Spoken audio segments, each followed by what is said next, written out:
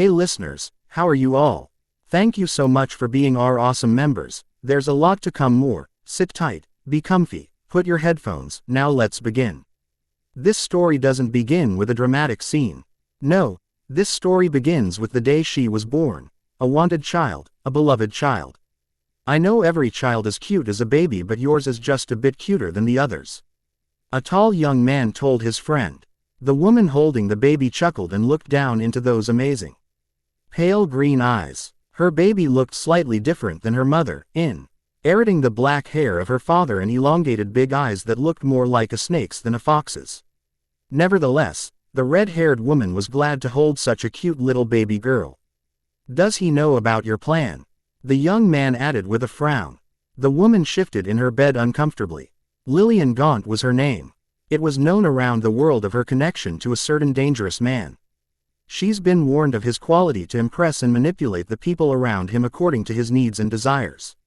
No, Tom's been leaving for long periods of time and always returns in a bad mood. I've been avoiding him for the last few days, but he doesn't seem to mind. He's planning something bigger and more dangerous than we imagine, she answered curtly, throwing a quick glance at her daughter. You fell into his charms too easily. Dumbledore warned you. Dumbledore is one man. He can't be everywhere at the same time, and he was late, anyway. We both know it was his plan all along, she said bitterly, her Scottish accent overflowing every syllable. I know, but now it's different. Coming to Hogwarts was your escape and, he stopped and sighed heavily, grabbing a hand through his messy bundle of red hair. Hogwarts used to feel like home until he came, you know. Lillian raised an eyebrow and leaned back, the baby in her arms cooing cutely. Have you told your father about this? He asked, changing the subject. I prefer to raise my child far away from both of them. But yes, Morphin knows. He was delighted when I told him that Mom died a very long time ago, and he was very clear when he told me I'll inherit nothing. Lillian added coldly, rolling her eye at the mere thought. Like I want anything to do with him in the first place, huh? The baby must have felt her mother's annoyance because she frowned.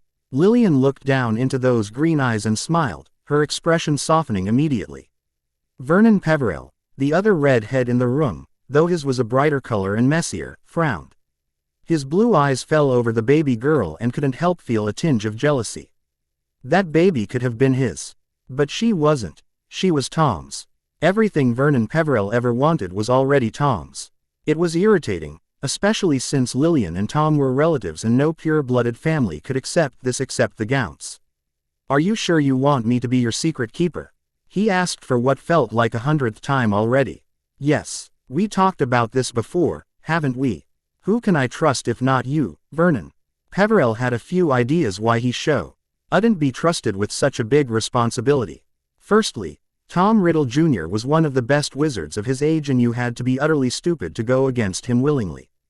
But there he was, descendant of the Peverell family, risking his life and sanity for love. Dumbledore or someone else from Hogwarts. You've always been one of Minerva's precious pupils. She'd laugh and express joy with her face. Something she doesn't do very well usually. He mumbled, making her laugh. You know why she likes me. I just hope my magic will be inherited. Lillian whispered, having her baby grasp her finger and bringing it to her mouth. 7 years later, and Vernon Peverell was living the life his ancestors only dreamed of. He had a small cottage in Scotland where he was known as the man who could create fireworks with his hands. But Vernon's happiness was pouring out from one reason only, Lillian. She'd come with her daughter and spend weeks at his house, bathing in sunlight and silence. Vernon found himself living the illusion of a happy relationship, and he quickly became attached to Lillian's daughter, Ophelia. But that day was special. It was a gloomy day of spring, rain pouring cats and dogs, flooding the outskirts of the village he was living in. But something in the air was making that day feel colder than it was. Vernon was an experimented man and knew when death was knocking on his door. The redhead squeezed his wand tightly and waited in the living room. The front door slammed open and a cloaked man entered the house like it was his own. Vernon knew he had to play cool, but his heart was beating really fast. What an unexpected visit. I never knew we were so close as to know where each other lives, Tom. Vernon said coldly, getting up and watching the cloaked wizard warily. A wizard like yourself, living among muggles, you ended up being a disappointment to purebloods. Tom answered in that certain manner of his, reminding Vernon why he hated the dark wizard so much. We can't all be perfect, can we? Vernon tensed when Tom pulled off his cloak, revealing his pale face. The redhead invited his guest in and Tom accepted his offer, sitting on the couch Vernon just got up from.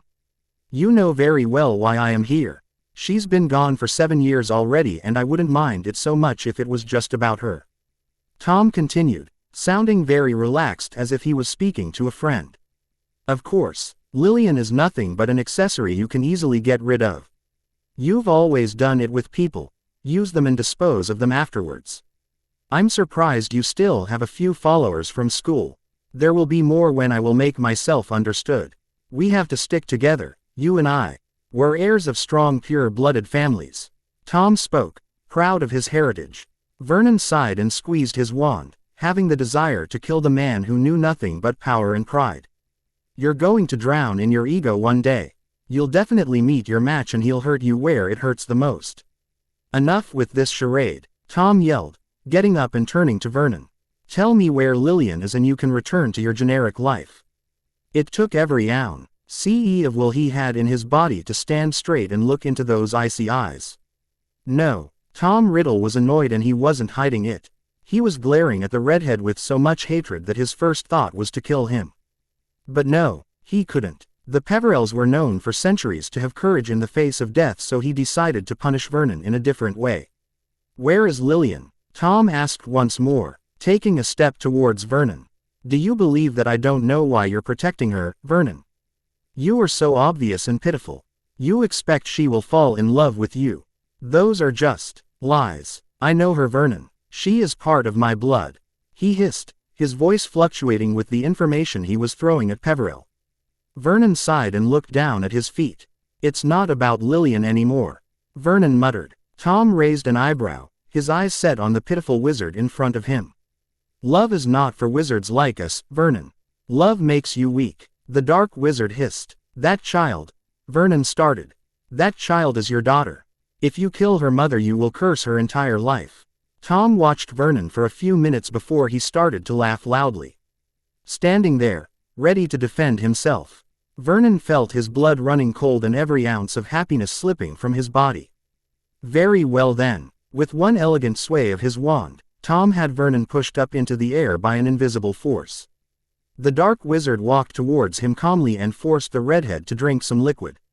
Vernon spat it over Tom's cloak, but with another sway of wand, Vernon was immobilized. Tom forced the veritaserum down his throat and waited patiently, his eyes SPS. Now, where is she?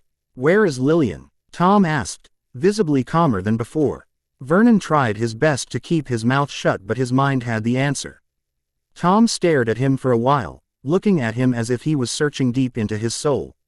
When he got the answer he wanted, Tom's eyes darkened before he pointed the tip of his wand at Vernon. Peverell had time for one thing alone, and that was informing Lillian of the danger that was coming. In Clifton, West Ireland was a house just like any other house built for a large family. Hidden between thick trees, it looked like whoever was living there was a very private person. It was a sunny day, that one, which was the first after a long series of gloomy days. AGI. RL, around 7 years old with short brown hair and pale green eyes, was playing in the garden, finding out that she could create things from thin air.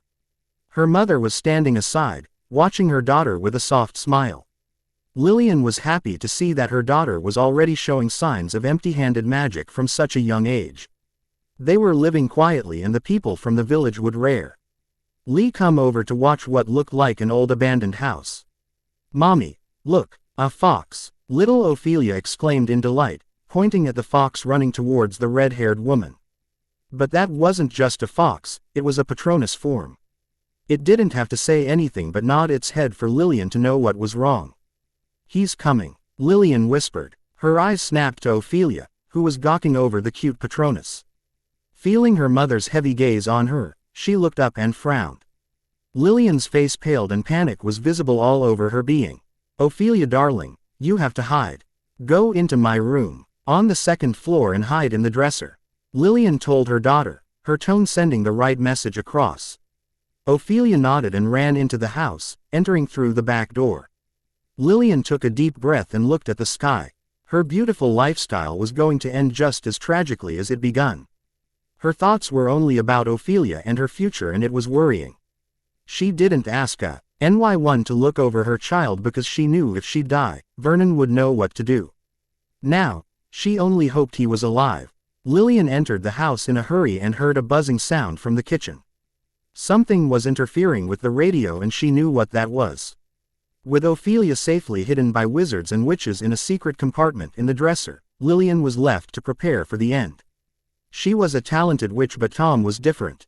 The front door suddenly opened and even the kid could hear the heavy steps of a man that was bringing death wherever he was going. Lillian glared at the stairs before she opened a secret compartment in the wall from the far back of the hall. Her hands were shaking as she checked for something very precious that has been hidden in there from her last visit home. She wanted to give it to Dumbledore but didn't get the opportunity.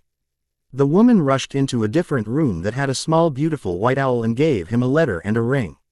Send the letter to Dumbledore and drop the ring back where it belongs, Lillian ordered. The owl could feel his master's anxiety and nodded without making a fuss like before. He sprang his wings and flied through the window. Not once looking back, Lillian walked into the hall and closed the secret compartment in the wall before taking one last glance at her room.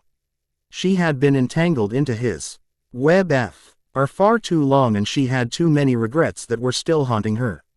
That man tainted everything in her life, and she didn't want that to happen to her daughter as well. "How did you find me?" Lillian asked in a thick Scottish accent. "I see you have been very busy, Lillian. This house has every possible protection around it," Tom said, looking at the walls before turning his attention on her. "Very impressive, I must say." Lillian looked nothing but afraid. Before her was the man that pretty much raised her, the one who she fell in love with and had a child with.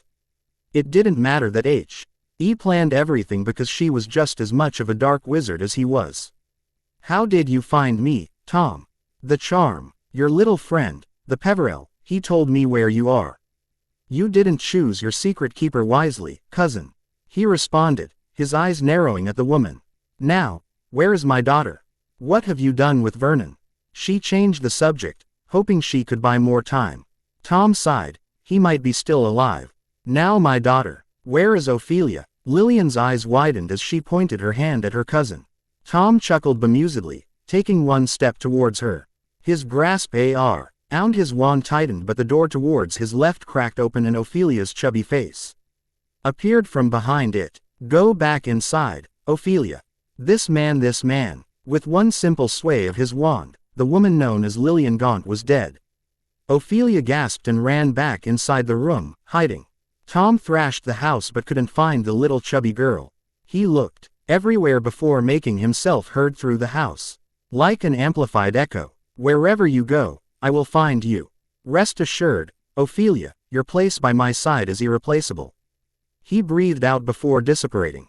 Minerva McGonagall was preparing for her transfiguration lesson when a cute white owl entered through the window and landed straight in front of her. The owl was familiar, but it's been a while since Minerva has heard from that particular student of hers. Nonetheless, the owl was there and he looked panicked. He jumped closer to the professor and looked up at her with what looked to be teary eyes. In that moment, Minerva knew something very wrong happened, snatched the letter from the owl and rushed out of her office. Her face was contorted into an expression of shock and pity, and by the time she found Professor Dumbledore, she was already tearing up. "What is it, Minerva?" he asked, noticing her expression. She only handed him the letter and waited patiently for her colleague to give the announcement. Dumbledore read the letter slowly, his blue eyes not widening once at the containment. "Dear Professor Dumbledore, by the time you get this letter, I will be already dead. I have lived a life under constant watch, but I treasured it and treasured my family to some extent. I have returned what is not mine, and I consider that is the best place to hide something so powerful. I would appreciate if my daughter could be looked after by you, not by my cousin. I'm sorry I couldn't say my farewells in person, but circumstances wouldn't let me.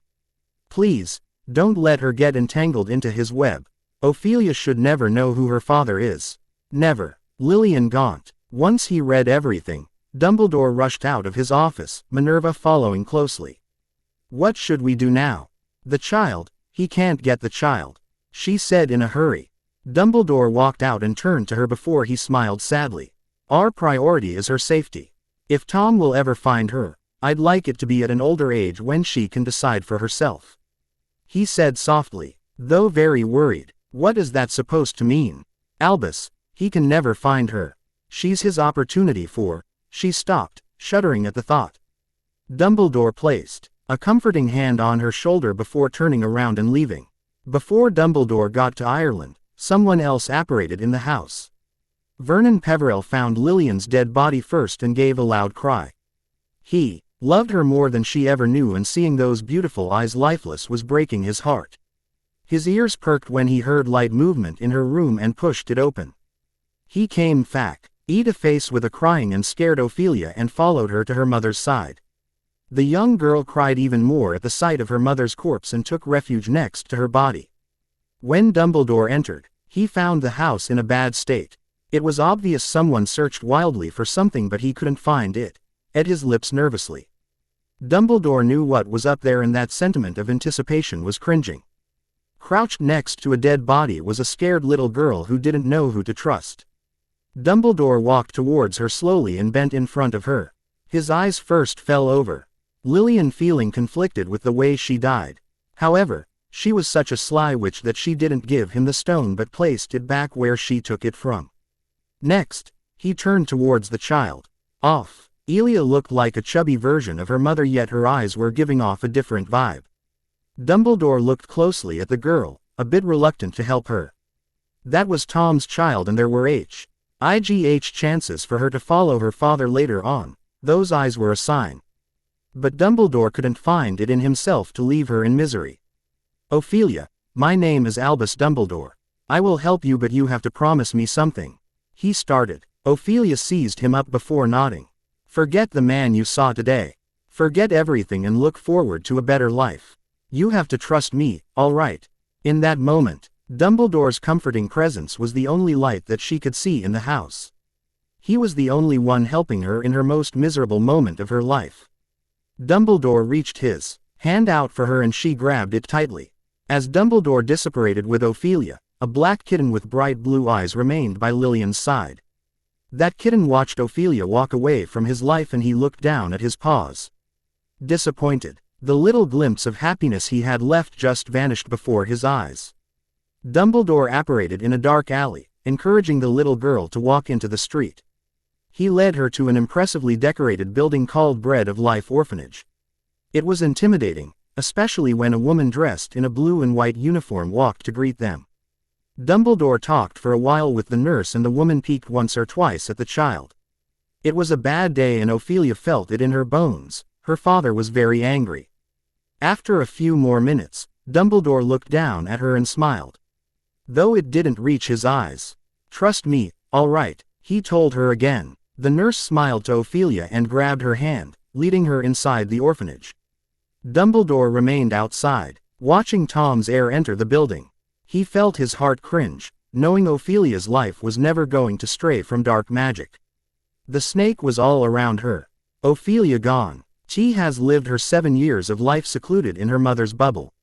Safety would always come first, next secrecy, and happiness was last. She always found joy in the smallest things, the wind's breeze on a fresh morning after raining. Flowers blossoming under her watch, and the little tricks she could do. Much like Dumbledore asked, Ophelia avoided thinking of the man that killed her mother and slowly forgot how he looked or sounded. Unfortunately, peculiar things were happening to her. From time to time, lights would flicker in her room or fire would arise from nowhere. It depended a lot on her moods and the way she was treated. The nurses were nice women but very strict, while the other children were always messing around. That was how 1 year passed for Ophelia. Eventless. Then, during a field trip to Avemore, something happened. I bet you don't have the courage to enter the forest. One boy taunted his friend. They say it's haunted. Not even you can enter, Paul. A slightly shorter and more fragile-looking boy combated. Paul raised an eyebrow and bloated with pride. My father was an archaeologist. He died in an expedition in Egypt. Bravery is a family trait, Marcus. The other children whispered to each other, eager to see who will go in the forest. It wasn't every day such a competition would arise in Bread of Life orphans. In the end, Paul entered Rothimerchus forest alone. The orphans waited 15 minutes but no sign of Paul. They waited another half an hour yet nothing. The nurses were already gathering the children to go back to Birmingham and Paul was still gone. Ophelia was worried, especially with her roommates whispering about the worst kind of stories. Maybe the ghosts ate him. Rosaline, the girl owning the bed next to the door, said. Or maybe the fairies of the forest. I heard this is their favorite spot in Britain. Evelyn, the girl owning the bed across Ophelia's, added. Or maybe he got lost. Ophelia finally said, being more realistic than the others. We should tell Miss Glenmore about him. She'll know what to do. Marcus came over and grabbed her hand. Don't. We'll get in real trouble and we won't get dessert anymore. He said, his wide eyes looking at Ophelia with fear. But, she stopped when Miss Glenmore came over and ushered them towards the car. They had to get in line in order to get counted. Ophelia knew sooner or later. The nurses will notice Paul's disappearance, but what if it was too late by then? She looked at the forest over her shoulder and felt cold air brush her ankles. Scared yet at the same time worried, Helia slipped away from the group and ran into the forest. It was definitely not what she imagined. With all the stories about ghosts and fairies and horror, the forest looked just like any other. Up close, the vegetation was wilder than in other parts but still under human control and the trees were amazingly tall yet not out of ordinary. As she was walking deeper into the forest, she noticed slight changes that weren't making much sense. The trees looked like they were growing as she was passing them and their trunks were getting larger and darker. Light was dimming and the vegetation seemed to rarefy. It felt like she was entering a different side of the forest, one that was shifting right in front of her. She walked over one specific branch and the darkness vanished. It was brighter Han normally in Britain and it looked beautiful. Her eyes widened as she spun around, gawping at the perfectly sculptured trees and flowers that were sparkling. Ophelia, how did you find this place? Paul screamed from a few feet towards left. I just walked and found myself here. Paul's eyes widened, sparkling with joy and curiosity. Right. It's like a force leads you in here. It's amazing. But what if it's the fairies? This looks like a perfect spot for them. She whispered, her eyes narrowing at everything. It looks like a place from a fairy tale. But Paul wasn't listening. He was explaining everything he found out in that hour he was gone. Now that she thought about it, Ophelia remembered why she got in the first place. We have to go back. Miss Glenmore is probably searching for us right now. I don't know how. I don't know which way I came from. Paul answered simply. Ophelia looked around and realized she forgot too. She walked back towards the sparkling flowers but there was a tree now. Impossible to pass. The forest was so quiet and the sun was so bright that it looked like a painting from the side. How do we get back? She wondered out loud, fear crawling up her spine. An hour passed and 2 8-year-old orphans were lost in the forest. Miss Glenmore called the police and the locals paired up in 2 searching groups. But for some reason, they couldn't find the orphans. 2 hours passed and Paul's stomach was grumbling so loud that even Ophelia felt hungry. 3 hours passed and Ophelia swore she saw something move from the corner of her eye. The brunette girl got up and went back in front of the sparkling flowers. She crouched in front of them and plucked one off. Her eyes narrowed suspiciously when the bulb coughed pollen on her shirt and fell limp. Paul walked behind her and gasped. The flowers lost their sparkles and closed their petals. A loud scream filled the forest, coming from distance. Maybe it's Miss Glenmore, Paul asked innocently. Another scream filled the forest, this time closer than before. The wind picked up and the sunlight dimmed. The 2 children turned toe with a dark red trunk. It trembled right in front of them before another scream filled the air. The 2 glanced at each other before Paul grabbed Ophelia's hand and ran the other side. Wait, the scream came from. She stopped, another scream coming from a few feet from them. Paul froze in fear as he searched for a way out. The trees were blocking the paths and flowers were falling limp while the grass became yellow. Maybe there are ghosts and fairies in here, he mumbled, his face pale and hands shaking. Searching for the course of the screams, Ophelia noticed something a few feet obliquely to where they were. She took a few steps and moved the branches aside, aware she might come face to face with something dangerous. Ophelia walked into a clearing that looked pretty much dead. The vegetation was dead and the leaves were rotten, giving off a nasty smell. Another scream filled the air, but it was coming from another side completely. She turned around, ready to run back, but something appeared in front of her. Something dark, cloaked, deadly. The air around her became so cold that she could see the vapor from her breathing. Looking at the creature, she felt like she was back in Ireland, hearing her mother die. Then it struck her. The scream was very familiar. Ophelia. Paul's voice was faint as the creature flied closer to her and opened a mouth that looked like a hole. She felt the pain surface from the corners of her mind and heart and felt her soul being ripped apart. She opened her mouth and screamed as loud as she could, but she couldn't hear anything. The pain stopped abruptly when something bright entered the clearing and chased the dark creature away. Her savior was unknown. Ophelia fainted, Dumbledore's words coming into her mind. Forget the man you saw today. Forget everything and look forward to a better life. Ophelia woke up in the hospital. In Stirling. She was dizzy and couldn't remember what happened. Dear child, you're fine. Thank God, you scared everyone. Miss Glenmore started relief all over her face. What happened? Where are the others? Ophelia asked, confused. Director Blair took them back to Birmingham. This was supposed to be a fun weekend in Scotland, not a searching party. She spoke, firmly yet softened up when she looked at Ophelia's drowsy eyes. Paul is fine. He's a few doors down, resting. You're lucky that man showed up. He knew exactly where you two were. Miss Glenmore added, rubbing Ophelia's forehead fondly. What man? I don't remember his name, but he was very helpful. He led the officers to you and left shortly after. Ah, he did say something. He told me to tell you that he's concerned for your well-being. He advised us to keep a close eye on you. She continued. Ophelia frowned before leaning back and letting her mind wander. Something happened in the forest. But she couldn't remember what or the reason she fainted. Chapter 3. Thanks to their little adventure, Ophelia and Paul got back to Birmingham 2 days after the rest, which automatically meant the other orphans would ask questions. They didn't. They were eager to ask, but Director Blair was ready to punish whoever dared speak a word about that unfortunate event. That was the code name. Unfortunate event. If children wanted to speak about it, they'd call it that or the fairy event. The girls were sure that fairies kidnapped Paul and Ophelia, and they let them go when more people entered the forest. The boys wanted to believe it was the tree monster, character made up by Paul. It was very strange for the next months. Paul could vaguely remember things from the forest, but Ophelia's memories about that incident were completely erased. She tried to make something in order to remember, but it was in vain. All the peculiar stuff around her intensified to the point she almost caught fire in her own bed.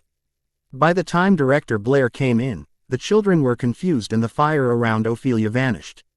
Moments like that followed in the next year until something amazing happened. Feely, come, there's a family here. They want to adopt you. Rosaline whispered, urging for her roommate to follow her. There was a family, a man and a woman, looking very posh. The door to Director Blair's was closed, but there was a certain crack in the wall, a small hollow made by Marcus and the other boys. Ophelia peeked inside and listened. Are you sure you want to adopt her? She's a bit peculiar. The director whispered to a man who was twice her height. The man nodded. We've seen her at every visit and my wife fell in love with her. Are you sure? Once you adopt her, she will get attached to you and your wife. She's not a toy, Mr. Molly. I am very much aware of that, Mrs. Blair. I want to raise this child as if she's my own flesh and blood. Mr. Molly answered coldly, a bit offended. Very well then. You have to know that Ophelia's mother died during a robbery and her father has been missing for a while. From what I know, he doesn't want anything to do with her. That might have been correct, but Ophelia frowned. She's never met her father, but she wanted to. She wanted to ask him where he has been all this time. Mrs. Blair continued to give more details about the custody process, but Ophelia retreated into her room. Rosaline and Evelyn followed her and sat down on her bed. You should be happy. You'll have a family. Rosaline started, playing with her cherry blonde hair. It Feels like I'm being tossed to some strangers. Ophelia mumbled, leaning her chin on her knees. Besides, I do have a father. He doesn't want you. You've been here for 3 years and he didn't visit once. Evelyn mumbled sorrowfully. My mother is the same. She gave me away just to run off with a French man. But I don't want to leave. Ophelia mumbled, feeling lonelier than ever before. But it wasn't her choice. Richard and Gloria Molly adopted the 9-year-old Ophelia, and after a few months, she moved in with them. Unlike what she imagined, life was happier. There were a lot of things up. Helia didn't know, and Gloria Molly was delighted to teach her daughter everything. But peculiar things were still happening to her. She just kept them hidden from her new parents. During a birthday party in the neighborhood, a magician came over to perform. A bunch of 10-year-old children were enjoying themselves with parents watching over them from their little table. See this topper? I can make funny things appear from it. The magician told the children. Abracadabra, Minnie Moo, he chanted, swaying his hand over the topper. He walked in front of a boy and pushed the topper closer to him. The boy pulled a colorful scarf from it. Next, the magician asked for another one, who pulled a rabbit. Ophelia was a bit offended, knowing those were easy tricks. She grabbed a jelly bean and watched from the side. Now, let's make someone disappear. Here, this magical cloak will send you to another world, full of chocolate and magic. He said, grinning wildly at the children. What about you? He asked Ophelia. Come, don't need to be shy. She couldn't believe she had to go in front of everyone. Ophelia glanced at her mother, but Gloria only urged her to go and have fun. Well, she wasn't the one covered, it seemed. The birthday girl came up as well and asked to be sent to this wonderful place for children. Then, let's change this a bit. His smile cracked a bit, but he agreed anyway. What's your name? He asked Ophelia. Ophelia, she answered with no enthusiasm at all. Take this cloak, Ophelia, and cover your friend with it. Say the magic words abracadabra and we'll see what happens. He said, sweating already. Ophelia covered the girl and said the magic words, but something was different. She felt her hands tingle and quickly pulled the cloak off. The girl was gone. Bravo. Now, let's get our birthday girl back. He said. CKED, the girl was gone. While parents got up and ran to their children, accusing the magician, Ophelia felt guilty. That tingling in her hands made the girl disappear. It was her fault. Mom, I swear, I did it. I made her disappear and now, I don't know how to get her back. Ophelia continued like that for the whole way home, but Gloria didn't even consider it. You're a child. You did nothing wrong but went along with that so-called magician. He probably kidnapped the poor girl. Did they announce the police, Richard? Richard Mall. Why was a detective so he knew first if there was something wrong in Birmingham? I called Martin and he's got that magician at the station already. If he doesn't recognize tonight, I'll make him say everything tomorrow morning. Richard said in an authoritarian tone. Ophelia tried to say something, but Gloria's glare made her run into her room and hide under the covers. While standing there, in silence, she opened her palms and moved them side to side. Nothing happened. She closed them in tight fists and opened them again, this time something amazing forming in her palms. Her eyes widened and decided to keep that a secret. Next day, Richard went to work without having breakfast. Gloria had a meeting and Ophelia was supposed to stay over at a friend, Elena. For the whole morning, Ophelia kept her hands on her lap or behind her back, afraid that her mother would find her secret. Nothing happened, even at Elena's place. The two girls were in the park behind Elena's house when she noticed a man standing a few feet from them. We shouldn't speak to strangers, Elena whispered. Something about him seems familiar, though, Ophelia said, tilting her head to the side. She got up and got lured to the mysterious man. Do I know you? Asked a 10-year-old Ophelia. He beckoned her closer and smiled suavely. You don't remember me, do you, Ophelia? He asked softly. The girl shook her head, confused. Should I? Those empty eyes of Tom Marvolo Riddle softened only a tiny bit at the sight of his daughter. Ophelia was definitely different from what he imagined her to be. She was witty, born and held a desire to control everyone and everything around her. She was much more like him than she was like Lillian, and it pleased him. He could see it in her eyes, the desire to affirm herself. Tom's smile shifted into a smirk and he said something that earned Ophelia's curiosity. "You can do great things, can't you? Things that your friends or parents can't do," he whispered, her green eyes widening. "I don't know what you mean, mister." But Tom grasped his wand and made flowers appear around her. She squeaked in delight and looked up at him with those green eyes of hers. "I can teach you how to do it too, but you have to keep it a secret. When time comes, your guardians will understand." A year later, Ophelia finally understood what that man meant. On the morning of her 11th birthday, Ophelia Molly got her Hogwarts letter. Chapter 4. "Dear, are you sure you don't want us coming with you?" Gloria Molly asked her eager 11-years-old daughter. Ophelia nodded, smiling, so widely that she felt her face stretch. Truthfully, Ophelia Molly has never felt so excited about something in her life before. Her memories concerning her real mother have grown vague and insignificant. She could still remember Lillian's name and face, but she could hardly remember how she sounded like when speaking or the things she did for her daughter. Ophelia spent 3 years in the orphanage before Gloria and Richard Molly adopted her, and even though she didn't want to leave and start a new life, Dumbledore's words encouraged her to move forward. Life with her new family was greater than she ever imagined, and when she became aware of her unique set of skills, her life became significant. On the morning she received the letter from Hogwarts, Ophelia was eating her breakfast, not excited but not cranky either. "Just normal." "What's this?" Gloria asked, finding a letter specifically sent to Ophelia. "Have you made a pen pal, Feely?" The girl looked at her mother confused before jumping on her feet and taking the letter. She read the first few paragraphs before she remembered the man in the park. She could never forget that pale face that felt so familiar, those cold eyes. She made her feel cornered even if she could run away whenever she wanted to, and the way he grew flowers in the air with what looked like a weirdly shaped stick. Hogwarts School of Witchcraft and Wizardry. Headmaster: Albus Dumbledore. Order of Merlin. First Class, Grand Sorc. CHF. Warlock: Supreme Mugwump, International Confed of Wizards. Dear Mrs. Molly, we are pleased to inform you that Avenue been accepted at Hogwarts School of Witchcraft and Wizardry. Please find enclosed a list of all necessary books and equipment. Term begins on the 1st of September. We await your owl by no later than the 31st of July. Yours sincerely, Minerva McGonagall, Deputy Headmistress. Owl. Do they even use owls these days? Gloria exclaimed, reading the letter over Ophelia's shoulder. Curiosity has always been a trait of the Molly family, and unknown to them they passed it on to Ophelia. The birthday girl gave her mother the first page and continued to the second. Hogwarts School of Witchcraft and Wizardry. Uniform. First-year students will require 1. 3 sets of plain work robes black. 2. 1 plain pointed hat black for day wear. 3. 1 pair of protective gloves dragon hide or similar.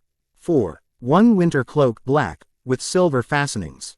Please note that all pupils' clothes should carry name tags. Course books. All students should have a copy of each of the following. The Standard Book of Spells, Grade 1, by Miranda Goshawk. A History of Magic by Bathilda Bagshot. Magical Theory by Adalbert Waffling. A Beginner's Guide to Transfiguration by Emmerich Switch. 1000 Magical Herbs and Fungi by Felida Spore. Magical Drafts and Potions by Arsenius Jigger. Fantastic Beasts and Where to Find Them by Newt Scamander. The Dark Forces. A Guide to Self-Protection by Quentin Trimble. Other equipment. 1 wand. 1 cauldron pewter. Standard size 2, 1 set glass or crystal files. 1 telescope. 1 set brass scales. Students may also bring, if they desire, an owl or a cat or a toad. Parents are reminded that first years are not allowed their own broomstick. Yours sincerely, Lucinda Thompsonical Pocus, Chief Attendant of Witchcraft Provisions. Gloria snatched the page from Ophelia and read it twice, each time her eyes peeking over the parchment to see how Ophelia was reacting. She wasn't. That letter meant much more than anyone could imagine, and the one thing she noticed right away was the name of the headmaster, Albus Dumbledore. That was the man that reached out to her and helped her when her mother died, and he was the one sending her the best present as of yet. Where do these people live? Such peculiar stuff. Can't be found on the streets of Britain. Maybe 100 years ago, but not anymore. Gloria added, her ramble going on and on if someone wouldn't interfere. At the right moment, Richard Molly walked Ed downstairs and smiled at his daughter. He had something hidden behind, but his surprise was cut off. Richard dear, Ophelia got a letter from a place called Hogwarts. It says here that it is a school for young witches and wizards. Have you signed her up for something and didn't tell me beforehand? Again, Richard looked very offended by his wife's incrimination, but curiosity led him to find out what was happening. He walked past his daughter and placed her present on the table before reading the letter. Much like Gloria, his eyes widened and he had to read it a few more times to fully comprehend it was real. Well, it is strange. I know the headmaster, Ophelia interrupted before the two adults would say something bad. Albus Dumbledore, he visited me in the orphanage. Before, I'm Sir. He wouldn't send a joke to me on my birthday. She added, lying before worrying the Mollys further. Weak to calm down and understand that her daughter truly wanted something in her life and nothing could change her mind. Richard used his connections to the Scotland Yard in order to find more information about Hogwarts, but no one knew anything. Unfortunately, that led to a very ugly fight between Gloria and Richard. Dispute that forced Ophelia to sneak out and wander the neighborhood on her own, at dawn. The sunlight was dimming and the twilight was incredibly beautiful. Ophelia ended up in a newly renovated bus stop. It was a bit chilly but very comfortable outside, making her feel content that she found a place where she could be by herself. Now, after looking from side to side, making sure no one was walking by, Ophelia raised her hands in front of her and swayed them graciously. Sparkles of blue light were following her hands, moving cutely into different shapes when moving her fingers. She smiled, drawn into the magic she was doing. Yes, now she knew it was magic. You got the hang of it very fast, haven't you? Ophelia's eyes widened and the shapes vanished. She looked around, scared that someone actually saw her and would probably call her out on it. But no, it was the man with eyes that could stir something in her, something that has been sleeping for a very long time. I know you. We met last year in the park. You were right, I can do things that my parents can't. It's amazing, she said, a wide smile appearing on her face. For a second, the pale man felt the desire to see Ophelia dead. The reason was her smile, which looked the same as Lillian's, but then he saw the glint in her eyes and knew it was up to him to lead Ophelia towards the right path. I got a letter from a school called Hogwarts. My parents are fighting right now. My mum wants me to go because she thinks it would make me happy. She started, the pale man sitting next to her. You should go. Hogwarts is a good start for you. They will teach you everything you need to know, and I can even help you, if you want it of course. Those gentle words didn't sound as gentle, especially when his eyes met hers. But what about the necessities and reply? I don't have an owl and... She stopped when the handsome stranger opened his hand towards her.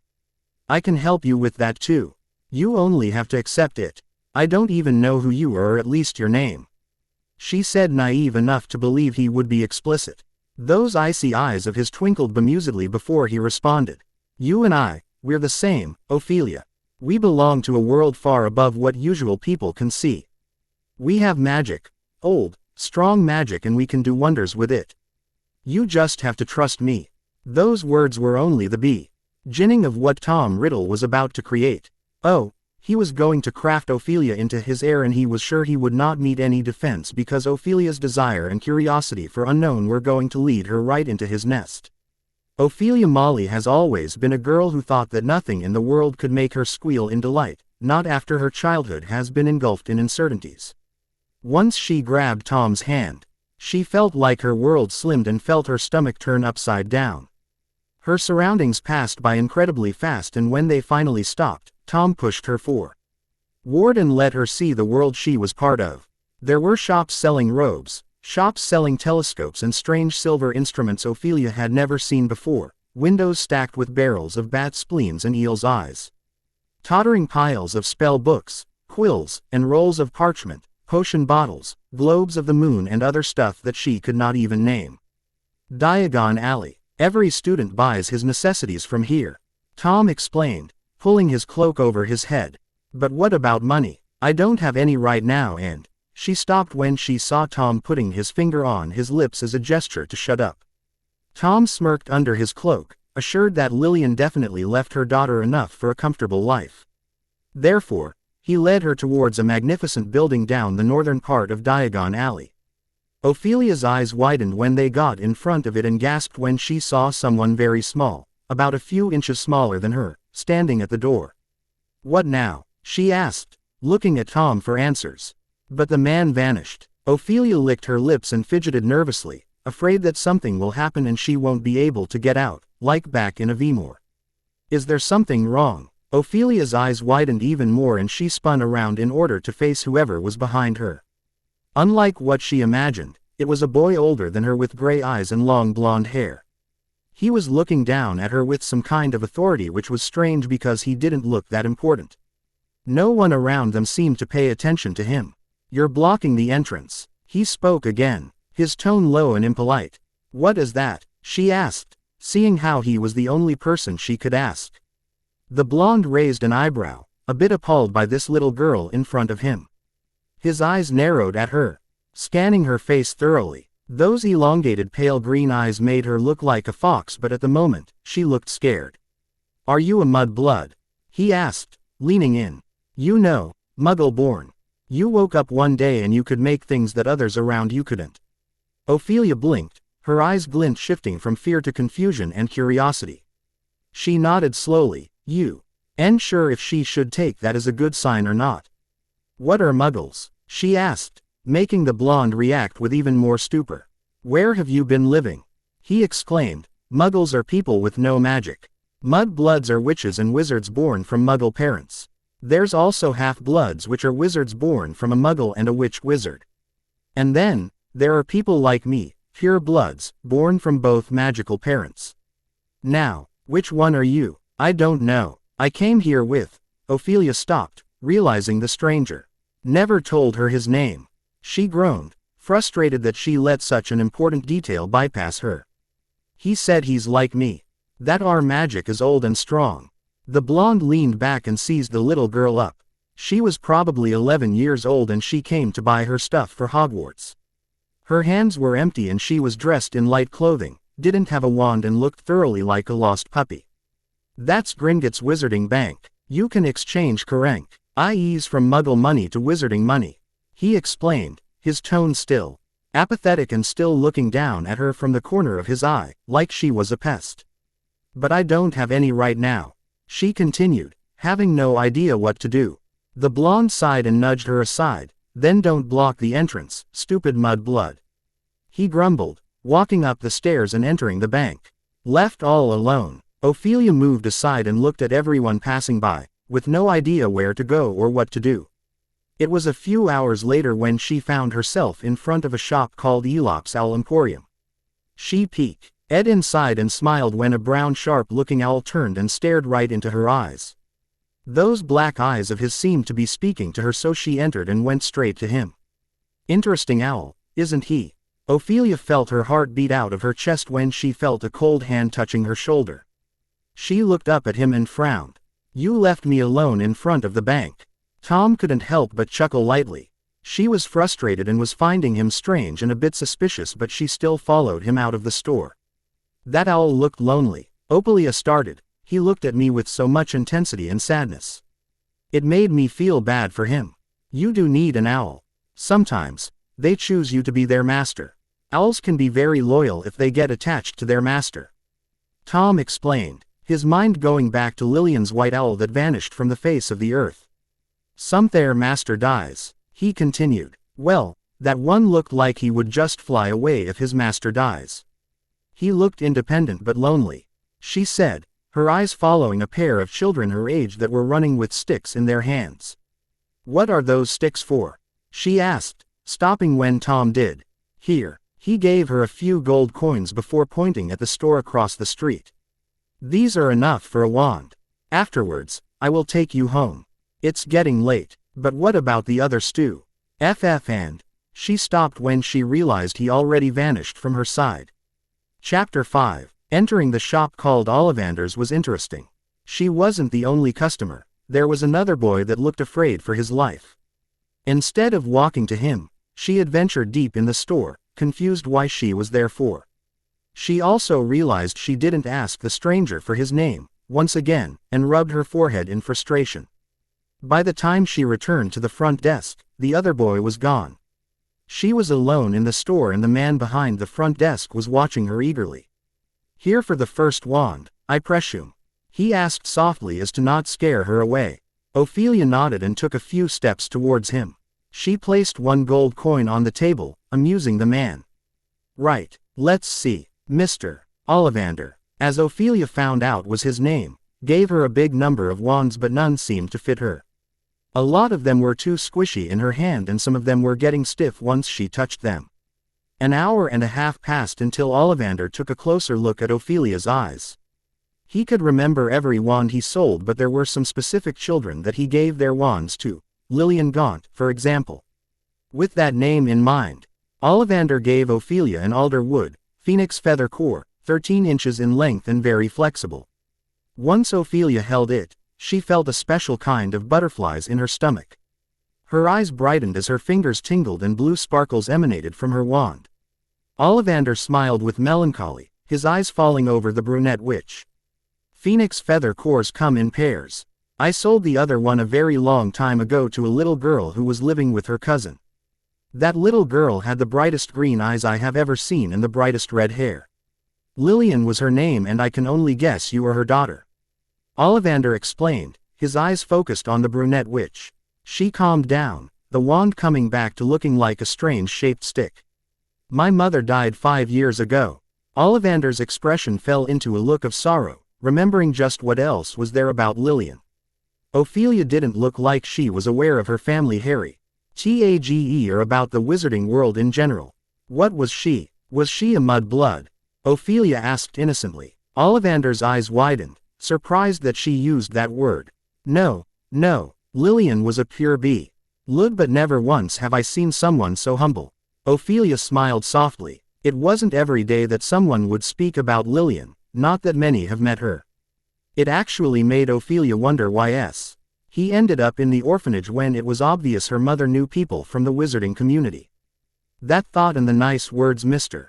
Ollivander said about Lillian seemed to keep Ophelia so busy. Had she completely forgot where she was going? She blinked when she found herself in front of the same brown owl. This time, she entered and used the remaining coins in order to buy him. Take it. He's been a curse from the moment his owner returned him. With the eagerness in the owner's eyes, Ophelia paid for the rest of the stuff and walked out. Surprisingly, the owl seemed very calm and content. "What name should I give you?" she asked the beautiful brown owl. "Buffy, Blinky, Bert." She asked more names but the owl was making a weird face at each of them. Ophelia laughed and stopped near a wall, waiting for her savior. "What about Willard?" The brown owl blinked before tilting his head to the side. Ophelia smiled and rubbed his feathers through the cage. He didn't move once and didn't bite her, even though the shop owner was adamant that he was a violent owl. "Willard Willie, my new friend," Ophelia said, laughing when the owl kicked her hand away from the cage. "Talking to a bird now, aren't we?" Ophelia looked up, surprised to see the same blonde from before. He was holding onto a few books that looked heavier than him, yet he was holding them easily. This time, next to him was a small creature with big green eyes that was carrying a pile of stuff bigger than him. Quite rudely, the blonde dropped the heavy books into a medium-sized cauldron, making the small creature almost fall on his bottom. "Shouldn't you be helping the little creature?" Ophelia asked naively. The blonde scoffed. "Do you need help, Dobby?" "No sir. Young Master Malfoy should never carry anything. That is Dobby's job, sir." A squeaky voice was heard from behind the stack of books. "See?" the blonde asked, turning towards Ophelia with an expectant look. "That is what house elves do, but of course, you mud-blood don't know that either." He sneered. "That sounds like slavery to me. I read back in the orphanage about." Her eyes widened when she realized what she said. "I mean, it was already too late. The blonde already found out something new about her and it looked like he was the type of person to keep it for later, when he needed it. Anyway, my mother was a witch, so I'm not a mud-blood. I just found out that she was a pure blood, too." Ophelia added quickly, getting on her feet and bloating with pride. "Who are you anyway?" Always looking down on me when you have just met me. Abe, you should ask this mother of yours about the Malfoys. I'm sure she will tell you exactly what you need to know. Let's go, Dobby, he said, throwing her a nasty look before walking away. Ophelia watched the house elf barely walk with all the heavy stuff he was carrying, yet he didn't say a word, just followed his master. When Tom found Ophelia, she was sulking with her back against the cold wall. He noticed the wand in her hand and the owl in the cage, watching him approach. Tom smirked when the brown owl backed away at the sight of his eyes. Ophelia got back home a few minutes later, right in front of her house actually. She wanted to thank Tom, but he vanished before she could say anything. Gloria Molly was more than shocked when her daughter entered the house after hours of being gone with an owl and a wand. The next morning, she sent Willie on his first errand with her reply to Hogwarts. When she walked downstairs for breakfast, she found the rest of the stuff she needed for Hogwarts, even robes. That was how, on September 1st, Ophelia Molly arrived with her parents in King's Cross Station in London, searching for platform 9 3/4. Maybe we should ask the gentleman from the information stand, Gloria mumbled to her husband, pointing at the officer. Ophelia sighed, disappointed that the mysterious stranger didn't come to see her off. Willie squirmed in his cage and stared intensely at his owner. He made a few small noises before he started to jump. Once he grabbed Ophelia's attention, he pointed with his beak at a certain wall. She glanced at the owl before placing the C-H down and moving a bit so she could have a bigger picture of platform 9 and platform 10. Her eyes fell over the space between them and tilted her head to the side. Ophelia hummed before she grabbed her trunk and cage and walked in front of the wall between the platforms. Mum, Dad, I think you should keep close to me, she yelled, grabbing their attention. Gloria and Richard glanced at each her in worry but followed her advice anyway. Ophelia closed her eyes and ran right through the wall, feeling a slight breeze before arriving on platform 9 3/4. Wow, Tilda, it was amazing. There were more children, of different ages, than Ophelia imagined. Parents were hugging their children while SBLE and only patted their backs. It was a whole new world, one that amazed the Mollys more than it amazed their daughter. Richard helped Ophelia get her trunk on the train and slipped something in her hand. Ophelia raised an eyebrow when she saw a penknife. Just to be safe. You never know what some of these people can do, he whispered before kissing her cheek and letting Gloria say her farewells. My dear daughter, please, write to us as much as you want. I'll keep the windows open for your owl. That was very weird, especially when a lawyer said it with such a straight face. Okay, I'll be fine. I'll write as soon as possible, I promise. Gloria nodded and hugged her daughter one more time before they heard the train's honk. Ophelia got on the train, holding Willie's cage in one hand while the other grasped the handle of her trunk. She smiled and waved at her parents before the train started to move. Ophelia took a last long look at her parents before walking inside. Searching for an empty compartment was proving to be difficult. She was a newcomer, a first year, and friends were difficult to find and make. Ophelia wasn't exactly a social butterfly and her friends have always depended on circumstances. Now, she was on foreign land and she had to step carefully or she'd get hurt. She found one compartment in the very back that looked empty. When she entered, she noticed two other children. They stopped speaking when they saw her, which made her feel unwanted.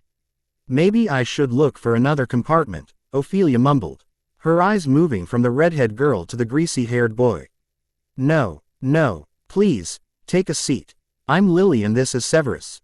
We're also first years, the redhead exclaimed, smiling brightly. Looking at Severus, Ophelia knew she interfered with their personal space. She grasped Willie's cage, but Lily's bright eyes made her feel bad. In the end, Ophelia placed her luggage aside and sat on one side while Lily and Severus sat on the other side. When Lily chose to change seats and come next to Ophelia, she swore she saw the greasy-haired boy narrow his eyes at her. I'm Ophelia. I'm new to this whole wizarding world. I never knew I was a witch even if stuff happened to me. Severus scoffed. Are your parents muggles, then? Lily threw a look at him which made him remember her parents were actually muggles, making him look down at his hands. No, my birth mother was a witch, but I don't know anything about my father. I don't think I ever met him. That means you're a half-blood, like Sev. My parents are muggles. They were very surprised when I received my Hogwarts letter. Lily chuckled, remembering that moment. Why is blood rank so important to wizards? Ophelia asked, genuinely confused. Haven't you read anything at all? Blood status is a concept in the wizarding world that distinguishes between family trees that have different levels of magically endowed members. It often results in prejudice towards those who have a large number of muggles in their families. It is very important, Severus answered, scowling at Ophelia's ignorance. Well, I did read about Hogwarts a bit. I know there are 4 houses and my parents seemed to enjoy the thought that I could be in Ravenclaw. That doesn't depend on you, it depends on the sorting ceremony. You'll get sorted based on your skills and values. Severus added, scowling continuously at the new acquaintance. Ophelia didn't seem to mind this peculiar boy with greasy black hair and eyes that knew nothing but to look down upon anyone that wasn't a friend. Severus wasn't like the boys in Bread of Life Orphanage, witty and always looking for trouble, but he wasn't like the boys in her neighborhood either. Always classy and neat with answers by the book. On the other hand, Lily looked a lot like Lillian, though it was probably only because she was a ginger with green eyes. The difference was probably the glint and the atmosphere, in which Lily was just a child while Lillian was a grown-up adult with a lot of pressure. What house do you suppose you'll get sorted in? Lily asked Ophelia, eyes twinkling. I don't know. I don't care that much as long as I can learn magic. She responded bluntly. Severus raised an eyebrow and leaned on his knees, his dark eyes staring at Ophelia's elongated green orbs. Slytherin is the best house. A Slytherin is always fearless and smart. I, personally, prefer it before any other house. Severus said, bloating when he mentioned himself. Gryffindor would be a good choice too. Don't you think? Lily asked. Ophelia noticed the sneer on Snape's face at the mention of Gryffindor but didn't say anything. For the rest of the ride to Hogwarts, Severus continued speaking about Hogwarts and everything he has found out about magic. Ophelia was intrigued by the number of spells he knew already and the way he would look when performing them. Watching him was just like watching the pale stranger. So, tell me again, how do we make things fly? She asked, sitting so close to Severus that the boy felt like she was ready to enter his mind. It's levitation, not flying. You do it like this, he said, waving his wand in a certain way before Willy's cage started to fly. The owl didn't even stir. Severus levitated the cage down on the seat and Lily walked towards it, watching the owl with curiosity. I wouldn't get too close to him. He might bite, Ophelia advised the ginger, knowing that was exactly what happened when Richard tried to pat him. Lily did listen to Ophelia and didn't touch the cage, but even so, she couldn't help feel like that owl was trying to see into her soul. Do you want me to show you something that can really help you? Severus asked, seeing how Ophelia's just started the levitation charm and did it very well from the first try. Ophelia nodded, eyes sparkling with excitement. Severus smirked and turned to Willy. The owl tilted his head to the side, looking at the boy as if he was taunting him to dare and curse him. Petrificus totalis, he whispered, pointing his wand at the owl.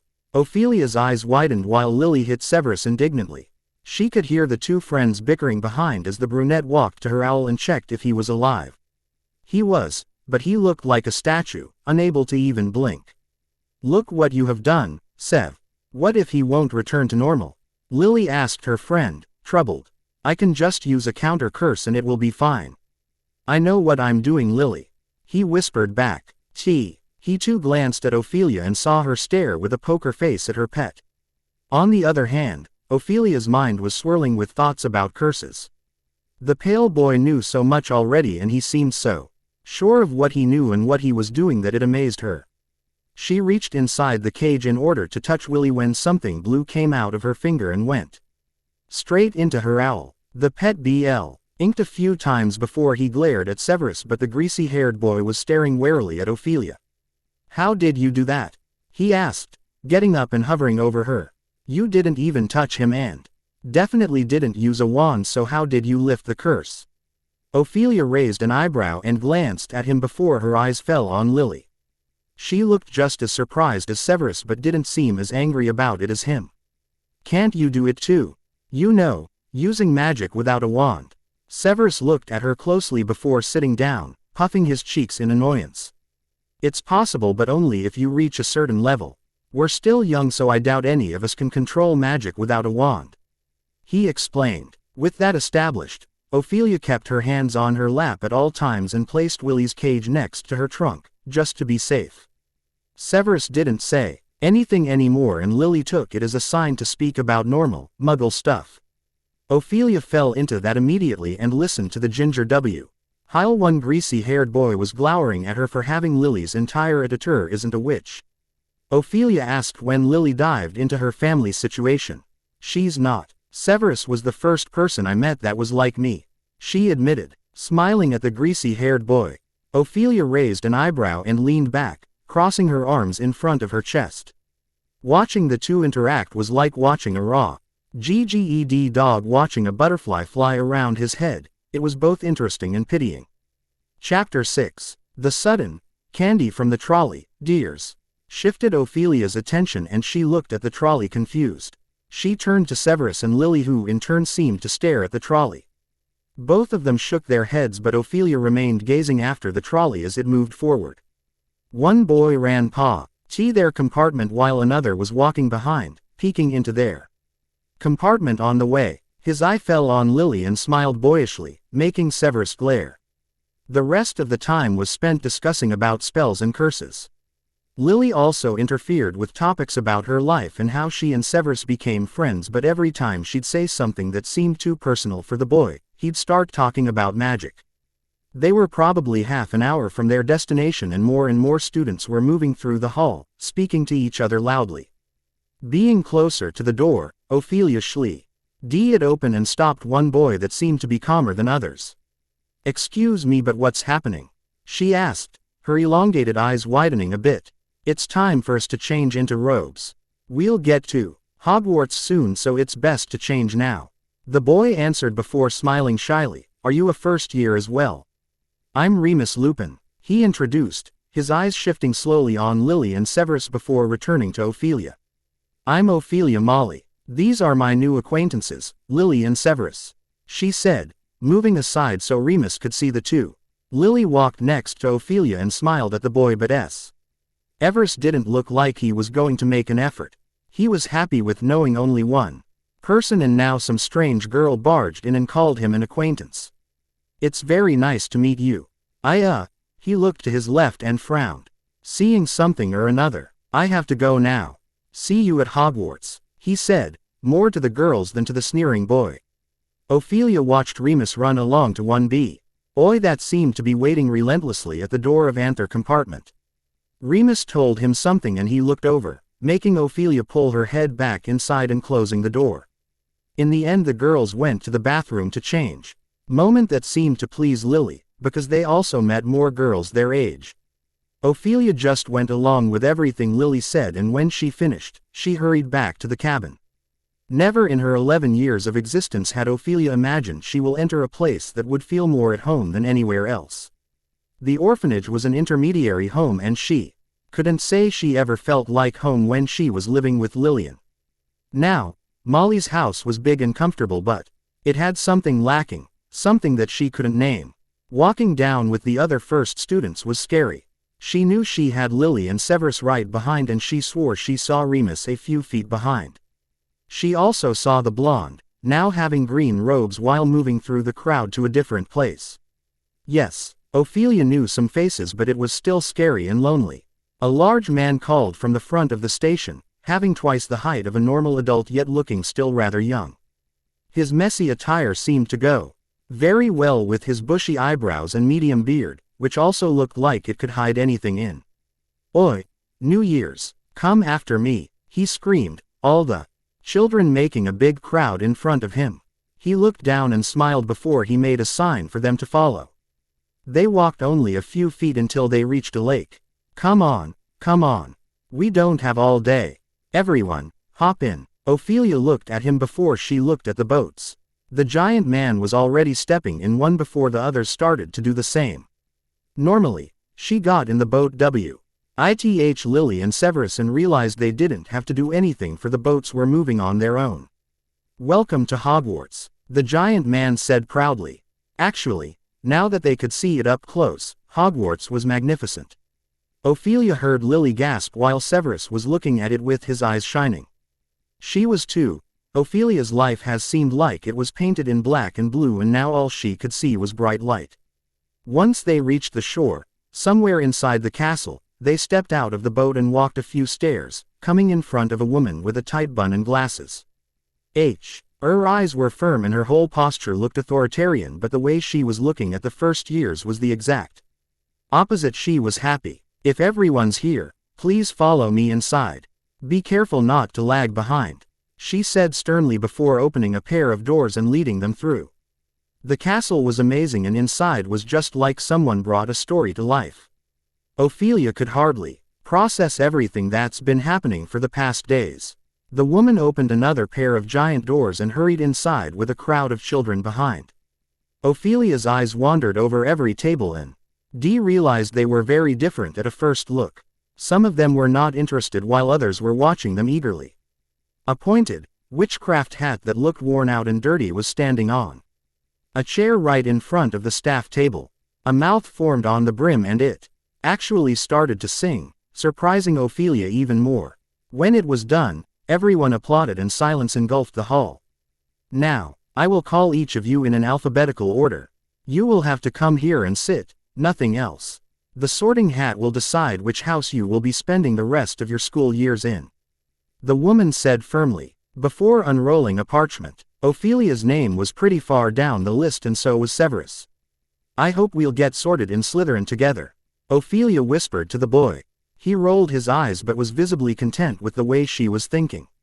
Severus has already said, multiple times in the train, that people who gain interest in the dark arts have usually been sorted in Slytherin. "Evans, Lily," said the woman, and Lily walked up. The hat immediately screamed Gryffindor, which took immediate effect on Severus. The ginger walked to the Gryffindor table and sat next to her colleagues. A few more children went up. "Lupin, Remus," was heard through the hall. The boy walked up, looking quite stressed out.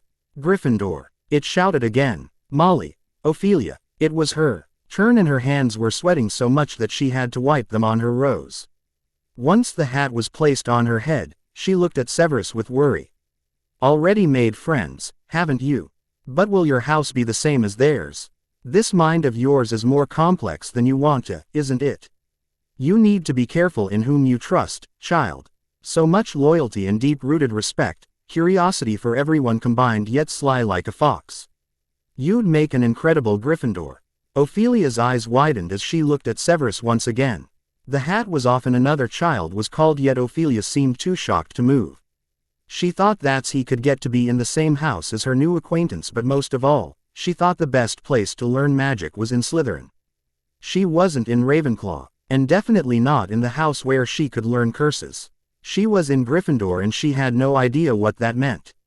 With slow moves, she walked to the Gryffindor table, still startled. Lily made room for her, and Ophelia sat in between the ginger and a boy with medium black locks. "Thought you'd be in the sour bunch over there, didn't you?" he asked with a wide smile, pointing at the Slytherin table. "It's better you're not. You don't want to end up having a stick up your ass." Severus Snape was sorted in Slytherin, and the blonde she met in Diagon Alley welcomed him proudly. For some reason, all Ophelia could think about was that she's been sorted into the wrong house. While students were getting acquainted or were talking about their summer vacation, Albus Dumbledore was surveying the Great Hall. When the first years entered, led by Minerva McGonagall, his eyes found the little brunette right away.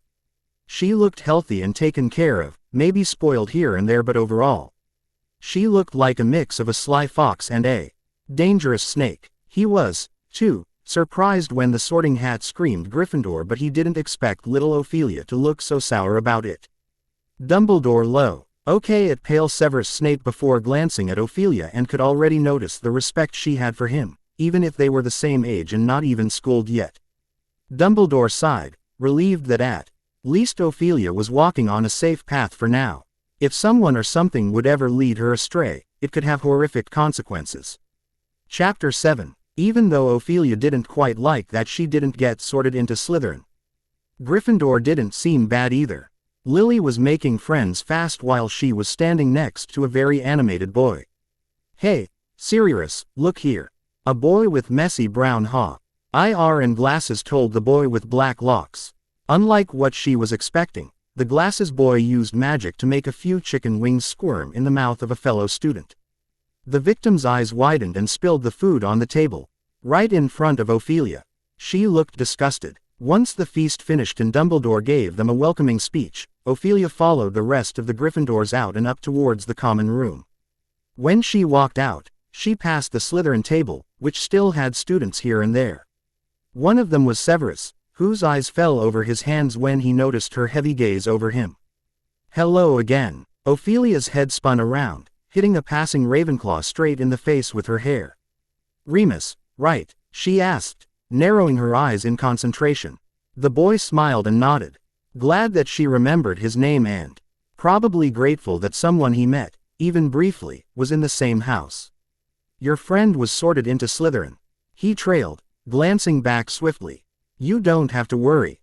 You can still speak to each other. It's not like you're forbidden to meet," Remus added, trying to sound encouraging. Ophelia looked at him, so closely that he felt like she was ready to jump on him. Before she averted her eyes and started to play with her robes. "I don't know much about magic."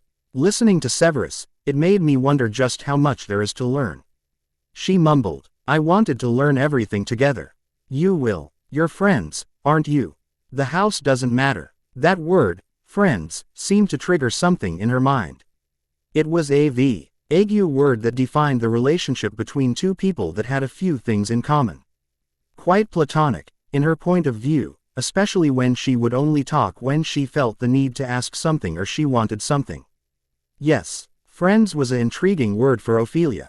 The common room of the Gryffindor house was in the tower, the entrance being concealed by the fat lady portrait. Ophelia didn't ask anything about the lady and decided she should search for her room and hide there for the rest of the night. Inside, it was full of squashy armchairs, tables, and a bulletin board where school notices, ads, lost posters, etc. can be posted. It was decorated in several shades of red, which was associated with the house. The common room seemed comfortable, with many windows that looked out onto the grounds of the school, and a large fireplace dominating one wall.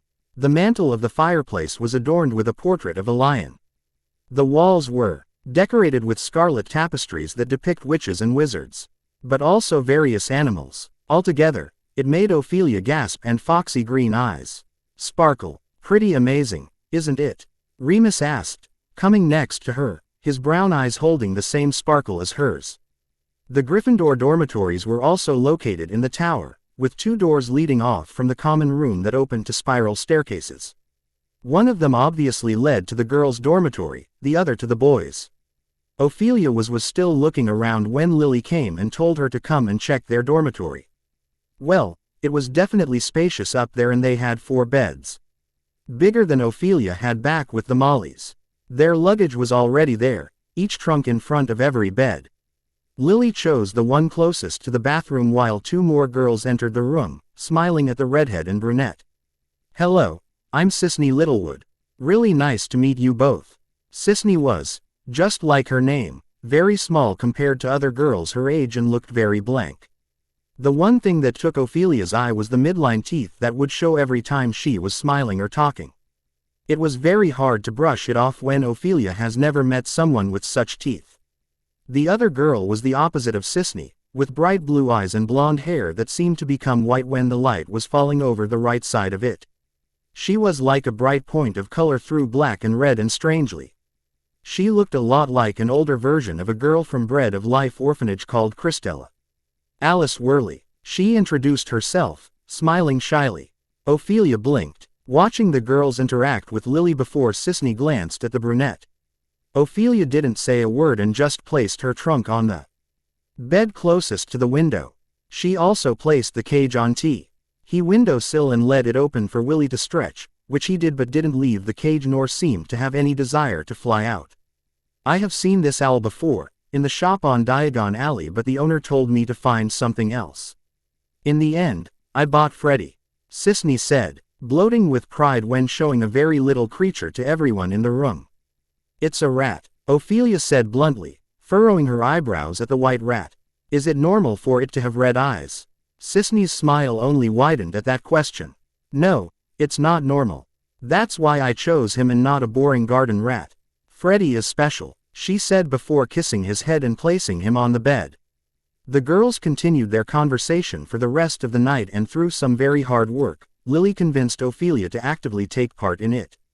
From time to time, Willie would glance at her and she'd glance at him, wondering if now that she was in Hogwarts, she could actually count on that strange man's help. The next morning, Ophelia woke up earlier than the rest, and the first thing she did was look for Willie. He wasn't in his cage, which immediately alarmed her. Brushing her covers aside, she first checked if the windows were closed, which they were. Secondly, she opened the door to their dormitory and tiptoed her way down the stairs, careful not to wake anyone. The common room was empty and looked lifeless, compared to the night before when kids were taking so much space that it was hard to breathe.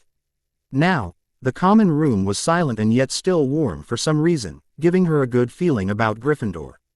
Watching for any sign of an owl aimlessly flying around, she noticed that one window downstairs was open, quite widely too, and realized that was probably the way he got out. For some reason, even though she knew Lily and the new acquaintance, Remus, Ophelia felt lonely. Breakfast on the first day was sumptuous, but more importantly, very loud. As soon as Ophelia entered the great hall, her eyes searched for Severus on the Slytherin table. He was there, eating while reading something. He certainly felt her heavy gaze, because she was fully staring at him while walking, but he didn't raise his head. Eating with the girls was far nicer than Ophelia expected. Lily and Sisney seemed to have clicked from the moment they met, in common than Ophelia had with any of them. Having fun yet? It was the same black locks, twinkling eyes boy that she sat next to after the sorting. He might have had good intentions if it wasn't for the way he looked so happy to be there and so proud of himself. Even if classes haven't started yet. As soon as she thought about that, the same firm yet elegant woman strutted towards both of them, giving them what she called timetables. They were identical, yet the two children were excited for very different subjects. Starting off with potions, the boy moaned, his eyes searching all over the room for someone. Are you looking for that loud friend of yours? He's not here yet. What interested the boy, and what really piqued his interest, was the way she said those words. Cold, apathetic, seemingly lifeless and joyless. Those were the words that seemed to describe the 11-year-old girl next to him. Really, because I have my own pair of eyes, even another if I try hard enough. He stated bemusedly, though it didn't sound like that to her. Ophelia's eyes widened, feeling more uncomfortable than ever before. Living with people that would rarely respond with smart-ass remarks and had an elegant way of speaking made her speechless, because she had no idea how to respond to that. The boy chuckled as he raised an eyebrow, intrigued by the small brunette. He opened his mouth, fully turning to Ophelia before someone grabbed her hand and pulled her along. You'll have enough time to thank me, Severus mumbled, letting her go once they walked out. Where is Lily? He added, getting into a slower pace since Ophelia had shorter legs. She finished already? Ophelia asked, glancing over her shoulder at the students walking in and out the great hall. She did. Well, it doesn't matter, we have potions together. He started to ramble about what other classes they had together, but Ophelia blocked out his voice. There was the blonde boy again, staring at the two with a sneer. Sev, is Malfoy a big name in the wizarding world? She asked, stopping him from going into another ramble. Well, yes, of course, one of the eldest pure-blood families. They are rich and influential, Severus explained, his eyes falling over the blonde as well. Slytherins and Gryffindors are known to be in a constant competition, so they hate each other most of the time. He added, feeling small when the blonde raised an eyebrow at him. Anyway, we'll meet in class. Severus finished and left quickly, scurrying away like a weasel. Ophelia watched her friend go back to his dormitory before she realized she was alone, in the entrance hall, with students buzzing from one side to the other. But most importantly, she was once again alone. Welcome, welcome, first year, such amazement is everything, isn't it? Especially for those who come from Muggle families. Professor Slughorn was his name, potions master and visibly gaining weight. His eyes were sparkling every time they'd fall over certain students. Ophelia's eyes drew him automatically, giving him the idea that she might be gifted pureblood in potions. Ophelia wasn't sure of any if she were to be sincere. Potions is not a kind of class that needs any particular skill but relies solely on one's attention and hard work. That's why some of you may surprise yourselves and hopefully, even me. He laughed by himself, not one student following him. Now, we will begin our first lesson with the forgetfulness potion. You will find everything you need in the cupboard and on the board, of course, he said, waving his wand for the ingredients to appear on the board. An hour later Ophelia was standing in front of her cauldron, having done everything written on the board and book, yet the outcome looking strangely like mold. Professor Slughorn was walking through the tables, peeking into their cauldrons. A smile forming on his face when it was correct and a frown when it was a disaster. When he got to Ophelia, his eyes were sparkling with high expectations, yet when the smell of her potion filled his nostrils, his excitement cracked, as did his expression. "Miss Molly, it seems you have forgotten to add 2 mistletoe berries," he said, trying his best not to inhale any more of that smell. "Also, you did not stir correctly. I'm sure this is just a mistake out of a lack of magic in your family. I'm sure you will do better next time," he added, containing what looked like the ghost of a smile. "Yes, Professor," she responded politely, looking down in shame. From the other side of the classroom, Severus' eyes were focusing on the redhead Gryffindor when he noticed Ophelia's red face. He rolled his eyes, assured that his first impression of her was correct. Ophelia was a Muggle-born witch and had more chances into subjects like herbology and history of magic than actual magic. One memory in the back of his mind was telling him that he might judge her too fast and too harshly, especially after she lifted a curse without a wand, but Lily's smile took his mind off Ophelia. Chapter 8. When break came around, Ophelia pushed everything in her bag and left the dungeons as quickly as possible. Alice was right behind her when they reached the classroom for history of magic. The professor was a ghost, which automatically made Ophelia doubt the clarity of the lessons and bins. "I heard he died in his sleep. How can you wake up and teach even after you died?" Sisney asked, taking the seat behind Ophelia. Nevertheless, that was one of the most boring lessons Ophelia has ever listened to. For the whole lesson, Ben's voice was nothing but background noise for her. The day seemed to pass very quickly, and in no time, a whole month passed. A week used to mean nothing back in Birmingham, yet in Hogwarts, it was a mountain of homework, and it was still a long time until Christmas. One subject that seemed to make her feel joyful during the lesson was charms. Professor Flitwick was smiling every time he would see Ophelia enter his classroom, but the one professor that Ophelia liked was Professor Luce Spinard, which it seemed just arrived in time to take over defense against the dark arts. "I do not care how much homework you have, and do not bother telling me excuses. If you do not have your work done by the time I tell you, you may as well become the victim of the next lesson." A lot of students remained petrified in their seats, taken aback by the RSH look in those blue eyes and the way it seemed to overpower anyone and anything. Even though the professor seemed to adore terrifying them, he never actually turned any student into a victim, not yet, at least. One afternoon, right after class was done, he eyed his students closely, making them hurry and almost run out of there. Those eyes stopped on 2 students that seemed to be gifted in defending themselves, even if it seemed they weren't fully aware of it. "Lupin and Molly, stay back. I have something for you," Professor Spinning ordered them in his low authoritarian voice. Remus' eyes widened as he turned around. Ignoring the "Stay alive, Loopy," screamed by his friend, Ophelia on the other side seemed to be pleased, even if she too seemed a bit wary of the teacher's intentions. Tall as he was, he trotted towards them with his hands behind his back, standing straight and firm above his students, watching them from under long eyelashes. "You seem to be the only students that actually know what a deadline is. I know it is rather quick, especially because you are only first years, but I want both of you to write an essay and give it to me at every end of the week. I will give you instructions and permission to enter the forbidden side of the library," he said before raising an eyebrow and leaning in, "but do not get in trouble." "Why would we get in trouble?"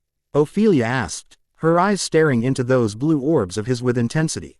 Remus swallowed nervously and grabbed her hand, expecting some kind of violent reaction from the professor. Anything, it seemed as if a host of a smile appeared on his face but disappeared in a blink. "Leave," he said, dismissing the two with a wave of his hand before turning to his desk. That was strange. Why would he give a supplementary homework when we already have enough? Remus wondered on the way to the Great Hall. They still had charms before dinner and Remus was tired. He's a peculiar man altogether. Besides, your favorite place seems to be at the library. In the very back with your loud friends. Ophelia responded, having a certain way of referring to his friends. Remus chuckled, surprised yet flattered that she was so attentive when she looked so ignorant for most of the time. "What about your friend, the Slytherin boy?" Now that he touched that subject, Ophelia stopped and thought carefully about her relationship with Severus. It's been almost 1 month since they arrived at Hogwarts and the only times they speak to each other is during potions. "I doubt we are friends," she mumbled, continuing to walk as if nothing she said was strange. Remus raised an eyebrow and opened his mouth a bit, preparing to say something that was probably supposed to encourage her or something. Luckily, he didn't have tea. Because Ophelia hurried inside the classroom and sat as close to the professor as possible. That automatically meant she was standing with Lily, a friend that was constantly trying to loosen up Ophelia's stiff personality. "What did Professor Spinard want?" Sisney asked from Lily's other side. Ophelia grasped her wand and copied the hand movements that Professor Flitwick was showing in front of the class. He was small, fact that surprised Ophelia on the first day because she had never seen someone so small before, but he was very quick. "Extra work for me and Remus," Ophelia mumbled, Sisney having to lean in to hear her. "Have you done something?" Lily asked, doing the hand movements and getting it right from the first try unlike other students. "Longbottom, try again. This time, don't point it at Miss Riley's robes," Professor Flitwick screamed, jumping off his desk and walking towards a very flustered Rebecca Riley. From 2 rows behind, standing in a line, were 2 boys on each side of a very uninterested Remus, laughing at Longbottom and Riley. One of them was familiar and seemed full of excitement. "Those two, they seem familiar," Ophelia whispered, pushing the important CE of Wingardium Leviosa in the back of her mind. Sisney glanced over her shoulder before she started to laugh. She seemed to hardly find her voice through all those weird noises she was making while laughing. "Sirius Black and James Potter are in our house, Feely." "Actually," Sisney leaned in again, blocking Lily's wand under her, "those two are super close already. Usually, Blacks have always been, dark wizards. I think most of them have been sorted to Slytherin," she added, eyeing the boy with medium black locks.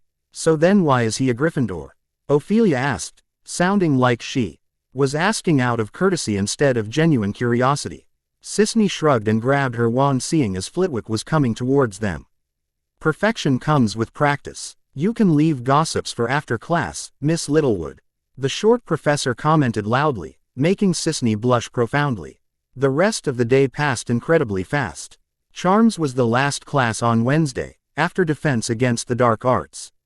Unfortunately, next morning, they had a lot of work with McGonagall, whose transfiguration classes were very clear but at the same time, very uncomfortable.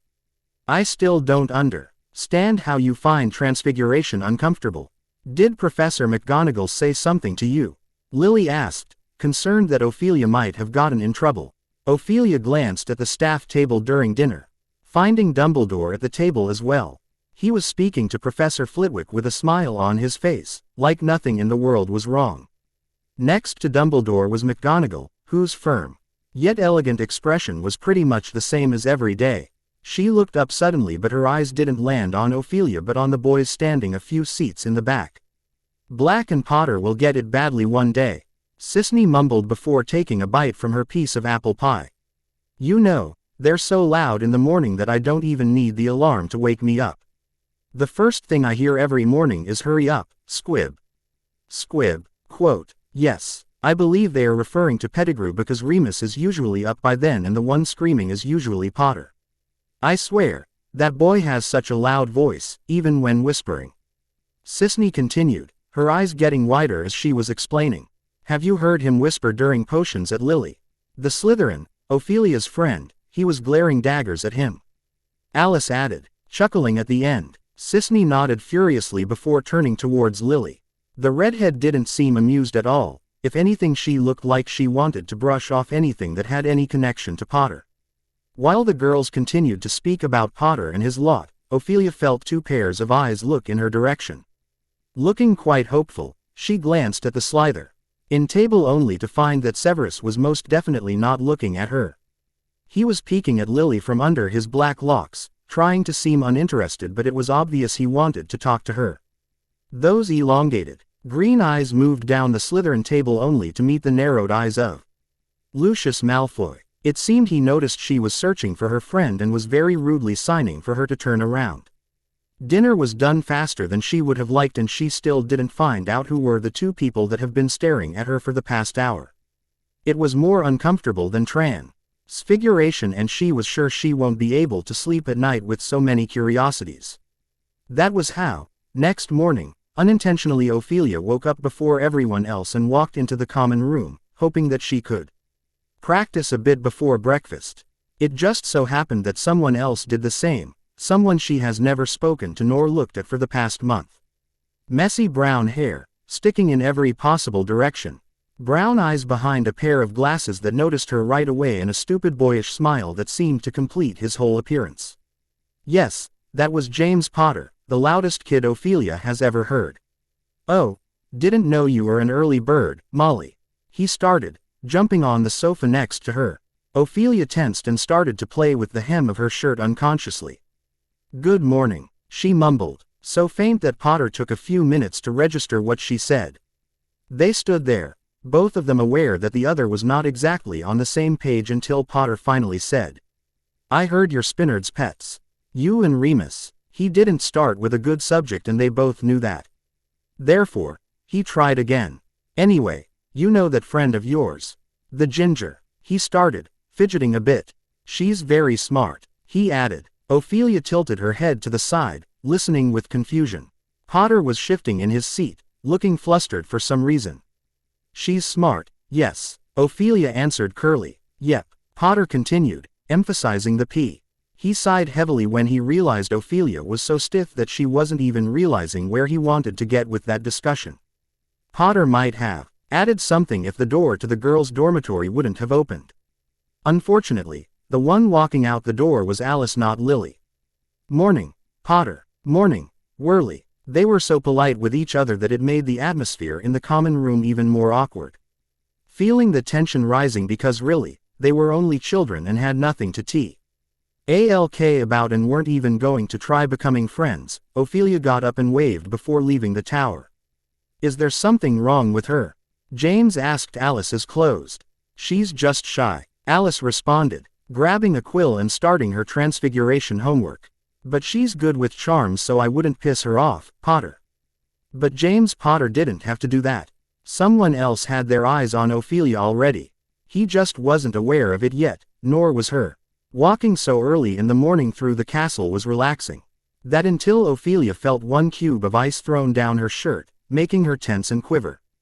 "That was unnecessary, Peeves," she said, her tone as cold as the ice. Hogwarts had many ghosts, but it also had one poltergeist, which was actually a mischievous kind of ghost. That liked nothing more than to mess about with everyone. That was Peeves, and Ophelia met the wrath of the poltergeist only once before, when he scared her by jumping in front of her in an armor. "Always so whiny, aren't you, Foxy?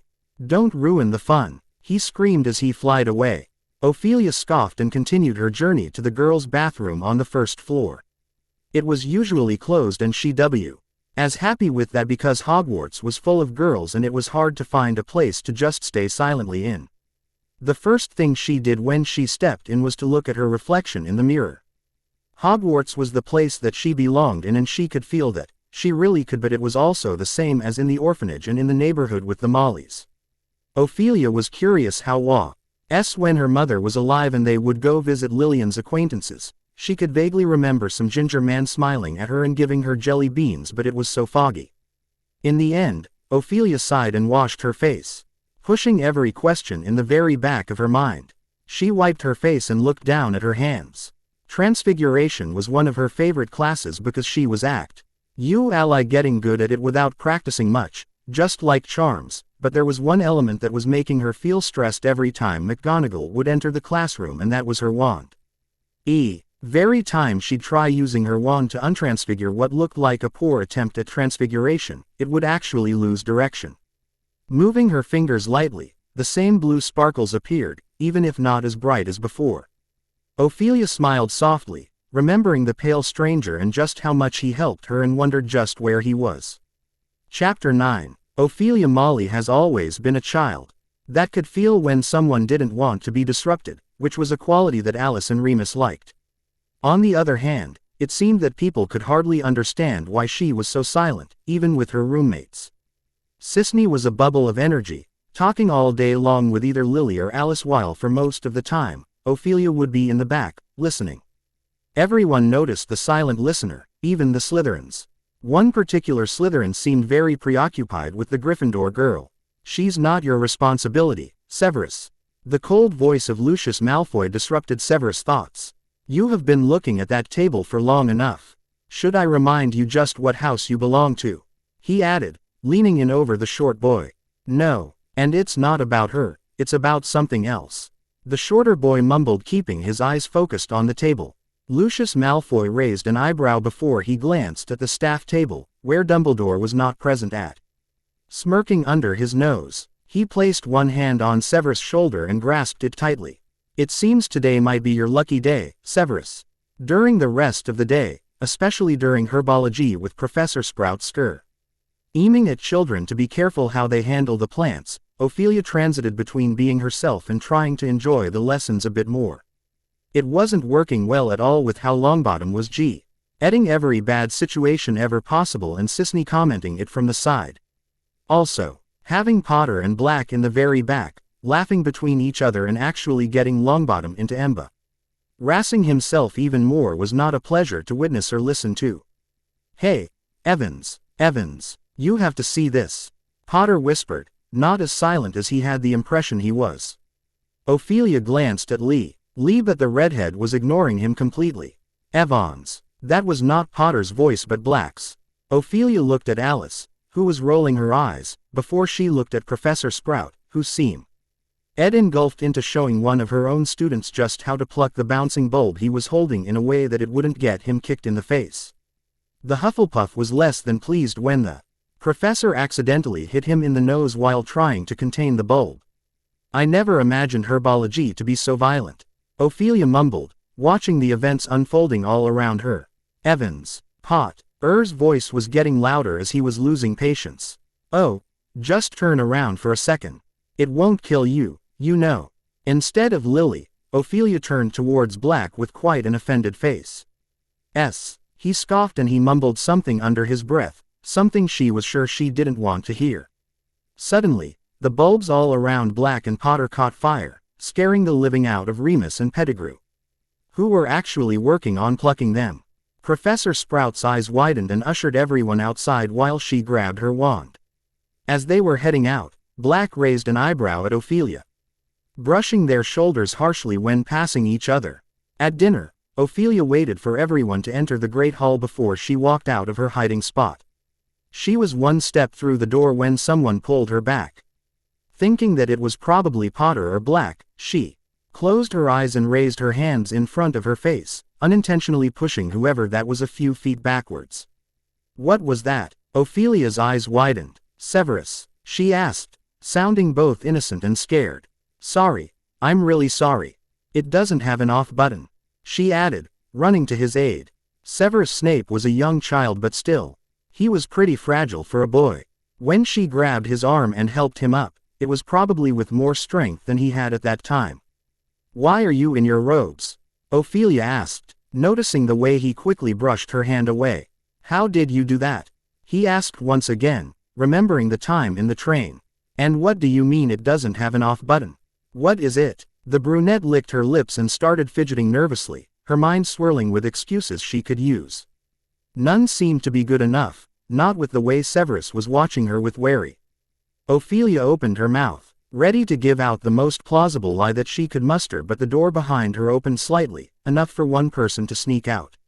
Seeing the platinum blonde hair, Severus grabbed her hand and pulled her after him, down into the corridor towards the Hufflepuff common room. With big owlish eyes, the boy checked twice before leaning against the wall. "Why are we hiding from your prefect?" she asked naively. "Because he strongly dislikes you." "Why?" "Because you're a Gryffindor and he is a prefect. He can take points from your house for nothing at all," he added, seeing how it seemed Ophelia could never understand the rivalry between Slytherins and Gryffindors. "Anyway, what was that? How could you throw me away with your bare hands?" Severus asked, returning to the actual problem. Ophelia only shrugged before swaying her right hand in the air, the same blue light following every movement before entering her hand.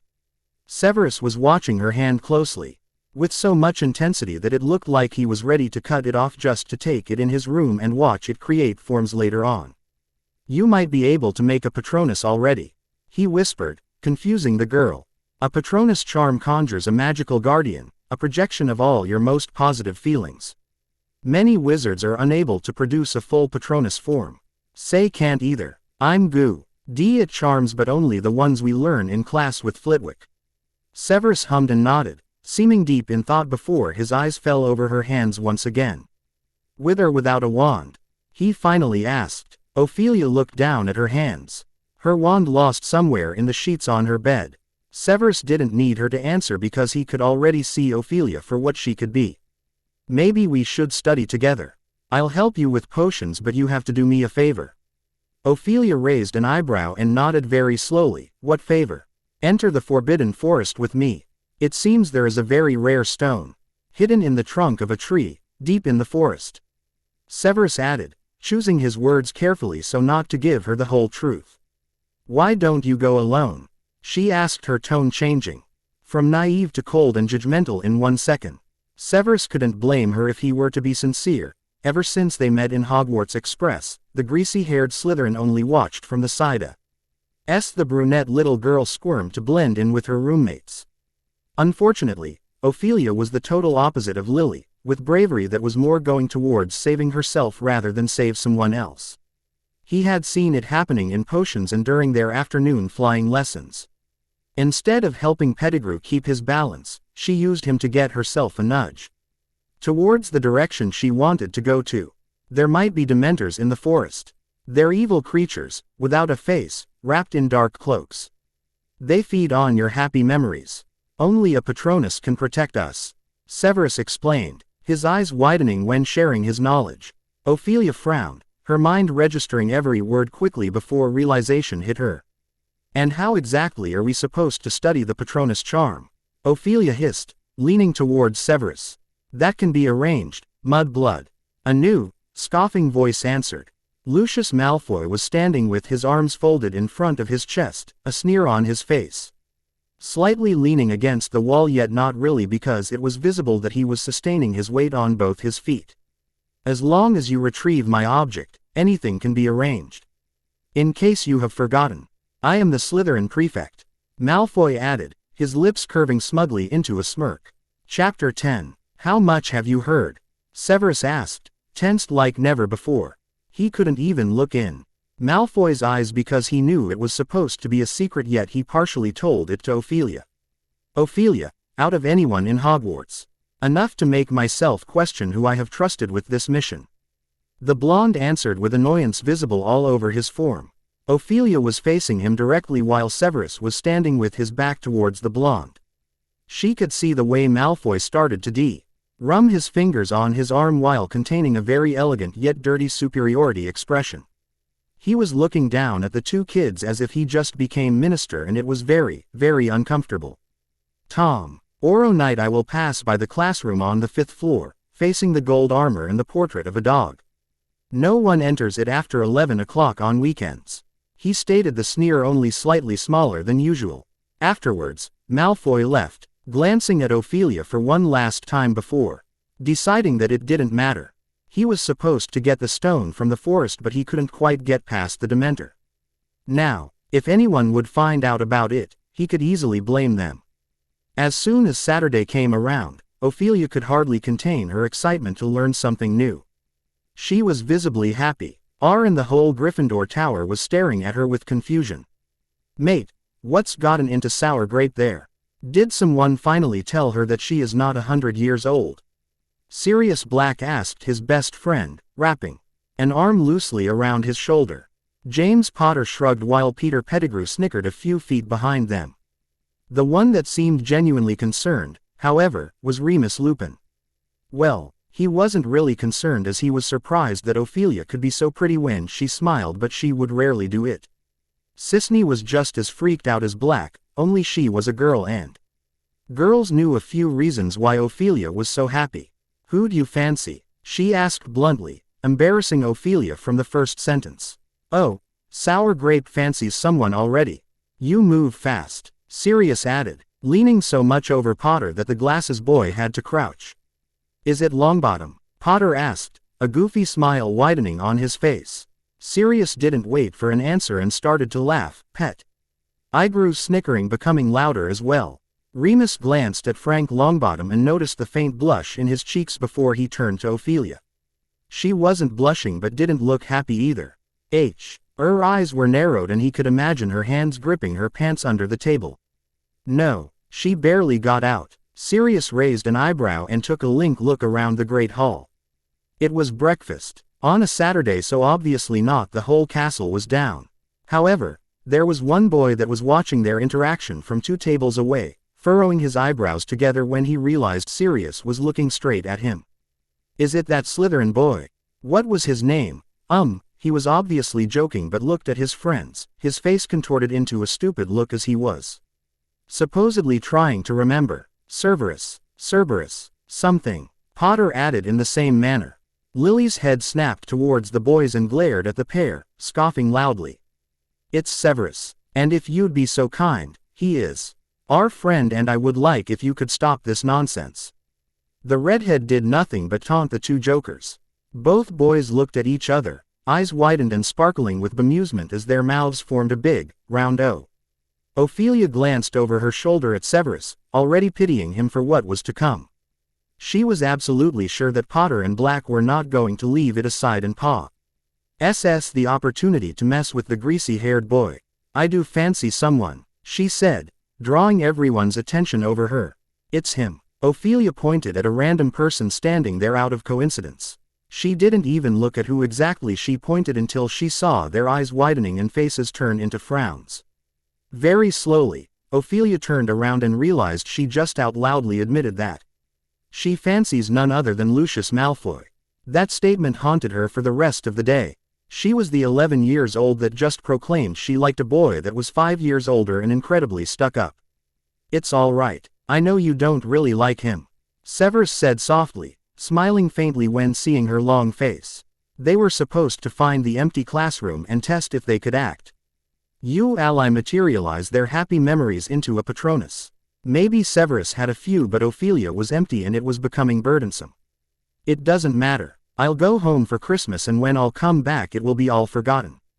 Before that, we have to enter the forest before Christmas," Severus whispered, glancing from side to side in case one painting was eavesdropping. Why is it so important?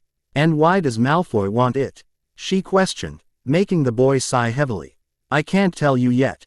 Just trust me, all right?" Ophelia stopped, forcing him to stop as well and turn back a few steps. Trust. What a big word for a child. Severus rolled his eyes and grabbed her wrist, pulling her after him. "I know, I have been a twat for the past month. It was just, you were so busy following Lily around. No one else seemed as important until you remembered me." Severus nodded, admitting silently that she was right. His interest was definitely bigger in the redhead and everything she was doing rather than the silent Ophelia. Besides, Lily was an endless source of happiness and joy for him while Ophelia was just Ophelia.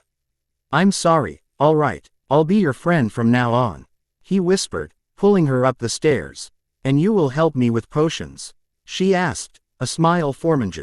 "I will." Ophelia chuckled and let herself be dragged along the corridors until they got in front of a very ugly painting of a dog. Severus pushed the door open as silently as possible before they entered the dim-lit classroom. Entering last, Ophelia didn't realize that she pushed the door too hard, making it slam loudly. Severus threw her an annoyed look over his shoulder, making her smile guiltily and mutter a very faint sorry. "It looks like it hasn't been used in a long time," he said before, pulling his wand out of his pocket and whispering Lumos. "Ah." Severus raised an eyebrow and turned to his companion at that sound. "I don't have my wand with me," she mumbled, fidgeting nervously. And she noticed those dark eyes judging her. "And how do you expect to practice? You need a wand." She listened to him complaining for another 5 minutes before he stopped and sighed. In the end, off. Elia sat on an old desk while Severus tried to conjure every happy memory into a Patronus. That was easier said than done. While Ophelia was watching very closely how he was moving his hand and the way he was holding his wand, she couldn't help but remember the pale stranger. "Hey, Sev, for how long have you known you were a wizard before coming here?" That was a random question thrown at a very random moment. But he responded anyway. "A while. I met Lily and her horrible muggle sister in the park. We live close to each other and I've seen her doing magic before," he explained, his eyes focusing on what looked like a barely trace of something hanging loosely on the tip of his wand. "What about you? How did you meet Malfoy?" he asked before he stopped and came next to her. "I got lost in He stumbled upon me in front of Gringotts. He assumed I was a mudblood because I had no money and no knowledge of the wizarding world." Now that she was saying it out loud, it sounded normal. She nodded. Ed afterwards that Muggle-born students tend to not know anything about Hogwarts or magic in general. Malfoy was probably right to assume that even if it offended her in a way. "How did you get on Diagon Alley if you didn't know anything about it?" Severus asked, crossing his arms in front of his chest. Ophelia sighed, swaying her legs back and forth while leaning on her knees. "I met a man in the park a year ago. He was very entrancing for some reason and every time his eyes would fall on me, I'd feel this thrilling sensation, like I know him from somewhere. Like he is dangerous yet comforting." Severus' interest peaked radically when she started to speak about that man. Her elongated green eyes were sparkling and her whole expression brightened. "He told me that I am a witch and he took me to Diagon Alley. While my parents were fighting if I should come to Hogwarts or not, he bought me the necessities for school." "He sounds strange," Severus added, getting a swift kick from her in the hand. Instead of complaining, the boy narrowed his eyes at her playfully and pointed his wand at her nose. A puff of smoke engulfed both of them before Severus decided it was enough for their first night. Only the next morning did Ophelia realize that Severus had actually disproportioned her face, making her eyes smaller than her nostrils, mouth turn upside down, and the worst of all, she had bald spots. That morning, James Potter laughed so hard that he had to go into the bathroom to calm down because his muscles hurt. The next month passed incredibly fast with normal classes going well, except potions where Slughorn tried every possible excuse to keep Ophelia in his gratitude, yet he was coming to a point where she was such bullocks at it that he couldn't help but shrug her off. "He hates me," she mumbled from the other side of the table. "He does," Alice and Sisney mumbled at the same time, making the brunette scoff at their sincerity. "Maybe you should tell Professor Spinard you don't have enough time to research whatever he gives you. You've become very busy on Saturdays." Lily leaned in a bit and whispered, trying to keep the eavesdropping Pettigrew and always scoffing Mulciber away from their discussion. Potions with Slytherins was as bad as charms with Ravenclaws, where Ophelia has never expected to meet such students that were thinking of themselves as ravens of knowledge. Ophelia could still hear Potter's loud laugh in the class when a girl called Melinda Gatterby stated that, of course, Slytherins had a very peculiar way of interacting with students from other houses, but nothing really happened to her. Professor Spinard gave us an essay about defensive spells this time. I think Remus has completed his already, but I want to try them out. Ophelia whispered, her eyes widening when speaking about what she liked. By the end of the class, Lily saved what was left of Ophelia's potion, but it was still far from what it was supposed to be. As soon as they left the classroom, Severus sprinted towards them and walked the rest of the way while talking to Lily. Their friendship was just as strong as ever, and even if Ophelia understood that, meeting Eris for their little secret mission was nicer than meeting him in the halls after class. Another month passed just like that and Severus was slowly getting the hang of the Patronus charm. He still couldn't control it for long periods of time, but he could at least form something. That couldn't be said about Ophelia, whose wand seemed to have a mind of its own and would do absolutely anything but the Patronus. Christmas was 2 weeks away and they spent the night of the Halloween feast inside that dirty room, practicing. How can you succeed in handling normal charms but can't create a Patronus? Severus was on edge and Ophelia didn't have to be a genius to know why he was so authoritarian lately. Downstairs is a party. I could make myself a nice and happy memory instead of lurking on the 5th floor, in an old classroom. She retorted, showing a lot more nerve than Severus expected. Fine. Go downstairs and have fun with your stupid friends. I'm sure Black can't wait to make fun of lovely sour grape. Or maybe you think he'll like it when you will unintentionally throw him against the wall. He was being childish and a bit jealous since he would have preferred to be down there with Lily as well. I will throw you against the wall intentionally if you don't drop it. She threatened. Severus walked in front of her and looked down at her hands. She did too, swaying her fingers slightly just like before, but this time nothing happened. Ophelia blinked twice before she groaned and grabbed her wand from her back pocket. Closing her eyes and thinking of the pale man, the happen. She felt for the first time she saw Hogwarts erupted into her heart. Severus watched as the faint form of a fox squirmed out of the wand and jumped around before it vanished. Ophelia's eyes opened and stared expectantly at her friend. Severus was the one that would practice it more often than she was, because realistically speaking he had more chances to grasp it, but she did want at least a well done, Ophelia.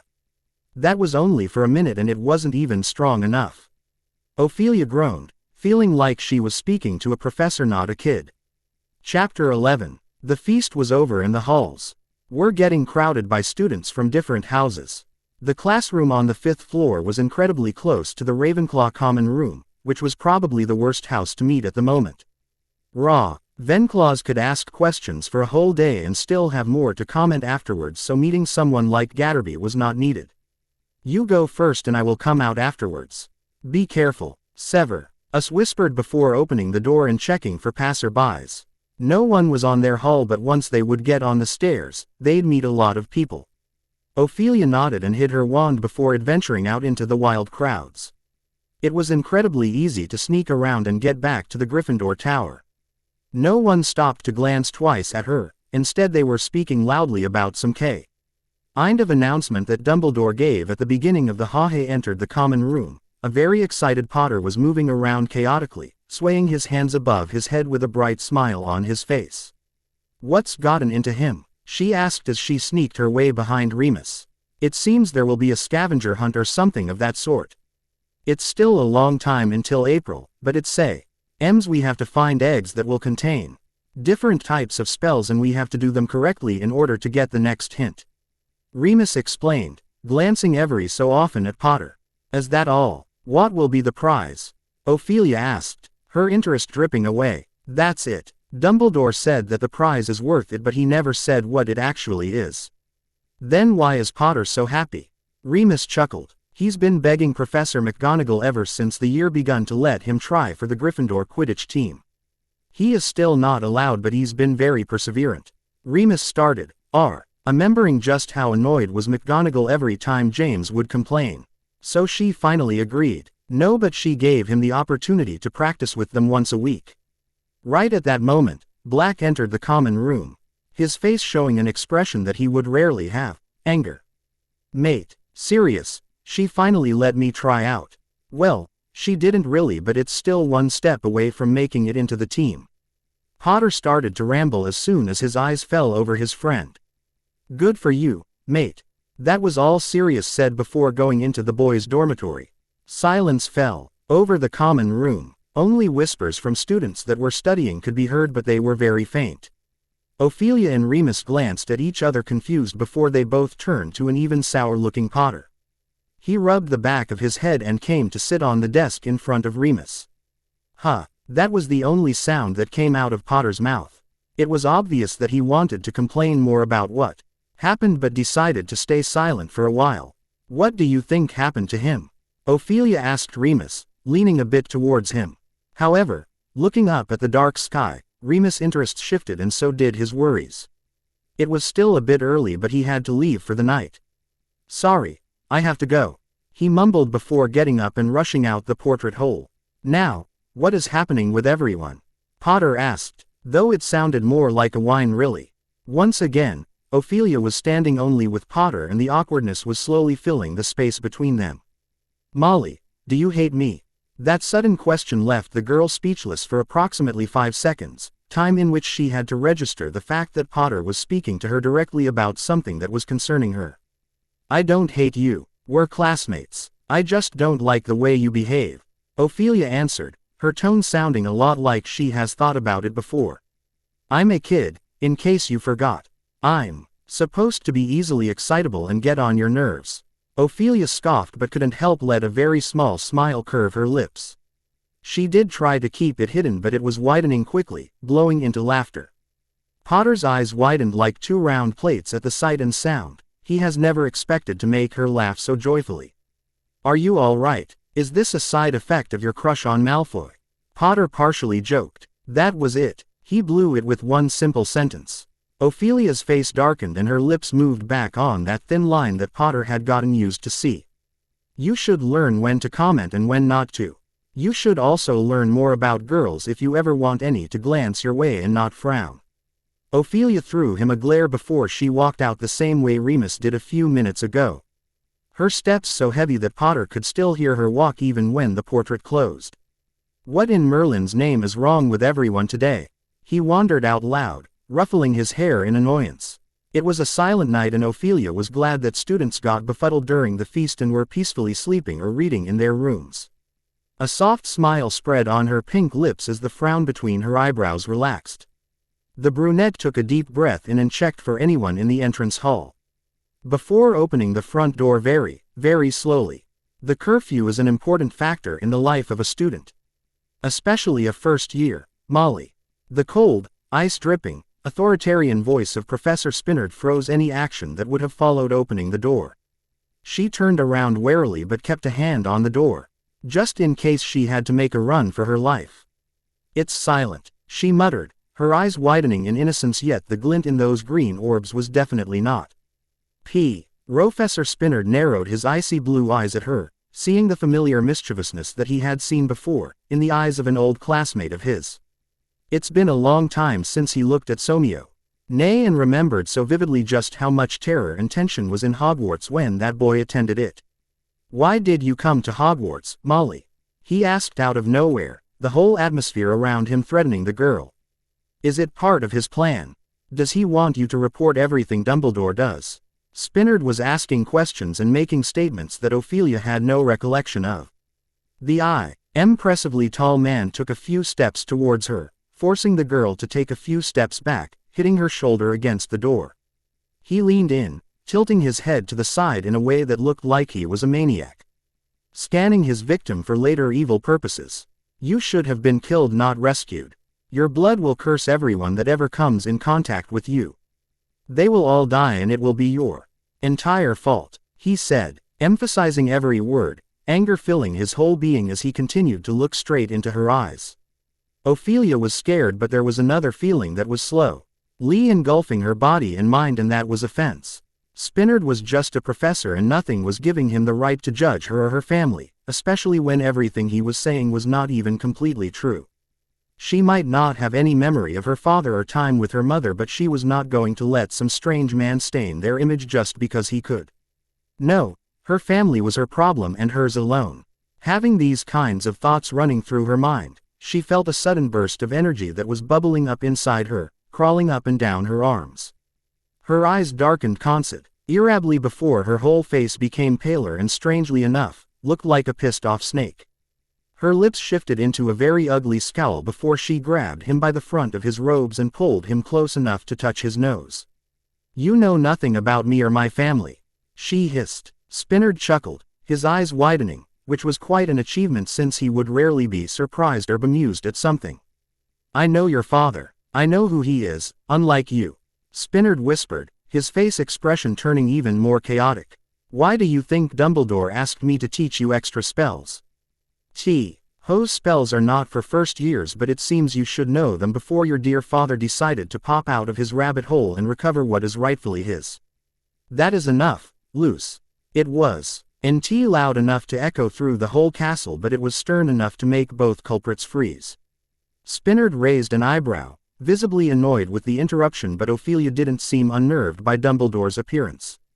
Spinard turned towards the headmaster, a few words on the tip of his tongue that might end his career as a teacher. Well, he couldn't say he was very happy with the arrangements anyway. Especially since Dumbledore literally blackmailed him into professing in Hogwarts. In one quick and very sly movement, Ophelia grabbed Spinard by the back of his head and pulled him in front of her, tilting it enough to have a partial view of his face. Dumbledore's eyes widened when Ophelia started to speak to the former Hogwarts that he personally wanted to forget.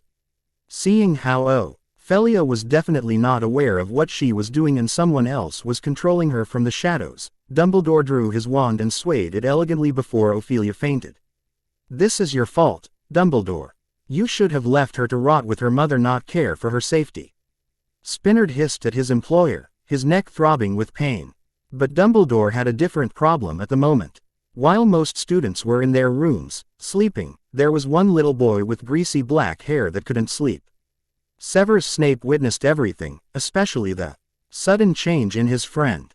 EVWN if Dumbledore was sure he would never tell anyone about what happened that night, Severus was going to act differently around Ophelia. That was why, moving silently to the entrance into the dungeons, Albus Dumbledore smiled softly and told Severus to approach him. Being just a first-year student, Severus swallowed nervously and complied. I won't tell anyone, I swear. Dumbledore raised his hand, silencing the young boy before he could say something more. I know. That's why I have a favor to ask of you, Severus. Take care of her when she doesn't need it and watch her when no one is watching. Make her trust you more than anyone in her life. The elder man spoke, so softly and caring that Severus couldn't help interrupt with one curiosity. Is it because of her father? Dumbledore sighed but nodded nonetheless.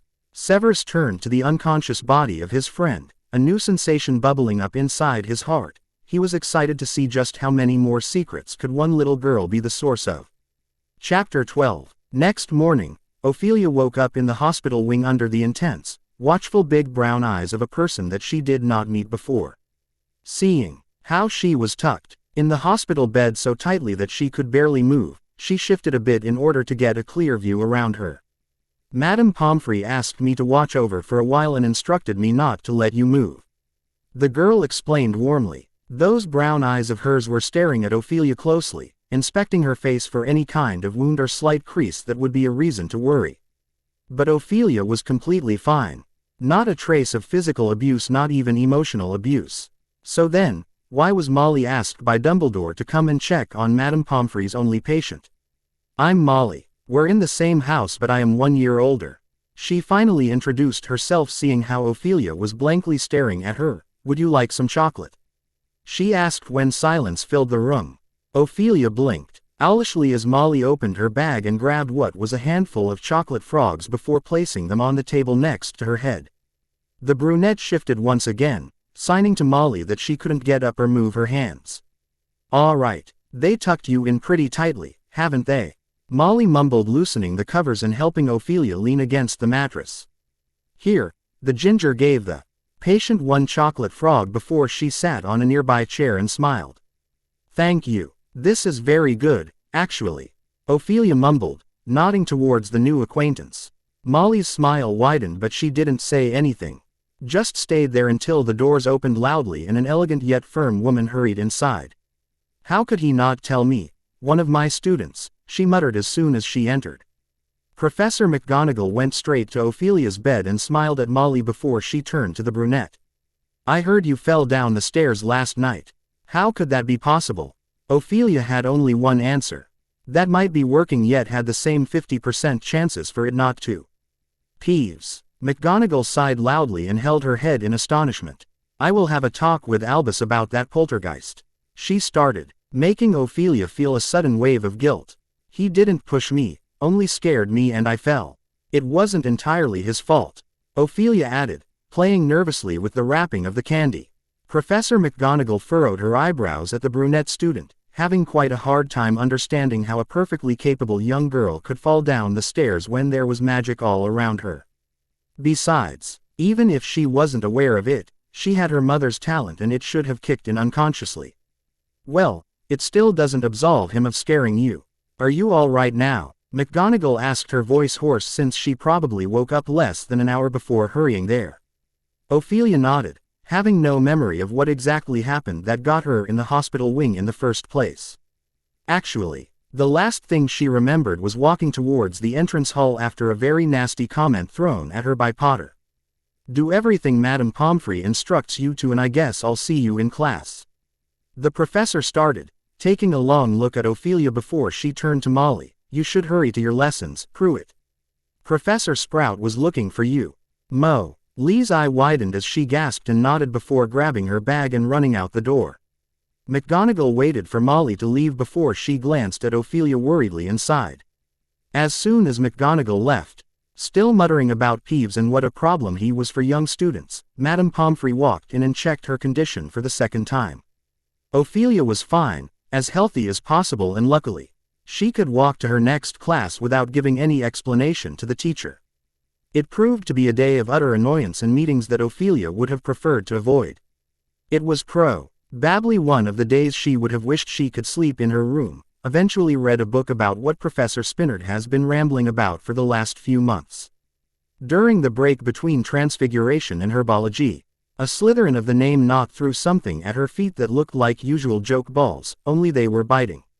They would move wherever she was going, so she arrived in the classroom, her toes bitten by annoying balls, even though it was obviously not her fault and she had no idea how to get rid of them because no matter how much she tried or Lily tried, they wouldn't disappear or leave or drop dead. Professor McGonagall didn't seem to care.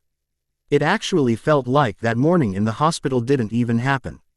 No matter how much I would like to see you transfiguring these things, I would like for you to get rid of them, Molly. Now, Professor McGonagall was just as strict as ever, even if she showed genuine worry for her student that morning. Evans. Hey, Evans, I bet you a cauldron of chocolate frogs that I can transfigure Molly's little friends in butterflies. Potter whispered, not so silently. Lily rolled her eyes, but seeing how uncomfortable they were making Ophelia and the people around her, she accepted. Fine, she said. Potter's eyes widened. Probably he wasn't expecting her to accept so easily. Anyway, he high-fived his best friend before drawing his wand and pointing at the balls jumping all around Ophelia's feet. Papilio effectus, he whispered, his eyes focusing on the task at hand. Ophelia raised an eyebrow when she looked down and noticed that the jumping stopped. The joke balls changed into pretty and colorful butterflies and flied towards other students, girls especially enjoying them. Professor McGonagall was ready to intervene, a frown on her face as she quickly rose from her desk, until something even worse happened. Potter was ready to claim his prize with pride when he noticed Ophelia flinching. Since he was still a beginner, once he pointed his wand at the balls he automatically targeted her feet too, thus her feet got affected as well. Ophelia started to raise in the air, drawing everyone's attention. NCLU a very angry-looking McGonagall. Molly, get down this instant. We're in the middle of a lesson here, the professor said firmly, her eyes following feet. As if it wasn't bad enough, her feet flied higher and slid to the right, turning Ophelia upside down before sliding to the left. Luckily, she had pants underneath her robes, or else it would have been even worse. Ophelia's eyes fell over Potter and glared, even if it looked funny from her position. Sirius Black was laughing so hard that she swore he was going to implode, his face getting flushed as he tried to regain his breath. That only amplified her annoyance and antipathy. You are so dead, Potter, she hissed, those green eyes looking evil. That was how during dinner, half of the school found out about the butterflies during Transfiguration. Knot was standing with his friends at the Slytherin table, telling everyone that he did it, which was absurd. Potter was standing as far as possible from Ophelia, but not because he was afraid, but because he was annoyed that he got detention. How could she give me detention after that? It was a success, wasn't it? She should have given me points, not detention. Potter whined, using the same Ever since he walked grumpily out of the classroom a few hours ago. Next to him, Pettigrew was nodding his head, approving everything Potter said, yet Black seemed abnormally impartial. "Mate, are you all right? I'm in pain here." Suddenly, Potter's eyes widened as he remembered something. "I hope she won't call me for detention when the team is practicing." "She probably will. She's evil like that," Sirius mumbled, leaning his head on his right hand as he was playing with his food. It wasn't peculiar to see Black pouting, especially after such a boring class of history of magic, WHER. He did nothing but sleep with his head turned towards Ophelia, snoring softly and flinching from time to time. It was entertaining when he would frown and mumble incoherent words under his breath, but once he'd open his eyes, he'd be silent for the rest of the day. Ophelia wasn't the only one that witnessed that slight change in his behavior. Potter did too, and it was worrying. Watching subtly the boys speak a few seats from her, Ophelia realized there were only 3 of them. "Where is Remus? I haven't seen him all day," Ophelia asked, turning to Sisney. "Maybe he's sick. The Halloween feast had the same effect on me last night. I'm surprised you didn't hear it," Sisney mumbled, eating dinner without a worry. But Ophelia was worried. She finished fast and hurried out of the Great Hall, ignoring all the calls from the Slytherin table. "Excuse me, Madame Pomfrey?" Ophelia asked, sticking her head into the room. No one was there. The beds were all neatly made and empty except one in the far back. Being extremely curious, Ophelia pushed the door open and took one step in before she felt a cold hand grasp her shoulder. "You might disturb the patient, Ophelia." Dumbledore's voice was soft, yet she could hear a tinge of firmness that urged her to stop moving. It has been a very long time since she has heard it, but it seemed to have the same safety to it. "Is that Remus?" she asked before anything else, her eyes moving on the furthest bed. Dumbledore moved behind her and scrunched his eyes towards the patient. "Who knows, my vision is not what it used to be," he muttered lowly, before his blue eyes fell over the student. "Anyway, let's take a walk, shall we?" he added, already walking away from the hospital wing. Ophelia glanced one last time at the mysterious patient before she sighed and gave up. Following the headmaster. "Do you like Hogwarts, Ophelia?" Dumbledore asked suddenly. "Yes, of course. Not everyone is friendly and many have never heard of common sense before, but it feels a bit like a home," she answered, her choice of words amusing the elder man. "A home?" Ophelia nodded. "I can't really recall how home feels like. The orphanage was comfortable for AW. Hylan being adopted felt like a new beginning, but never have I felt like I truly belonged in any place," she admitted. The brunette took a gulp of air, feeling like she should tell Dumbledore what she was hiding, but she decided not to. Dumbledore noticed her abstention and he only hoped it wasn't about Tom. As wise and manipulative as the older man knew Tom was, the snake could easily wrap him's elf around her and squeeze every ounce of good out of her. Trying not to think about the worst but the best, Dumbledore changed the subject. "You know, your mother attended Hogwarts too. She was a witch with certain qualities," Dumbledore said, chuckling at the memory.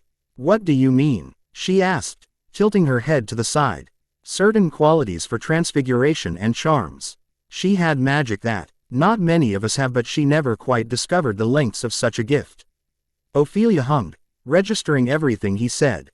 She wasn't sure if it was an allusion to what happened earlier in Transfiguration or what happened in the entrance hall that she couldn't remember. "What about my father? Was he a wizard?" That was a question Dumbledore strongly disliked. If Ophelia was showing interest in her father, it could bring bad news.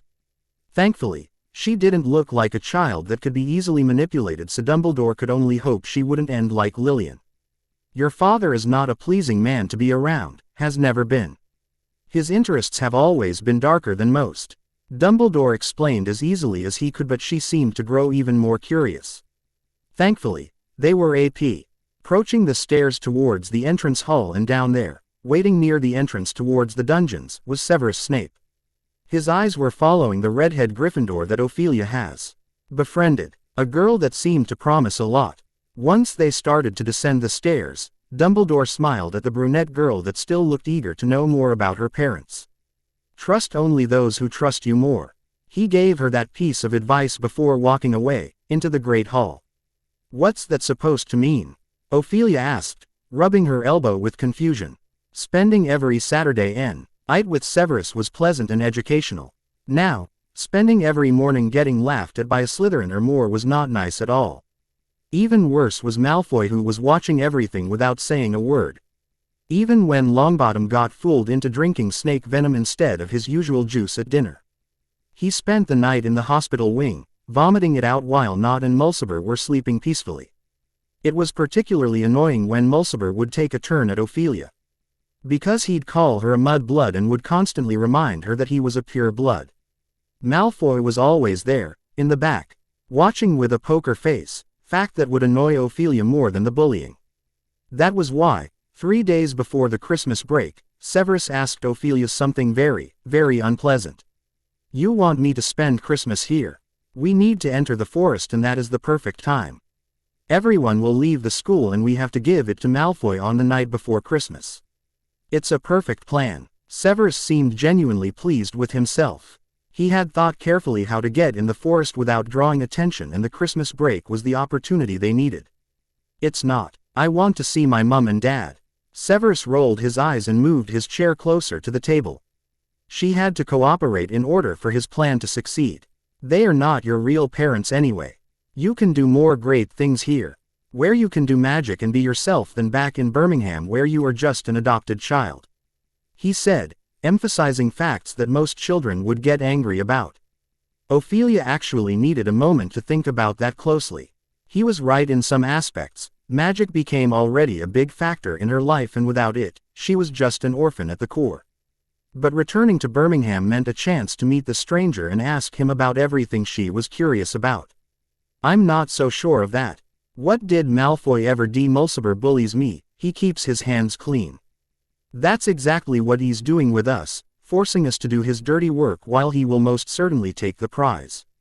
Ophelia's elongated green eyes were staring at Severus so intensely that he couldn't help but agree with her just so she would avert her gaze. Unfortunately, having Malfoy's angry face appear in his mind, he'd prefer getting punished for a year than having Malfoy mess with his life for far longer than a year. Therefore, he had to come up with a plan to keep her there, or else they will get in bigger trouble than breaking a few school rules. Chapter 13. Severus Snape has never been too keen to spend time home, and that won't change anytime soon. His parents have always either neglected him or applied what they thought was a good lesson. He'd flinch only at the memory. Hogwarts was the best change in his life, the opportunity for a better future where no one would ever dare to sneer in front of him. "Aren't you going back home, Sev?" a young Slytherin asked his roommate. Aidan Mulciber was far nicer to his fellow Slytherins, yet that could be debatable, as his personality was very dark altogether. His sense of humor was different from others, special as he would call it. "No, Severus." Short answers were not unusual, thus it wasn't strange to hear him give no other details about his life. Mulciber rolled his eyes and closed his trunk before a boyish grin appeared on his face as he remembered something. "Careful with your mud-blood ginger, Sev," he obviously threatened before leaving while chuckling under his nose. With the dormitory left empty, Severus couldn't help but crack a content smile. Having strange roommates like Mulciber, Nott and Avery was not what he had in mind when he entered the Slytherin common room, and they seemed to have a particular dislike for mudbloods. He knew he had to be careful with Lily, but Ophelia has already triggered Mulciber's attention. It wasn't just a farce when he threw the joke balls at her feet. He knew exactly that she will step over them and wake them to life. He did the curse after all. It just so happened that it escalated into something more during Transfiguration. Severus heard the rumors and he couldn't help but feel amused.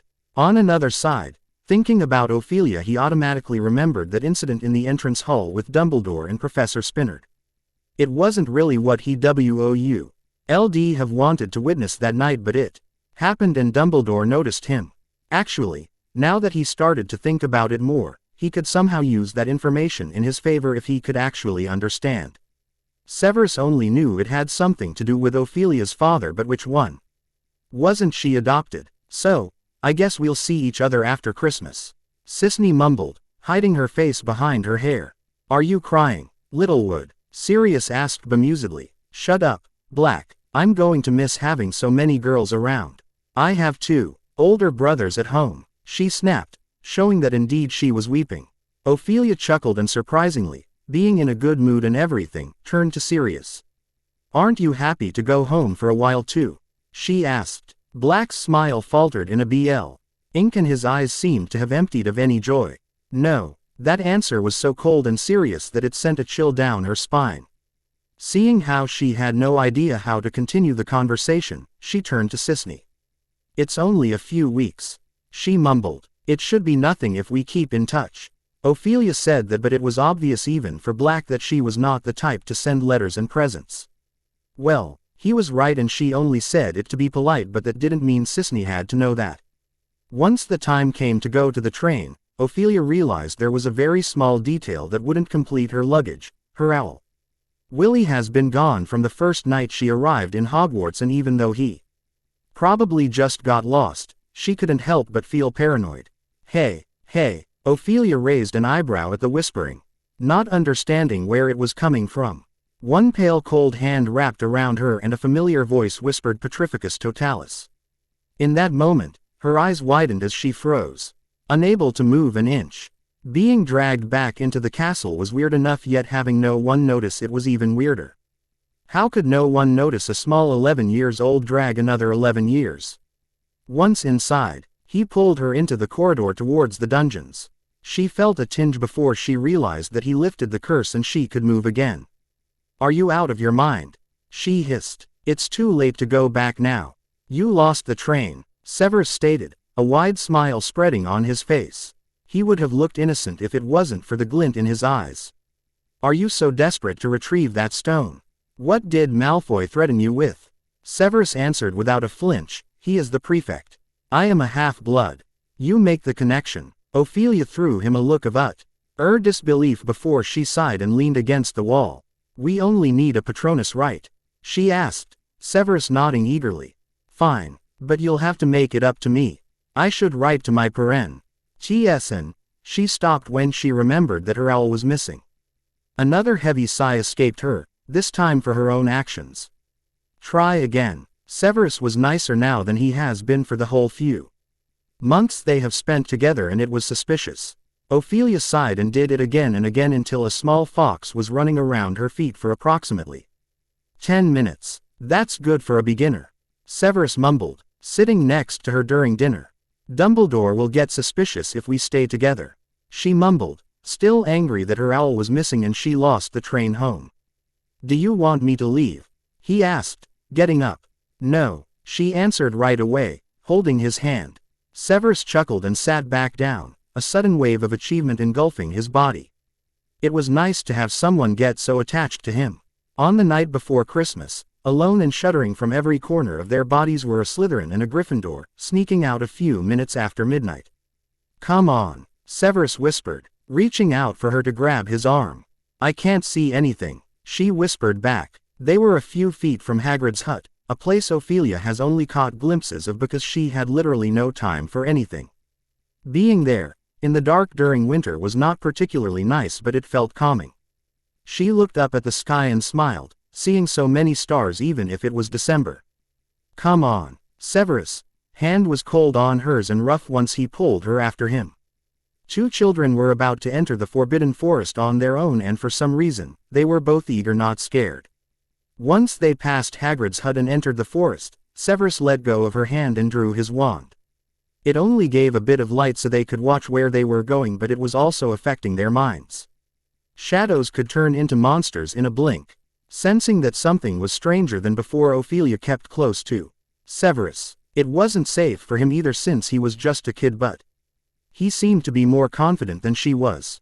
"Are we close?" she asked, feeling the need to glance over her shoulder more often than before. Severus had no idea how to respond until he looked at the S now and saw it was starting to melt, yet it was getting colder. "We're here," he said as he stopped. "Draw your wand out and look for the tree. It should be thick and look a bit different," he said BEF. Or he went to check the trees on the left. That left her alone in the dark. Ophelia sighed and whispered Lumos, enlightening more than Severus. With slow and steady steps, she turned towards the first tree and stared at it hard. It looked normal and so did the rest. "I can't find it. Damn tree," she mumbled, kicking the trunk of a random tree. Surprisingly, it shifted and made what sounded like a groan. Damn luck, she mumbled groggily, hitting the trunk again. The second time, she kicked ISEKAI, which was strange indeed. Since she wasn't sure exactly where the stone was, Ophelia started to touch the trunk for anything that would open it, yet there was nothing. Then, she remembered that maybe Malfoy knew that and especially told Severus about it because he was good in potions. Which means we came here for nothing, she whispered, glaring at the trunk. Useless, she added, kicking it for the third time. As she was standing there, focusing on the task at hand, with how cold was outside, she didn't feel the sudden change. Something was lurking in the shadows and it was coming closer. She sighed and turned around, taking one step before she looked up. Swallowing nervously, her eyes widened as she remembered where she had met what was flying in front of her. It was back in Avemore, and that monstrous thing approached her without a sound. Grasping her wand, she took a step back and pointed it at the creature. She could barely remember the spell before she found herself feeling the same dizziness come over her. Expecto. She couldn't say it all because she suddenly remained without air in her lungs. Ophelia, did you find it? She heard Severus ask, and her eyes widened even more. The Dementor looked towards the direction the voice came from before turning to Ophelia. Having regained some of her breath, she screamed, Expecto Patronum. She could only think about Severus and their lessons for the past year. It wasn't anything amazing, but it made her happy. The fox squirmed out of her wand before it landed in front of her. The Dementor didn't seem affected by the Patronus and only swayed from side to side. The fox looked scared and ran past the Dementor, into the dark. Remaining all alone in front of the Dementor, she had no idea what to do. She watched him crawl closer, showing her what was hidden behind the cloak. A hole enlarged as it flied closer and leaned in, forcing every dark corner of her mind to open up. Memories of her childhood surfaced, memories of her mother and the way she would let Ophelia do anything she wanted, especially magic. Lillian was a wise woman and very pretty too, also very tall. She had a friend that stayed with her when she needed, a ginger with a Scottish accent, but Ophelia couldn't see his face. And then, there was him. He came suddenly and killed Lillian without a second blink.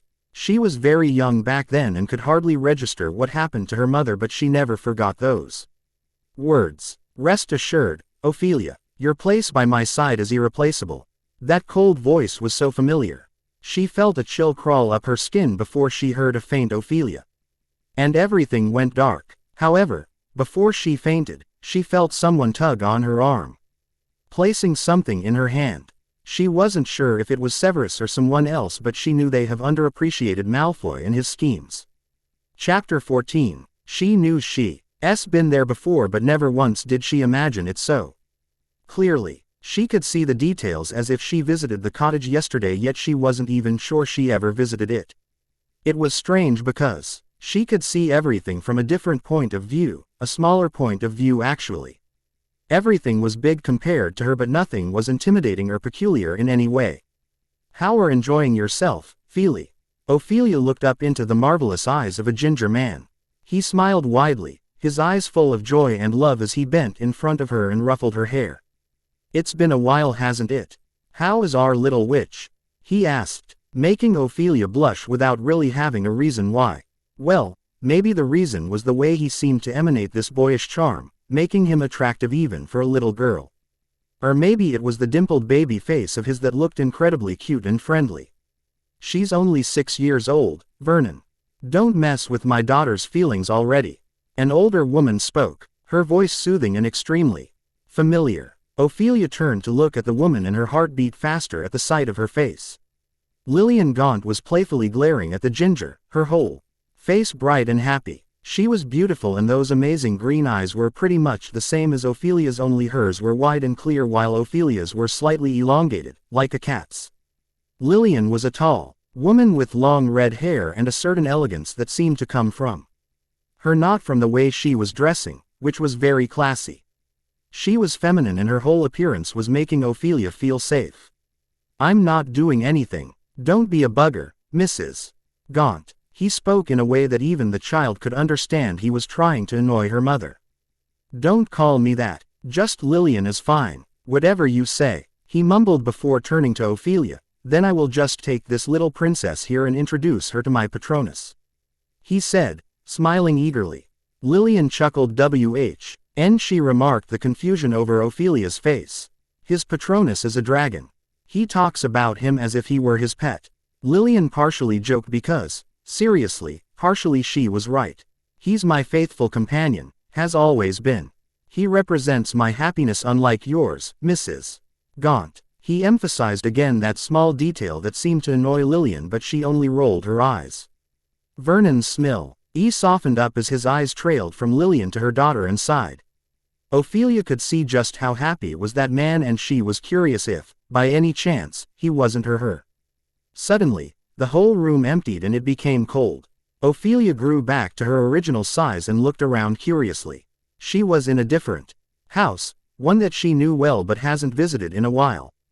The brunette wit looked up to the first floor and breathed out, feeling a chill go down her spine. She placed her hand on the railing and trailed it as she took a few steps up the stairs. The door suddenly closed and she turned around quickly, scared. No one was downstairs, so she turned back towards the first floor. Ophelia looked up and saw green before she heard someone whisper, "Not yet." Two green eyes opened abruptly, scaring whoever was next to her. She rose on her bottom quickly and looked down at her hands. "Are you all right, dear? You woke up so suddenly." Ophelia looked up and met the worried eyes of Madame Pomfrey, who was just passing by her bed. Seeing her, it made the girl remember that she was actually at school and she had a very bad meeting with what was called a Dementor. Then, she remembered one more detail. "Where is Severus?" she asked, yet not moving from the bed. For some reason, she felt like she shouldn't push the covers off. Madame Pomfrey smiled softly, worry still in her eyes but something else too. "He's fine. He's been coming every 2 hours to check on you," she said softly before her smile widened. "Such a friendship is hard to come by. Treasure it," she said before leaving to mend to her own business. All alone in the whole room, Ophelia looked down at her hands once again. She was sure someone tugged on her hand right before she lost consciousness, and it was someone rather small. Slowly, Ophelia pushed the covers off and patted around, searching for something small yet firm. She couldn't find anything until she started to search under the pillow. Every so often she would glance over her shoulder, just in case someone would spontaneously pop in. It was clear and she found it. She found the stone and it looked unimpressive. The knob moved, and being so large, the door cracked as it opened and Ophelia pulled the covers over quickly. She kept her hand under and lied down, looking still tired. Surprisingly, the one who entered was Professor Spinard, whose face was pretty much the definition of an unpleasing, grumpy visitor who wanted to be anywhere but there. "Glad to see you're well, Molly," he mumbled, his tone opposite of what he actually said. "You just can't help yourself. Can you? Trouble is written all over your face, and you went so far as dragging Severus with you." "I didn't drag anyone there. You don't even know what happened, Professor," she responded, annoyed that he could look down on her so much that he'd even think she would drag someone into trouble. Professor Spinard raised an eyebrow and seemed to scan her closely, as if he knew she was hiding something. "Did you hurt your hand?" he asked, his voice sounding a lot like her father when he knew she had done something bad but wanted her to speak about it. "No, Professor Spinard was only a professor, so he shouldn't look so deep into what his students were doing in their free time. Besides, she was from another house and he had no right to question her. "I would prefer if you would leave me alone to rest, Professor." "Have you finished your homework, Molly?"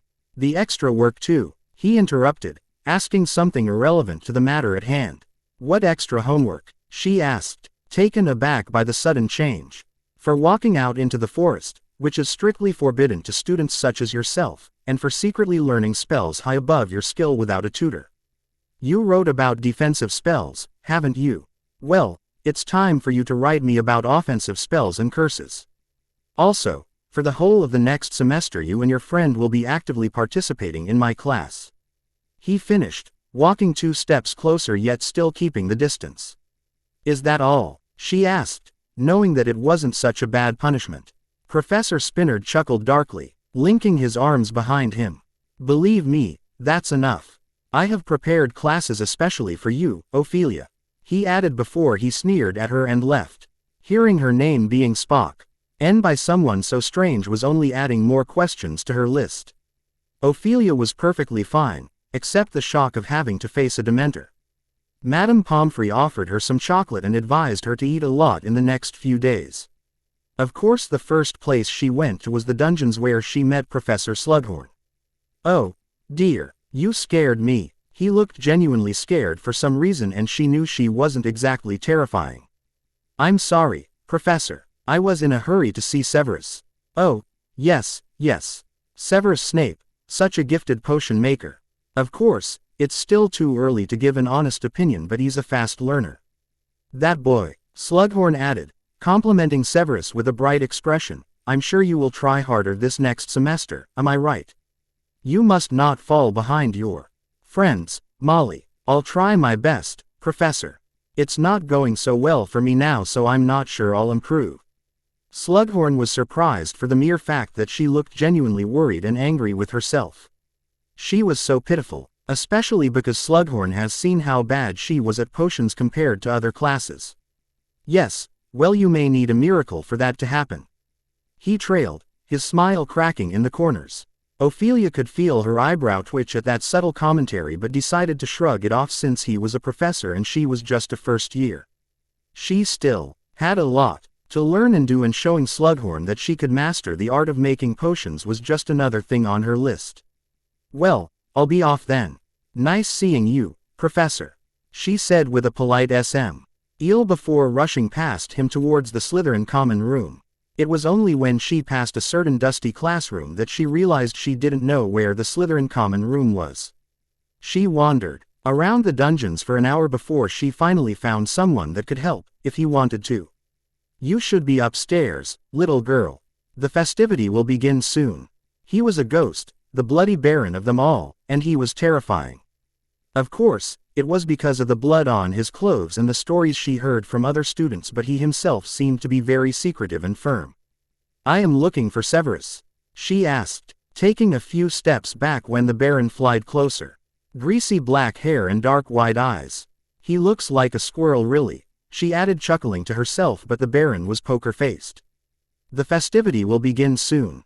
It's Christmas, Miss Gaunt, he added, staring at her closely. Miss Gaunt, she asked, completely taken aback by that name. I have heard that name before, she mumbled, scratching her cheek thoughtfully. Daughter of Lillian Gaunt, aren't you? The baron asked, already knowing the answer. Ophelia nodded mouth agape as the ghost flied through the wall towards the potion classroom. During dinner, Dumbledore was sure to transform the ceiling into a night sky, full of bright stars while snow was swaying beautifully around the room. It was Chris. TMAs and the students that remained at Hogwarts were definitely enjoying themselves. Severus was nowhere to be found, so that left Ophelia all alone at the table, munching on whatever she could find that wasn't greasy. The tarts were delicious, so she even hid some in her pockets in case she would like a midnight snack. Taking one long glance around the great hall, Ophelia fumbled with her pants front pocket before taking out the stone. She looked down at it, turned it in every way, but from any angle she'd look at it, it was nothing but a stone. She took a peek at the staff table and noticed T. Hat Dumbledore was not there, so with a little bit more confidence, she put her hands on the table and placed the stone into the light. How did I get you? She mumbled, wondering just how exactly the stone ended in her grasp. Well, someone did tug on her arm and probably forced it in her hand, but that person must have been pretty small for that to happen. Also, how exactly did Severus get rid of the Dementor? Did Professor Spinard follow them, or maybe Hagrid saw them? It was still so mysterious. Enjoying yourself, Ophelia? Hearing that low tone, Ophelia's eyes widened and she hid the stone in her palm. She grasped it tightly before going back to choosing tarts. Headmaster, she barely said before grabbing a tart with her free hand. I'm fine, yes. It's a bit lonely, but I enjoy the silence and peace. Dumbledore's careful eye caught sight of the stone from the moment she pulled it out, but it felt like she wouldn't give it to him if he were to ask her about it. Ophelia was a secretive child, just like her parents. So he had to be careful. I thought you were rather eager to go back to Birmingham. He started, knowing exactly what route to take with her. Yes. I lost the train and decided to spend Christmas here. Besides, Willie has been missing ever since I arrived to Hogwarts. She grumbled, still having a hard time because of her owl. Dumbledore's usual warm blue eyes seemed to have darkened as his whole posture stiffened. It was barely noticeable, but being right behind her, she couldn't help but feel tension surround her. It would be better to have someone look after him. I'm sure he will return, but until then, use one of the owls from the Ollery. Dumbledore advised her softly, yet there was a tinge of firmness in his voice. It actually made her feel like she might have been the one ordering Willie not to return. But there was something even stranger, and that was the sudden information that there existed an Ollery. She kept that sudden enthusiasm to herself, but her eyes were shining in hope that she could write to her adoptive parents. I assume you don't plan another escapade to the Forbidden Forest? He asked, as if he already knew everything, making her tighten her grasp on the stone. Have you found something of interest on your last adventure? He added. No, of course not. Except maybe a Dementor, she mumbled, feeling suddenly tensioned with the headmaster questioning her. Do you know who saved you, Ophelia? She sighed and turned to fully look at him while he moved a bit to the side. He was very tall and quite intimidating from her seat. Yet there was something else that was making her feel angry. I don't know. Professor Spinard, or maybe Severus, sunned innocent. My Patronus, even if it ran away. Dumbledore raised one eyebrow elegantly and shook his head. When Professor Spinard arrived, the Dementor was already gone and Severus was unconscious. He left right before you woke up, so then, who saved you? I do have my own theories, but I would like if you could give me an answer of your own. Under Dumbledore's watchful eye, and it looked like nothing would pass him, not the smallest information about the students of Hogwarts. And even beyond the grounds of the school, Ophelia was just a child, maybe innocent, maybe not, that was trying her hardest to hide from his view. Well, that was impossible at the moment, and she had to come up with some theory of her own. Someone else heard us and came to help. Someone who was already in the forest, watching. She answered hesitantly. Dumbledore chuckled and nodded before he leaned in a bit. Maybe. You may be right, and if so, then someone has been watching you and Severus secretly. But I don't think that person was there. I believe that your Patronus did not have enough power to push the Dementor away, so based on your memories, it went in search of that particular person. What person? She asked, getting confused even though Dumbledore's eyes seemed to get darker. The person that makes you happy, he said, looking at her with those intense blue eyes from behind his half-moon spectacles. He must treasure you just as much as you treasure him if he did come to your aid. But then, she stopped, knowing that she was going to give herself away if she'd speak more.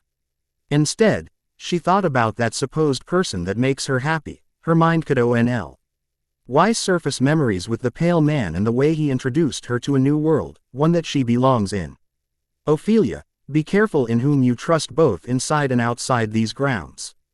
Hogwarts can help you if you ask for it, but it can't protect you from yourself. Those words were meant in more than one way, and understanding them was far too complicated for Ophelia. Seeing the black hair of Severus Snape, her attention shifted quicker than the dark glint in Dumbledore's eyes. Feeling like she was at a loss of words, Ophelia said a quick "Merry Christmas, Headmaster," in which Dumbledore nodded and smiled softly at the child. The tension dispersed and Dumbledore grabbed one tart before winking at the brunette and moving towards the staff table.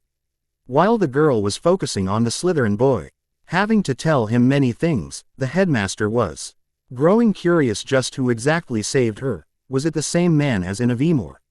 If that was the case, he should have a word with Professor Spinard and Professor McGonagall. Chapter 15. Luce Spinard was not fit to be a professor, has not even taken into consideration a career that would involve children or people in general.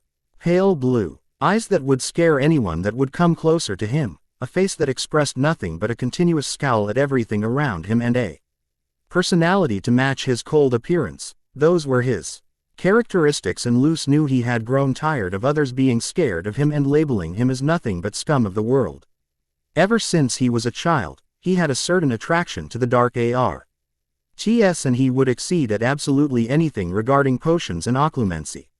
Above his obvious liking of everything that was dangerous and dark, there was one person that told him a while back some Thing that he wanted to hear but not from him. Back then, occlumency was a subject that third-year students could opt for instead of divination, which was pretty much bullocks for everyone, even the great Professor Dumbledore. Are you sure you want me to accompany you to this secret hideout of yours? A younger yet still dark-looking loose Spinard asked his classmate. You are the only one that can get into his head. No one is half as skilled as you in occlumency, Luce. That boy was a master in the art of manipulation and his perseverance was astonishing. Besides his mysterious yet elegant personality, Tom was a smooth talker and Luce could easily say he was the best of all, amazingly talented at using absolutely anything and anyone in his favor.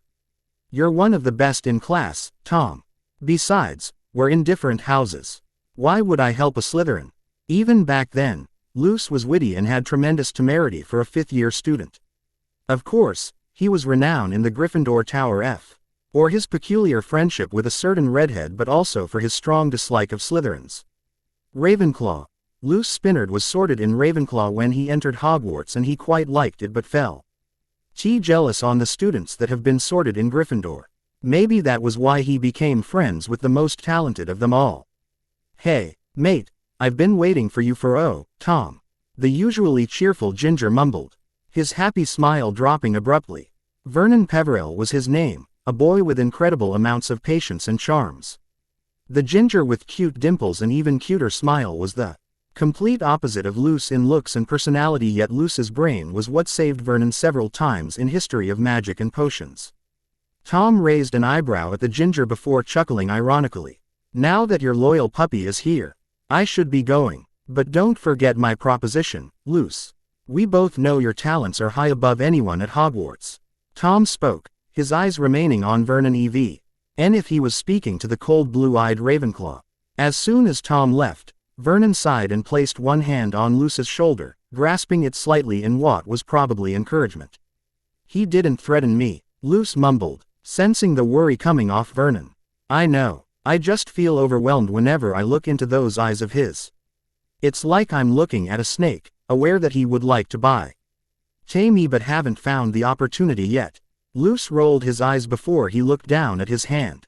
The parchment that Tom gave to him was a secret from everyone at Hogwarts, and even if he gave a negative answer, Luce was sure Tom will return and ask for a favor again. And he did. Tom Marvolo Riddle returned on a rainy night, covered in a cloak from head to toe yet still very elegant.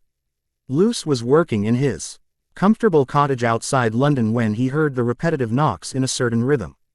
He was enjoying a book about defensive spells when he was interrupted. Those cold blue eyes widened at the sight of his former classmate.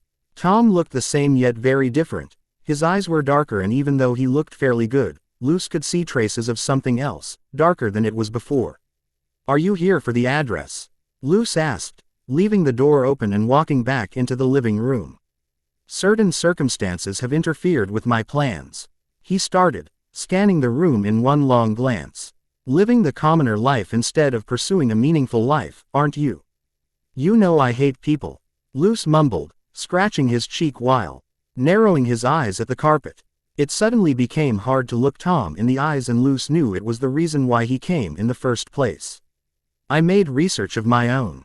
You killed your father, Tom, and your uncle was sent to Azkaban for it. I haven't found exactly what I was searching for, but I did find something precious. He answered as if the problem about his father was nothing important. That family is gone now. But I found a way to assure that the bloodline of Slytherin will not end.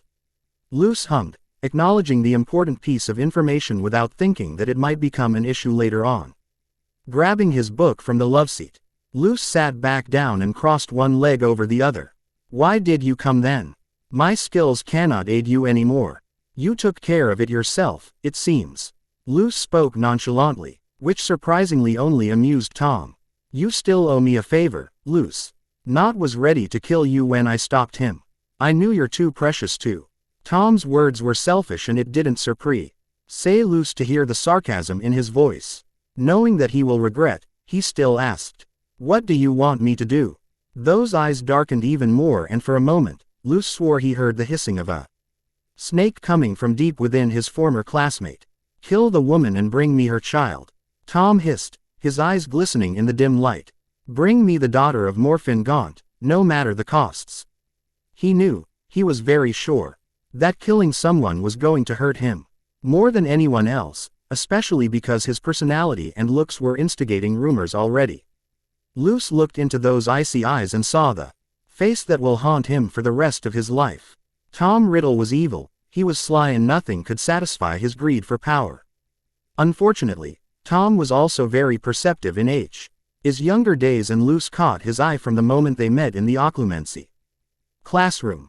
Not many could see it, but Tom could. The way Luce was looking at Vernon was not one of friendship but jealousy.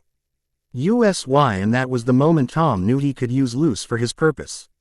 That was how, on the morning of a cold day in autumn, Luce Spinard left early and apparated in the square in London. He could easily spot her in the crowd, a woman that was dressed like a person out of a character book for children.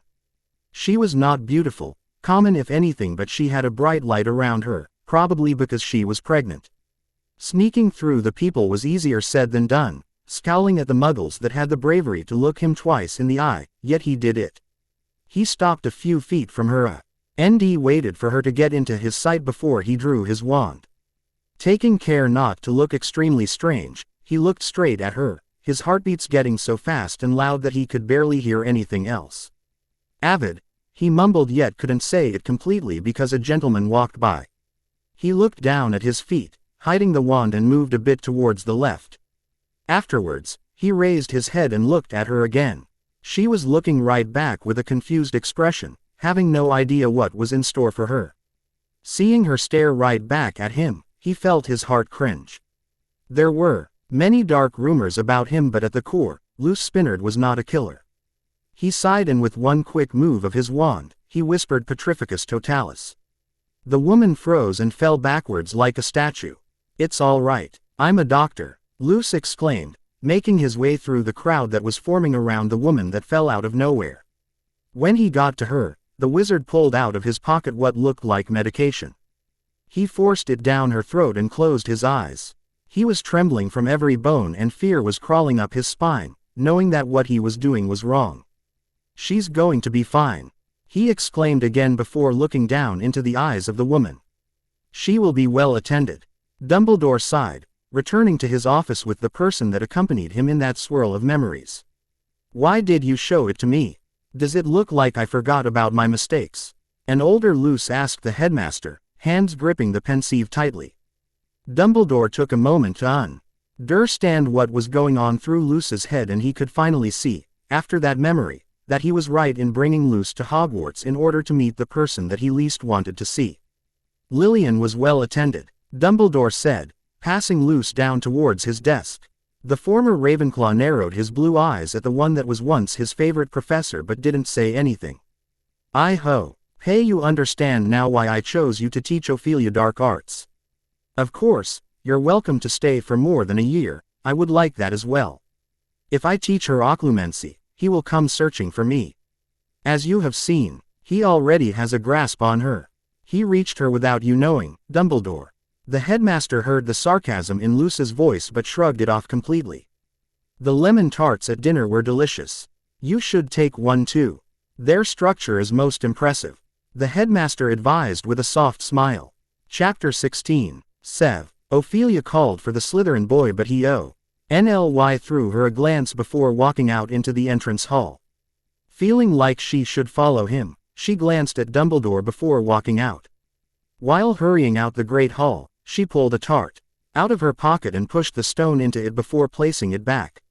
It was safer to have it hidden than have everyone take a peek. Severus was waiting at the stairs towards the kitchen, and he looked paler than on a usual occasion. His eyes widened when he saw her coming his way and urged her to move faster.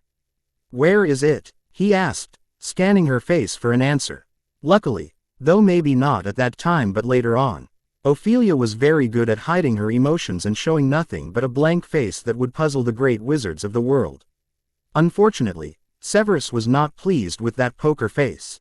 "We have to give Malfoy the stone," Severus said, his eyes wide as he stuck his hand out for the object. Seeing him so worked up over something so small, a sudden desire to let him squirm a bit more engulfed her. It was sadistic, especially when that person was her friend, yet it felt natural. "Well, do you have it or not?" he asked, obviously getting annoyed and impatient. She nodded. Dean pulled out 3 tarts from her pockets. Severus raised an eyebrow, not questioning why she had them in the first place but still expecting her to give him the stone. I put it in one of the lemon tarts. They all look the same, so I'm not sure which is it anymore. She admitted calmly. Maybe the way she was speaking so easily about it as if it wasn't important or urgent was what made him angry. Or maybe it was the way her eyes were glistening in the light as if she was only messing with him. Anyway, Severus drew his wand and pointed it at her nose. Are you serious? We risked detention and even expulsion for that stone. He screamed, not caring about passer-bys.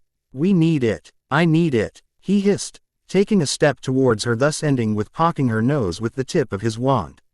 I know, but once we got there, the trunk was sealed and had a Dementor guarding it. What happened back then? Who saved us? She asked, the conversation she had with Dumbledore still fresh in her mind. Professor Spinard did, Severus answered, but she didn't look convinced. I saw your Patronus running deep into the forest and figured you found the Dementor. I was on my way to you when something hit my head. When I woke up, Professor Spinard was carrying you into the hospital wing and I was in Hagrid's arms. That's all. Madame Pomfrey said that you visited me a lot. Severus seemed genuine, confused, which only confused Ophelia. I didn't. Professor Dumbledore told me not to. He emphasized not to come, which I found strange at first, but he is the headmaster. Ophelia blinked twice. Bef. Or she pushed the wand away from her face and leaned against the wall. She couldn't think of anything but how a lot of stuff in her life seemed to not connect very well. Dumbledore was saying something, teachers were saying something, and then friends were saying something. None fit together, and she was only growing more and more confused and frustrated. Maybe someone else came to visit and told Madame Pomfrey my name. He added, seeing the change in her expression. It was weird how the glint faded and she looked scared. Now, can you give me the stone? I have to send it urgently.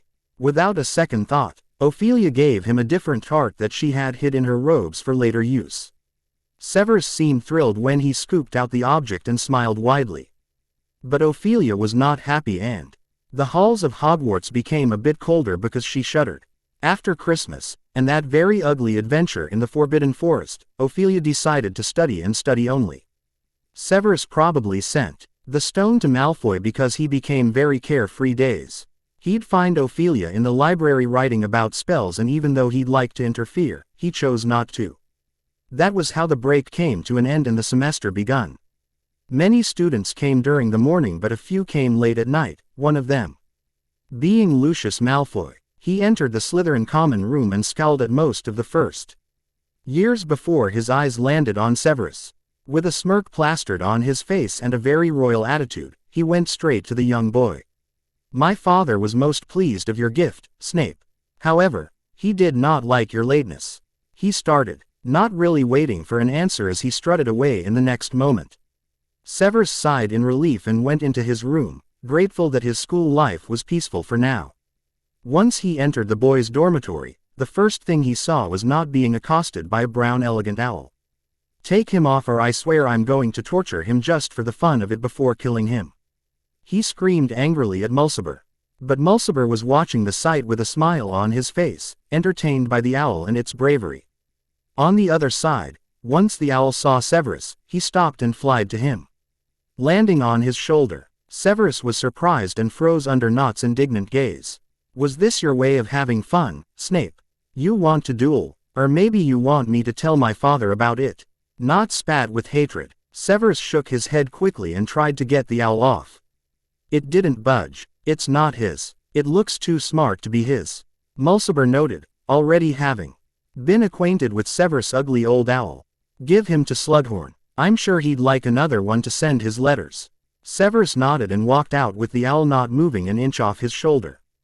Home sweet home. I missed you, sofa. I missed you, fireplace. I missed you, Evans. Potter tried to wrap his arms around Lily as he did to all the other stuff, but Lily moved out of the way quickly.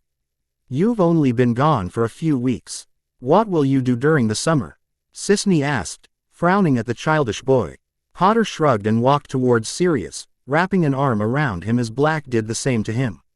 It's been a hard few weeks without you, mate. I thought I'll lose my sense of humor with my mum always nagging. Potter mumbled, winking at Remus even though he was speaking to Sirius.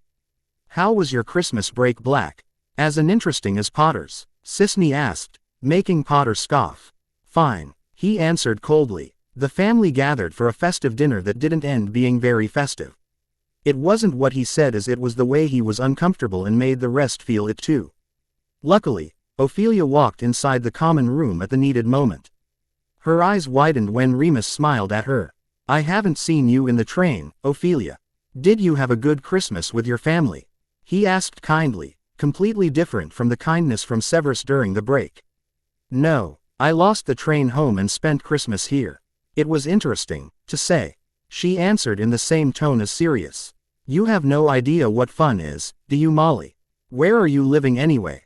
Potter asked, walking towards her with his tight grasp around Sirius, forcing him to follow.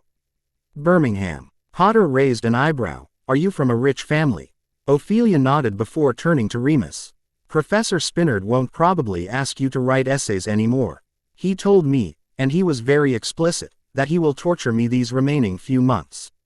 She said, ignoring Potter. Like I said, no fun at all always trying to be the best in class. Tisk. At least we all know you're bullocks at potions.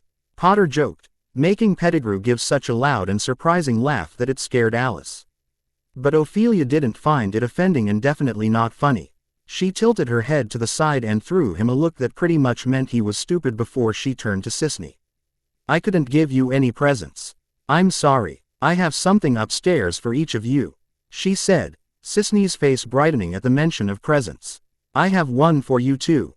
Let's hurry. Sisney jumped off the sofa and grabbed Ophelia's wrist before dragging her to their dormitory. Once she was pushed inside the dormitory, Sisney waited for Lily and Alice to enter before she closed the door and turned to the brunette with a serious face. You're the person that always comes right in time for anything. What happened that made you stay here for Christmas? Sisney asked, having the other girls stare at her with the same amount of worry. The girls leaned in, making Ophelia feel stuck in a position that she's never been in before. It was a bit flattering to have them worry for her well-being, but it was also a bit burdening. I had extra work and... You're lying. Lily interfered quickly. You can trust us, Feely. Just tell us. Ophelia sighed, feeling pressure falling down on her heart, making it cringe. She didn't want to tell them anything because they might act rash, but at the same time, she really wanted to share it and have more opinions. In the end, she chose what was best at tea. He moment, and it took the whole late afternoon for her to explain everything in a way that wouldn't make Severus look bad. Why did Severus accept this in the first place? Is Malfoy so bad with his own Slytherin mates? Alice asked, her and Sisney having the most objective eye in the matter. Lily looked down at her hands and sighed heavily. She knew Severus and knew he would never endanger someone by his own choice. What I find more interesting is that someone used his name to visit you in the hospital. Are you sure Madame Pomfrey was talking about Snape? Sisney asked, leaning backwards on her hands. Ophelia nodded. She said so. Well, it doesn't really matter anyway. Everyone's back, so whoever visited me will never be found. I'm more concerned how the rest of the year will proceed. I can't send letters or receive anything because of Willie. You can use one of ours or one from the Ollery. I told you, even the store owner advised people not to buy that owl. He's bad news, Sisney mumbled, taking a pause to look after her rat before smiling at the sight of him moving in circles on her bed. Maybe he ran away. Ophelia frowned. That owl was meaningful to her because she'd get tea. He same feeling of loneliness that she felt when she was in the orphanage. Besides, Willie looked trustworthy back then. The next morning, Ophelia woke up having a very vague feeling of disappointment. She dreamed something about her mother again but couldn't remember when she woke up. Actually, the reason she forgot was the line that woke her up in the first place. Come on, Remus, just one page. I completely forgot about our assignment. That was Potter, and he was begging Remus to give him his homework in order to copy it down. Professor Spinard will know. He knows how I work on my assignments. Remus tried to combat, but Potter was very persistent. Having something is better than nothing, especially with Spinard. There was a small pause before she heard a grumbled fine and silence filled the tower. When she walked down into the common room, Remus was sitting on a chair, watching Potter copying word by word from his lengthy homework. "We had to write 5 pages about transfiguration too," she mumbled, taking a seat near Remus, "but if you show her rather than explain, I'm sure she'll be delighted." Potter scoffed and glared at her before he returned to writing. Remus chuckled when he noticed the content look on Ophelia's face. It was clear that no matter what Potter was doing to her, she was slowly opening up and getting out of her shell. With her friends always backing her up and encouraging her. Winter seemed to go by incredibly fast and March came around, the site around the castle coming back to life. Of course, life inside the castle was pretty much the same. Mulciber came to enjoy placing 1 or 2 jokes on Ophelia and Remus seemed to have caught his eye too, which only ended in having Sleeth hate each other more than before. Black and Potter were persona.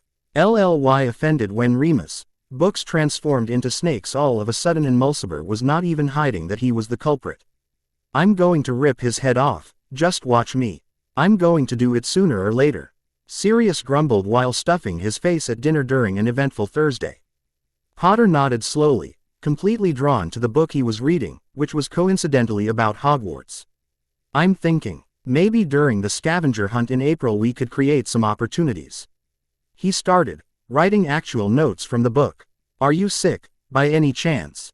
You look like you're studying," Sisney whispered, her eyes widening at the peculiar sight. "I'm a gifted wizard, Littlewood, but sometimes I do have to use the commoner ways," Potter mumbled, getting a high five from his best friend. Sisney scoffed loudly and turned to Ophelia. "If only this gift of his would be a smaller voice, then my mornings would be so much better," she said out loud, making Potter throw her a glare before returning to his book. "Why is he reading it? Doesn't that seem suspicious?" Alice asked, trying to take a peek at it over Black's shoulder but he blocked her. "Haven't you heard of privacy either, Whirly? This is men's business." He took care to emphasize that before whispering something to Potter and leaving the Great Hall together. "By the way, I'm sorry Mulciber has been targeting you, Remus. He started with me and somehow got to you," Ophelia mumbled apologetically. Remus' eyes widened, surprised that she would apologize for something that she didn't have control of. He chuckled and rubbed the back of his neck in embarrassment before he actually answered. "That is certainly not your fault. I'm sorrier for what Professor Spinard is doing to you during classes." "Oh yes, that, off." Elia thought that Professor Spinard was only half joking when he said he will take care of her during Dada classes, but he was definitely not. Every lesson had to be properly exemplified and Spinard took it upon himself to show his students what they were learning so they could know how to react in such situations. Ophelia was always the subject that he would either bully during class or use as punching bag. No matter if it was or not her fault. It was petty and childish, but it was already March and he was not showing any signs that he'd stop soon. "Yes, that is a problem I provoked by myself," she answered, the girl's eyes staring at her knowingly. "At least everyone's having good grades and they're enjoying themselves," Ophelia added quickly, knowing Spinard was being vile only to her. "Well, Longbottom does for sure. He's been improving a lot these months after Christmas," Sisney mumbled, catching a glimpse of the boy she spoke about. "And it's only the first year," Alice added in a small voice, playing with her food while listening to her dorm mates. Ophelia felt tired already. Many things happened and it was only the first year in Hogwarts. Chapter 17. Next day, bright in the morning, Ophelia woke up feeling good. She couldn't quite point out why, but she had a presentiment that today was going to be memorable. Even during breakfast, she wouldn't mind the little tricks that Potter would pull at the table, just to make Lily understand that he was talented. "Are you all right?" a voice asked her, placing a hand on her shoulder. She jolted in her seat before she turned to the one invading her privacy. Maybe if that person would have been anyone else, she would have pushed him away, but it wasn't. It was Remus and he had a few scratches on his face that weren't there before. "Are you all right? Do you need to go see Madame Pomfrey?" she asked worriedly, turning towards him with a frown. Remus' brown eyes softened up, feeling happy that she was worrying for something as petty as a few scratches. "No, I'm fine. On the way downstairs to potions, my robe was caught into something and I rolled on the last few steps." He started, sensing that he might have best not told her. What? It's nothing. I didn't even have to go see Madame Pomfrey. It's nothing. Remus tried to assure Ophelia, whose eyes narrowed so much that he was curious if she wasn't cursing someone silently. Was it Mulciber? She hissed, sounding incredibly cold and distant. Remus sighed and felt like slapping himself for worrying her for nothing. No. Well, I don't know. It's not like he's the only Slytherin messing with us. Besides, you also have Professor Spinard to worry about. He grumbled, his eyes falling over the staff table where Spinard was eating with a frown on his face. That professor is a loner, isn't he? Potter asked, pitching in from across Remus. He loves torturing Gryffindors, especially you, Molly. It is fun when we watch, but still, not so fun for you. He added, trying to save himself from sounding like an ass. Ophelia glanced at the staff table but quickly averted her gaze when he raised his eyes. It was hard, having to be punished through embarrassment in front of the whole class, but it wasn't that bad. Spinard was still giving her homework that had nothing to do with their lessons, and she was curious if Dumbledore indeed told him to do it or he was doing pro bono work after. Every embarrassment she felt, she didn't get to know because later that day, during the lunch break right before Transfiguration, Professor Slughorn asked for Ophelia to come into his office for what he called a clean little chat. She didn't really think about it until she walked into the dungeons and felt the cold air and the humidity, making her feel like she was walking towards her demise. It was extremely silent for that hour of the day, so maybe most Slytherins were either having classes outside or hiding in their common room, studying the dark arts. At that particular thought, Ophelia chuckled bemusedly. She was probably studying more about the dark arts than any Slytherin in the castle, and she didn't even desire it, but it was pushed onto her for unknown reasons. Being so silent, any sound that wasn't specific for the dungeons was interpreted as strange, and so were the sounds of boots, heavily stepping on the ground as if that person walking behind her was in a bad mood. She was standing between the hurried student and his destination, which was not comforting at all. The steps were louder, which automatically meant they were getting closer while she was getting slower. Maybe it was this need to know everything, or maybe just too much curiosity, but at the next forking in the corridors, she entered the one on the right and waited with her wand drawn and close to her chest.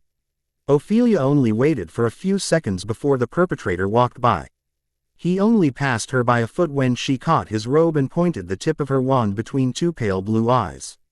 Malfoy. Somehow, I'm not surprised at all. She started coldly, remembering her meeting with the Dementor because of his stupid stone. Skipping classes, Molly. A bit early for you to be down here. Should I remind you that I am a prefect and can take points if the situation occurs? He asked all so gallantly, his eyes looking down at her from the peak of his pride. He did expect the young girl to loosen her grasp on his robe and take a few steps back in surrender, but she didn't. If anything, she looked darker, annoyed that he had so much more authority than she did. Where's the stone now? Ophelia asked, tightening her grip on the robe, even tugging on it lightly. Malfoy's eyes moved on her little hand, those pale orbs narrowing at the slight sparks coming from her fist. It seemed she was pissed off at High for something that she shouldn't have any connection to, and that anger was materializing into something. It does not matter. I didn't force you to get involved but merely gave you indications. You just happened to be in wrong places, at wrong times with wrong people. Just like in Dike Muggle. He spat that last word with such hatred. Malfoy might have been right, especially because Ophelia had no prior connection to the wizarding world, but still, she felt a strange and powerful ache in the back of her neck, as if a vein was pulsating there without an exact reason. The ache made her lose her focus for a bit, forcing her to stumble back. However, she didn't let go of Malfoy's robe and automatically pulled him along, making him almost fall on his back, but quickly regained his balance, keeping her on her feet as well. Even more interesting was the energy swirling even more around her fist, which was gripping the material so tightly that it became white. I am not a muggle, she grumbled, looking down at her feet. The platinum blonde fifth year stared down at her, both curious and appalled by this little girl that was trying to defy him. She was taking deep breaths in and letting them out very slowly, like she was trying to prevent a panic attack, but it was obvious something was wrong up in her head, not in her body. Malfoy scoffed and pulled his robe, but she didn't let go. The blonde was losing his patience, so he drew his wand out and pointed it at her. He didn't use any spell at first but poked her fist with the tip of the wand. Nothing happened, so he whispered to Pulso, hoping it would cast her away. Nothing happened. Nothing at all, which was quite a disappointment until he realized nothing happened to her. She seemed to get further from him. Before he realized the spell backfired and he got pushed back, taking her along since her grip didn't budge. He fell against the wall and she fell over him, giving Malfoy a direct view of her face. His face scrunched when he saw the way her face was so pale and her eyes looked like a snake's. In that moment, she genuinely looked intriguing. "Where is the stone now?" she asked once again, her tone sounding venomous. Those pale green eyes looked straight into his and for a second, he felt his whole body freeze. "Does your father have it, Lucius?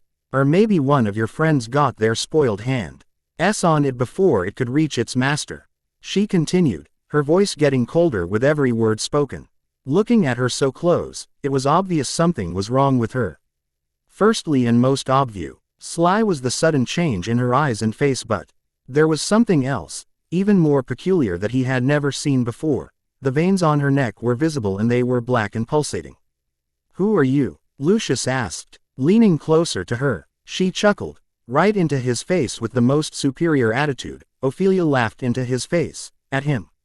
Malfoy was ready to push her away, and very harshly at that, when sudden laughter broke the tension. The blonde watched very carefully as Ophelia turned back to her usual self, regaining color in her cheeks and life in her eyes.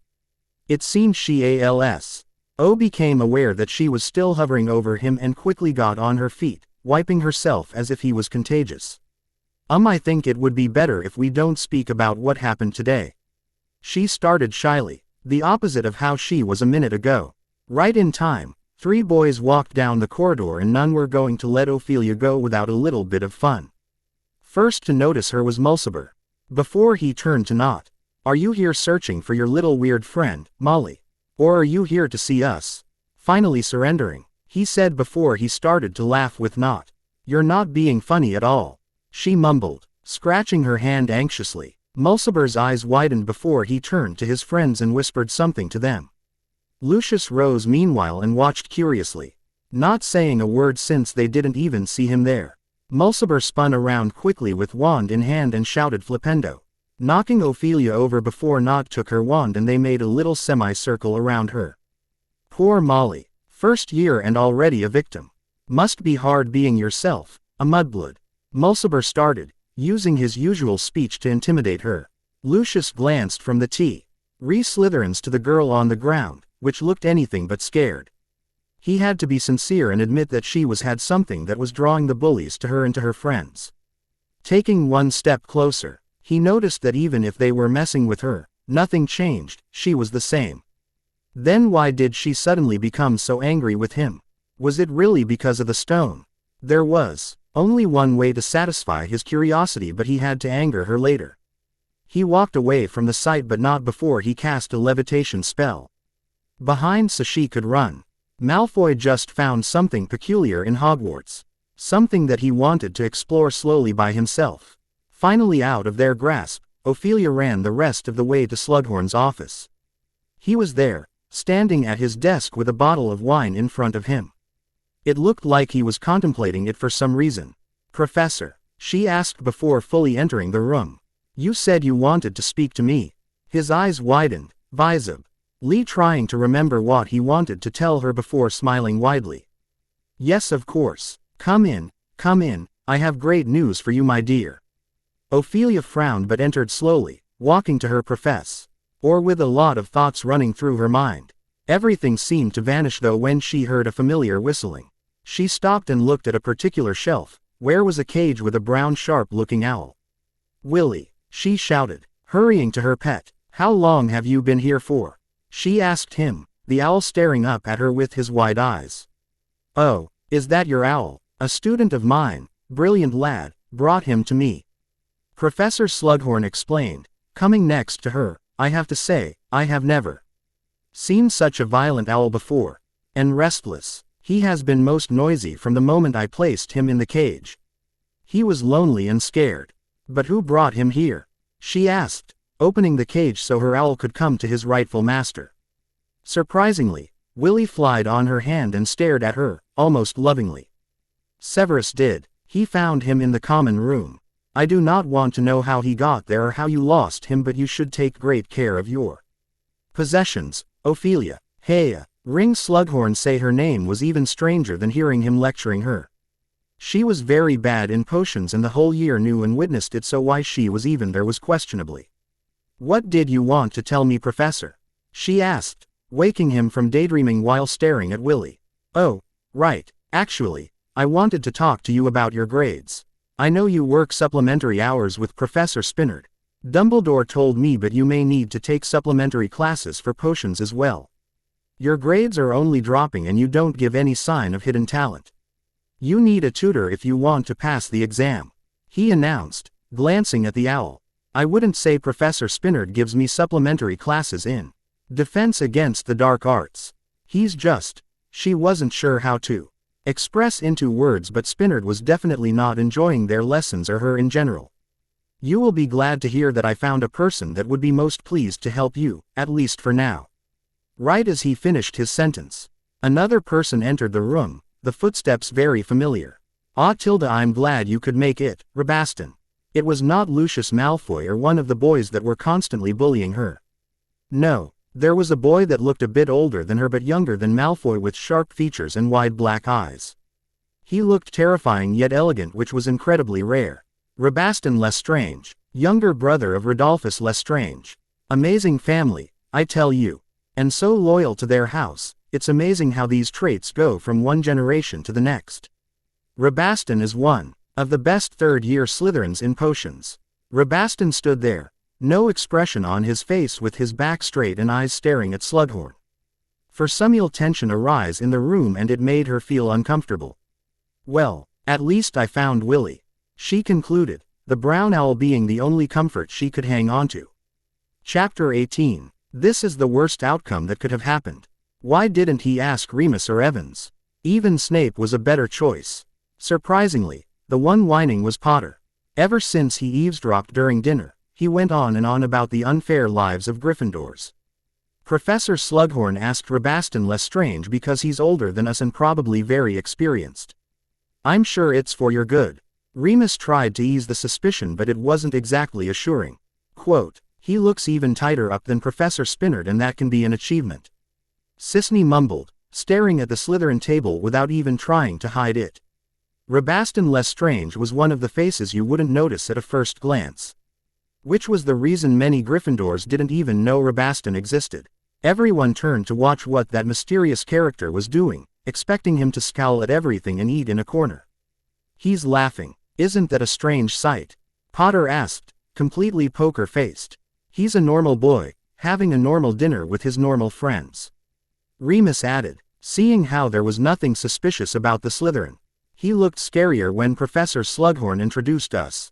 He was there, but at the same time, his mind was wandering elsewhere. Ophelia explained, turning back to the table and grabbing a cherry tart. But he does look very elegant compared to other students, she added, not really thinking in depth of her answer. Potter and Black SC offed loudly and narrowed their eyes at her. Is that supposed to be an insult, Molly? Are you insulting us, your housemates, your partners in good and bad? Sirius asked, Potter having a more offended look than his best friend. I'm offended, aren't you, Sirius? Potter started, wrapping one hand around his friend. I'm offended. We are offended. All of us, right? Black asked, mainly looking for an answer from Remus and Pettigrew. No one answered him. Remus decided to grab a tart and stuff his face so he wouldn't have to respond, while Pettigrew nodded vigorously. Well, it doesn't really matter now, does it? It's not us that have to spend 2 hours with him but Feely. Moreover, I think he's looking this way, Lily told everyone, making the whole group turn towards the dark-haired student. Indeed, just like Lily said, Rabaston was staring at Ophelia in particular, making her shudder under his intense dark eyes. It was strange how she has never heard of that boy, especially with SNA. Pay looking them up just in case he needed the information later on. Just after dinner, Ophelia decided she should retreat into the library for at least an hour of studying. She was walking through the shelves, searching for the answer to Spinard's latest assignment, Thestrals. She was confused why she had to write an essay about something that didn't seem useful in defense against the dark arts. Knowledge is salvation of one's life. She quoted Spinard as she searched for a particular book about magical creatures. If only he wouldn't be such an ass, he'd actually make a good professor. She whispered, feeling like he was going to appear from around the corner if she were to say something else. Surprisingly, someone did hurry over, scaring her when they almost collided. She didn't drop anything but he did, her sharp eye catching the title before he took it and hid the title with his hand. Ahem, what are you doing here so late? Severus asked, trying to sound less suspicious than he seemed already. Studying Thestrals. And you, sneaking in the restricted section. Those elongated eyes looked extremely innocent. If Severus didn't know better, he would have believed her, but he spent quite a lot of time with her, trying to improve her skills in potions. Hey, Sev, do you know Rabaston Lestrange? She asked out of nowhere. Severus' eyes widened to the point he almost resembled an owl before he grabbed her arm and pushed her towards one of the furthest tables in the library, right across the window. It was a place not many would stop to study in because it was supposed to be cursed by one of the former students, who also left a mark on the desk. The Lestrange family has a bad reputation altogether. For centuries they have been known for practicing dark magic and even support Grindelwald's ideas that wizards should dominate muggles and not live in fear, hidden in between bricks. I'm not sure how far their support went, but they are dangerous and uncontrollable, Sev. Eris explained in a voice that was not yet a whisper but not loud either. Why do you think Professor Slughorn asked a Lestrange to tutor you? Severus asked, leaning over the table with his eyes narrowed at his friend. He said that Rabaston was most pleased, which means he wanted to, and Slughorn didn't have to pester him at all. Why does Slughorn care so much that he would help you? You're only a first year. He doesn't even know your potential. Actually, that was indeed suspicious. Slughorn and Spinard were giving her supplementary lessons because Dumbledore asked, because Dumbledore knew something that she didn't. But what could that be, and for what reason exactly was he taking care she wouldn't fail her exams was still unknown. There were many questions, and Ophelia spent the rest of the days asking herself over and over just what was she missing. That was how winter passed and spring came around with a new source of excitement. The scavenger hunt was going to take place in April, during the Easter break, and they were going to partner up in groups of 4 before actually hunting. They had 1 week to complete the schedule, and although Ophelia originally thought it would be easy, it wasn't. It was also very strange how each house became incredibly united, as if it was Quidditch, not just a random way to get students to enjoy studying. Even before the week started, students from Ravenclaw were trying to plan every task, while Slytherins had one main rule, and that was cross anything and anyone just to take the points. Probably Hufflepuffs were the ones that were going to H Avenue fun because they looked like they were not going to think about it until they had to. Gryffindors were a mix of Ravenclaws and Slytherins, but they were trying to keep up the appearances that it didn't matter if they won or not. The site is pretty large. We have to search for silver eggs all the way from the Great Hall to our edge of the forest. The castle alone will be a lot of work, and there will be a lot of people fighting over an egg. Lily laid out the conclusions, making everyone feel discouraged. Maybe we should attack from the shadow. Slytherins won't be easy to pass in Ravenclaw. WS have been planning their schemes for weeks. We need to attack before others do it. Sisney started, her eyes focused on the map laid on her bed. We need those points for the house. Right, you are Littlewood. We need those points worse than a change of Dada teachers. Sirius Black pitched in, his wide smile suspiciously laid back. But we need to know the tasks before we actually form a plan. Lily combated before Potter could say something annoying. The glasses boy actually seemed deep in thought. He was one of the most competitive people Ophelia has ever seen, and he was very persistent. The brunette was sure Potter could come up with a strange plan and everyone would conform to it one way or another because they were desperate. Maybe we should use some of us to spy on competition. Only one glance should be enough. Don't you think so too, Molly? Ophelia raised an eyebrow skeptically at the dark-haired boy, appalled that he would even think of cheating. I believe in loyalty, unlike you. I'm not going to ask anyone about anything related to the hunt. She retorted, narrowing her eyes at him. Black chuckled darkly, but his eyes were sending subtle death threats and curses at Th. Incredible courage to say that when she was hanging around Slytherins more than her own housemates. What if someone decides to sell us to the competition? Black insisted, his attention still focused on the green-eyed witch. Someone who treasures her Slytherin friend more than us. Potter's eyes widened, remembering a certain detail that Sirius forgot. Mate, he tried to stop his friend, but Sirius was turned against Molly. Your friendship is ruining Remus. School life, do you know that? He's been bullied more than you and has come with a lot of scratches and bandages. Because of a certain little girl. Sirius added, leaning in while glaring at her. Lily was already fed up with those accusations. She scoffed and left the table angrily, leaving Potter in a sour mood. Remus was also surprised and worried because the bullying was not the problem in his case. Mulciber was more excited to mess with other students from Ravenclaw lately, and he could even walk in the dungeons for potions without having anything thrown at him. You should stop now, Sirius. It's not her fault. Remus tried to mend it, but Black couldn't see anything but red in front of his eyes, or in that case, green. Th's green eyes were looking at him without empathy and without the slightest gram of remorse. She was so blunt all the time and so blank, as if she wasn't truly living. That kind of person wasn't adding any joy to the house, and worst of all, she was reminding him of his family. You should have been a Slytherin. He mumbled loud enough for everyone close to hear, which meant Potter and Ophelia. Mate, let's go for a bit of fresh air. I need to practice for next year's tryouts anyway. Potter grumbled before dragging Sirius out of the common room.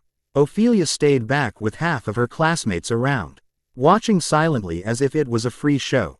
Why is he so pissed off? Does he have anything against you, Feely? Did you two fight? Alice asked. That never happened. Ophelia and Sirius weren't talking much, and he seemed to remind her of her life in the orphanage, angry and insignificant. That was probably why she avoided him for the rest of the week. April came sooner than the professors wanted, and the scavenger hunt was the most talked about subject between students. We should come up with a strategy. Maybe if we split, then we have more coverage. Potter whispered to Longbottom. Fr. Ank Longbottom was quite good at strategies, surprising everyone with his ideas. The boy nodded and wrote something down before showing it to his colleague. Before Potter could read it, Professor Spinard covered it with his hand and took it away. Is there something you'd like to share with the class, Longbottom? I'm sure we can stop the lesson for such an important matter. Spinard's cold tone sent a shiver down Frank's spine. Potter, on the other hand, kept his eyes on the piece of parchment. If only he could levitate it out of Spinard's pocket by the end of the lesson, then their strategies were safe. I would focus more on your assignment than my robes, Potter. I'm sure you think you are talented, but you're not. Pay attention. Potter's eyes rose to meet the steel blue orbs of his professor and chuckled. Good eye, Professor. Spinard rolled his eyes, deciding to disregard Potter altogether, then run out of patience. In the end, Spinard's grasp on the paper remained strong, and no matter how much Potter and Black tried to take it back during the rest of the lesson, they couldn't. It's like he could read our minds. Each time he passed by, I'd try to get it, but he always knew beforehand. Potter complained after class. Maybe it's because you were using the same levitation spell. We're first years, it's not like we know advanced charms. Alice reasoned, making Sirius scoff. I tried 3 different charms and none worked. 3 wasn't a big number. Ophelia and Remus glanced at each other and silently agreed they shouldn't interfere with this new mission.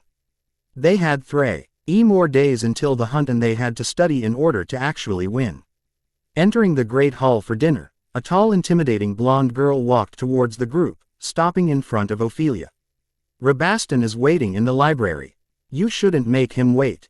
He hates mudbloods more than anything, she announced before leaving with a sneer. Then why did he agree then? Sisney screamed after the Slytherin. I didn't know you're a muggle born. Potter spoke when they finally chose a spot to seat on at the table. Ophelia glanced at her roommates before her eyes fell on the boys. I'm not. My mum was a witch, but she died when I was 7. I don't really know my father, she answered, her eyes lingering on Black, searching for a reaction.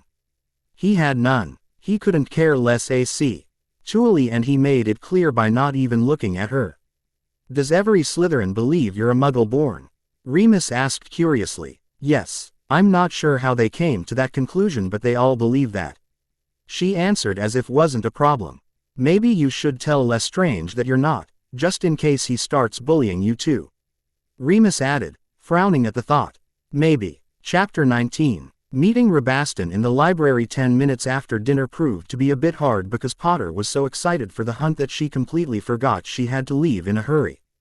Therefore, when Leah arrived at the meeting table 5 minutes late, Rabaston's scowl was scary. Sorry I'm late, she apologized in a low voice. He didn't move or blink or breathe if she were to be sincere. Eventually, with her book open in front of her and quill ready, he finally opened his mouth. Tell me the ingredients for the forgetfulness potion. His voice was just like back when they first met. It was so strange how their tutoring classes were now compared to then. The first time they had a lesson was the first week of March and then another on the last week of the month. Now it was early mid-April. I thought that we already passed that. Lately we are studying the Wide-Eye potion. Rabaston raised an eyebrow and leaned over the table. Can you do it? He asked coldly. Well, if you mean the forgetfulness potion. It's getting better and, is it perfect? He asked again, staring at her intensely. And no, she admitted. Add 2 drops of Lethe River water to your cauldron and gently heat for 20 seconds. Then add 2 valerian sprigs to your cauldron, stir 3 times, clockwise, wave your wand and leave to brew for 45 to 60 minutes. Next add 2 measures of standard ingredient to the mortar, add 4 mistletoe berries to the mortar and crush into a medium fine powder using the pestle. Add 2 pinches of the crushed mixture to your cauldron, stir 5 times, anti-clockwise, wave your wand and that's it.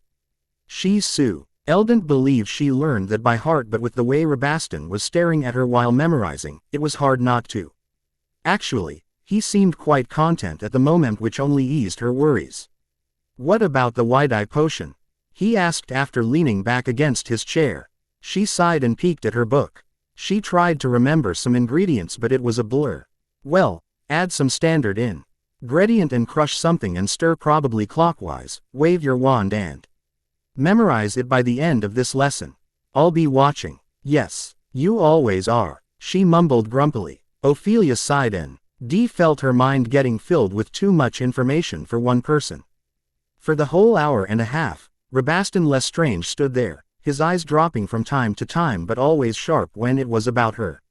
Ophelia was done memorizing in half an hour, but when he ordered her to tell him everything, she forgot the most important part, the wolfsbane. Luckily, the time for bed was in 15 minutes. Taze and Rabaston seemed very submissive to rules. Let's meet on the Sunday before the hunt. Same hour, the boy announced before hurrying down towards the dungeons. Ophelia blinked, the whole way back to the common room, walking in a haze. She was in front of the lady when she met Sirius. Molly, done with your tutoring? He asked nonchalantly. He's evil. He only ORDW to make the potions but never really does something. She explained, visibly mentally tired. Black raised an eyebrow, a boyish grin threatening to appear. It was funny to see her loosen up. It was probably one of the rare NTS her eyes were showing her true feelings.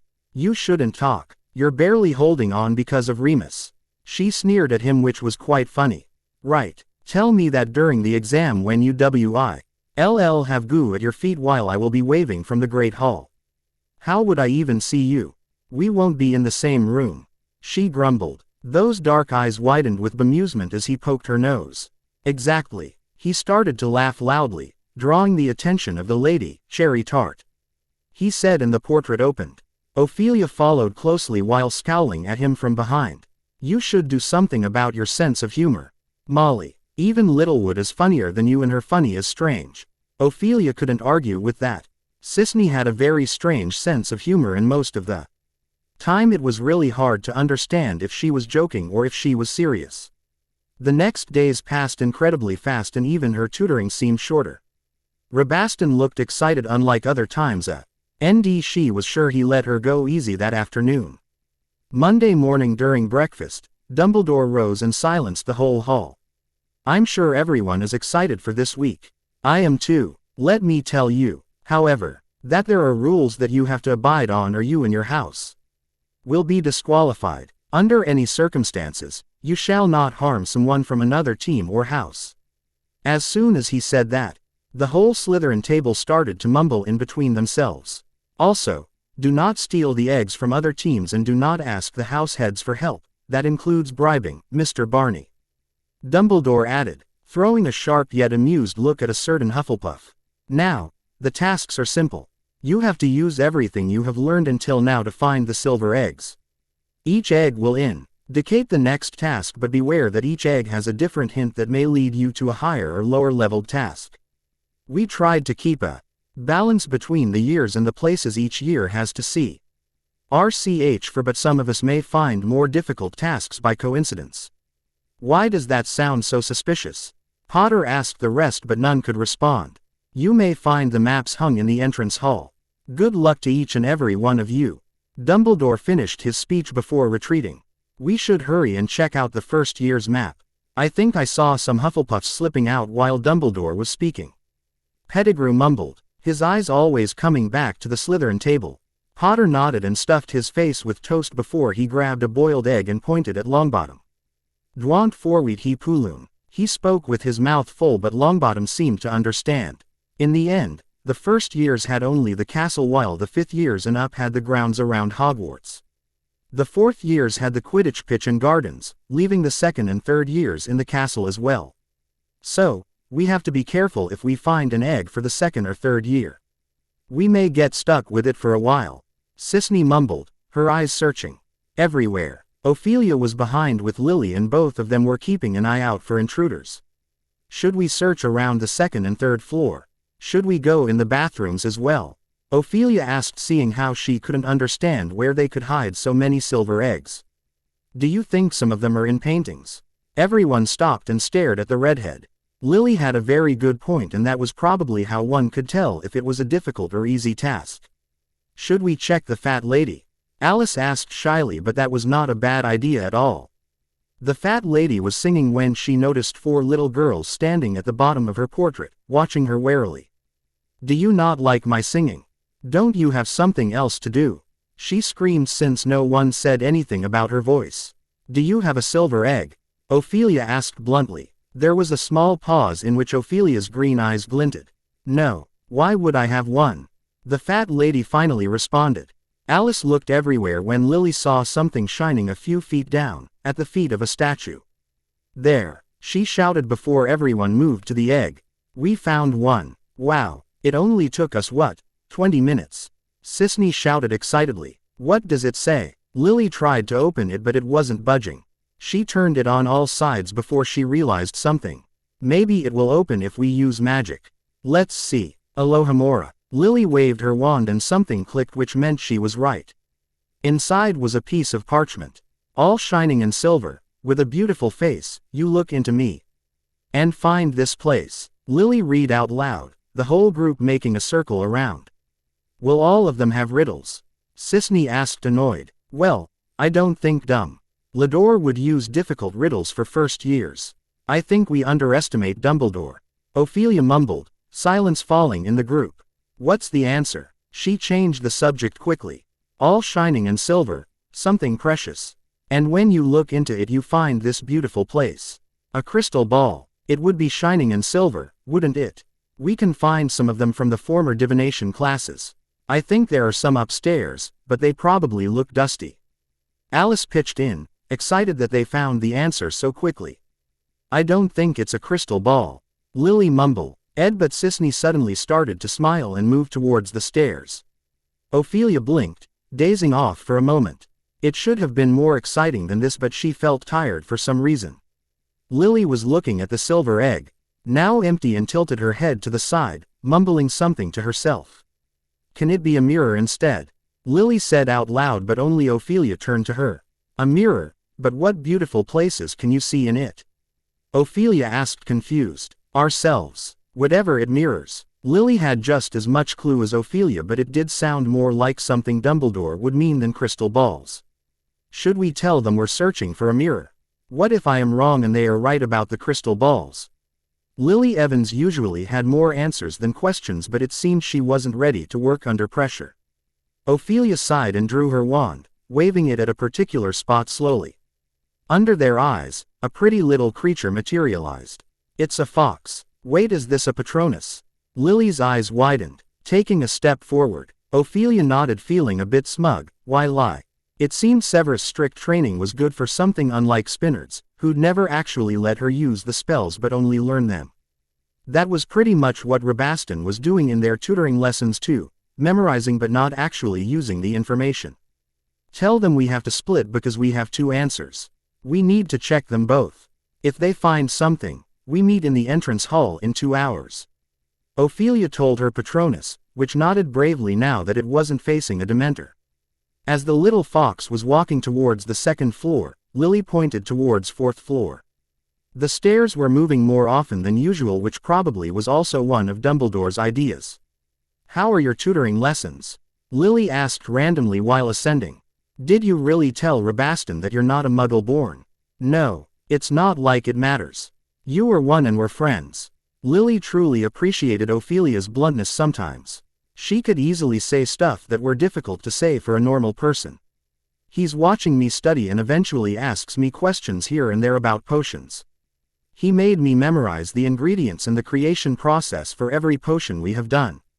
She sounded a lot like she was suffering immense torture every time they met, but looking at it from Rabaston's point of view. It was probably the only way she would study. Then, if there is a task about potions, will you be able to make it? Noctis as much as I learn. Ophelia answered before opening the closest door. It was leading inside an old empty room which was equal with nothing. Maybe we should have a group study at the end of every week. Sisney has troubles with potions too, Lily said, genuinely contemplating their options. Tell that to Spinard. The brunette witch mumbled under her breath, quickly trying another door that ended up being locked. They spent half an hour going around the 4th floor, meeting a lot of students from Ravenclaw, searching for silver eggs all around. While going to the 5th floor, they met Remus and Frank, who looked very worried. Sirius and Mies found one and have been trying to catch the clue. Remus said, eyes wide and red. Have you even slept last night? Ophelia asked, taking his appearance in. Are you all right? Frank chuckled and patted his classmate on the back. We found 2 eggs and one of them was a riddle. The answer was really easy, but Potter hurried and said the wrong thing. The parchment just flied towards Remus and threw some kind of powder into his eyes. Frank's explanation only made the 2 girls worry. They glanced at each other before they ran down the stairs towards the entrance hall. What if they tried answering and it did the same to them? Lily asked worriedly, but something caught Ophelia's eye. What? Lily asked, seeing how the green-eyed witch stopped. Bathrooms. Bathrooms have mirrors. Let's check it. But don't we need the riddle to give the answer to? What do? We take it off the wall. Ophelia didn't respond before running down the corridor on the 1st floor's bathroom. She just turned around the corner when she collided with someone that was running her way. Molly. Ophelia's eyes widened at the familiar face of the poltergeist. Compared to her, Peeves looked like he might have gotten a very bad idea. Molly. Foxy Molly. In a hurry during such a nice day. You won't help me if I ask, will you? Ophelia asked warily, partially turning towards the corridor she came from. Peeves chuckled and flied closer to her face. What do I get if I help? He asked. Ophelia blinked twice, thinking just what she could give a ghost that loved nothing but to mess with the students. A free pass, she blurted out without thinking it through. Unfortunately, it seemed that Peeves genuinely liked that idea. His smile widened, looking like someone was stretching it from behind, and nodded. Mirrors can be found everywhere in this castle. Foxy Molly didn't even search inside her own pocket, did she? That was everything he said before he started to laugh and flied up into the ceiling. Ophelia checked her pockets, but, just as she expected, she had nothing inside. That was pointless, she concluded after staring at the ceiling for a few minutes. He was not coming back and he did not help. Turning around, the way back to Lily felt a lot worse than she wanted to admit. She had a hunch, but it ended up being only Peeves. Lily was in the same place Ophelia left her, but not alone. The greasy-haired boy was speaking to her, trying to make a point, but it looked like Lily didn't want whatever Severus was pushing towards her. The brunette witch slowed down until she stopped a few meters from the two. She was far enough not to be seen but close enough to hear them. That's against the rules, Sev. If they catch us, our teams can be disqualified or even worse, the whole house will lose points. Ophelia heard Lily reason, but Severus was a very stubborn child. My team already has 4 eggs and not all of them were found by us. Sev, I can't. It's all right, Lily. I found this and my teammates don't know about it. Take it, he said, stubbornly pushing it towards her. Ophelia watched how no matter what Severus would do for his best friend, the redhead wouldn't take anything for granted, not even from him. Lily had certain values that she seemed to stand and live by, which were not uncommon for Ophelia. Yet, at the same time, the brunette saw people who immediately gave up on those values for a greater price. Seeing how interrupting the two would be a mistake, especially with Severus getting angry so quickly, Ophelia took a long look around before going up the stairs towards the 5th floor. She was halfway when something flew right past her. Her eyes widened when she saw Potter flying after something, impressively fast and focused. Hey Molly, have you seen J.M.? Sirius Black stopped when the boy he was looking for ended up coming back with a winning smile on his face. Caught it. Little bugger thought that it could escape me, but Nia. Potter boasted, flying towards the ground. Let's see what's inside. Once he opened it, all of them frowned. Potter turned it upside down and shook it, but nothing fell out. Are you telling me this was a waste of time? Black asked, his eyes narrowing at the yellow ball. What is it exactly? This pretty yellow flying ball.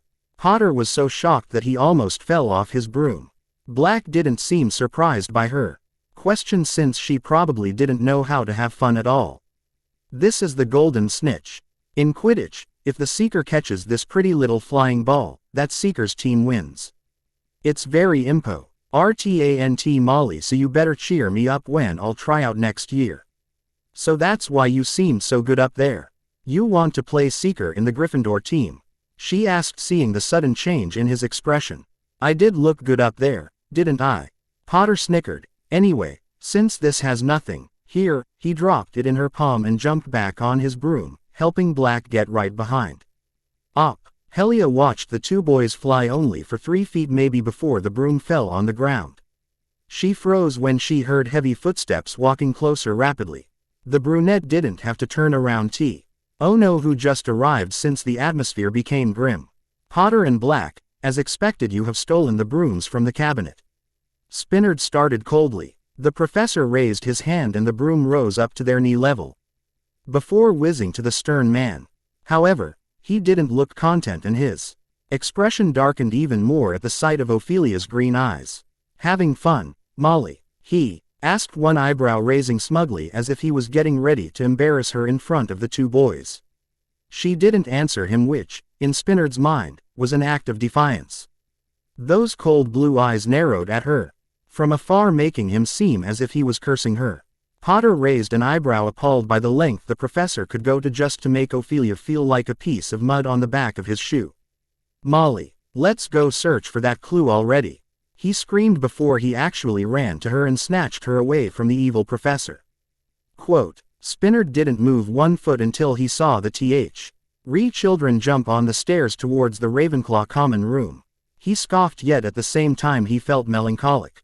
If only he didn't have to return to Hogwarts, then his life could move on without having all these memories coming back in waves. It was all Dumbledore's fault, but Spinard could not defy the headmaster even if he wanted to. You should tell McGonagall about the way Spinard treats you. That's not normal, Potter started murmuring, though it was loud enough for her to catch the message. I will if it gets worse, she answered, looking ahead instead of looking at the boy. He almost set you on fire last week, Potter combated stubbornly, his eyes sparkling behind his glasses. I know he stopped giving Remus extra lessons, so why does he continue with you? Even if you did something, Spinard's overreacting, he added, stopping in front of a scenery painting. What really happened anyway? Littlewood was whining before Christmas, in the train, that you missed it. You, who ever misses a class and comes right on time? Ophelia blinked, taken aback by the sudden worry, especially coming from a person she would only watch than speak to. It was strange how close Potter seemed to be acting when he and they are forced to or under special circumstances. Suddenly, Her sight moved on the dark-haired boy who didn't utter a word the whole time. Why does Black only blame me for everything? I only know one Slytherin and he doesn't do much. How am I to blame for what other Slytherins do to anyone? She asked coldly, surprising Black with her bluntness once more. I don't hate you or anything. He answered quickly, looking angry for some reason. That's not what I asked. Green eyes were staring into the depths of a pair of dark eyes, none aware that from the shadows someone was watching everything and taking notes. Of course, maybe it wasn't important at the moment, but he has been instructed to watch little Ophelia and report any changes that might affect her at a higher level. By the time they arrived in the entrance hall, Lily already met Sisney and Alice. One of them had the same kind of teary eyes as Remus when Ophelia met him a while ago, and she didn't have to be a genius to understand what happened. The answer is not a crystal ball. Sisney started as soon as she saw Ophelia, tearing up from whatever has been thrown at her face. It's a mirror, like Lily said. Of course, we got your message a bit too late, Alice explained, patting her friend on the back in comfort. Black and Potter glanced at each other before they laughed, making Sisney narrow her eyes at them and scream. It was a peculiar sight, especially with the way she seemed to tear up after every word thrown at the boys. From the corner of her eye, Ophelia saw Lily look down at her hands before fidgeting nervously. The green-eyed girl walked to her redhead friend and stared at her expectantly. When Lily didn't say anything, Ophelia decided she might as well admit what she witnessed. You didn't accept it, did you? What do you mean? Lily asked. Yet one look from Ophelia and she knew it was all right to speak about it. He should have known I would refuse. I know, though. Say two words seemed to have quite a big effect on Lily because she smiled and nodded, content with how their conversation finished.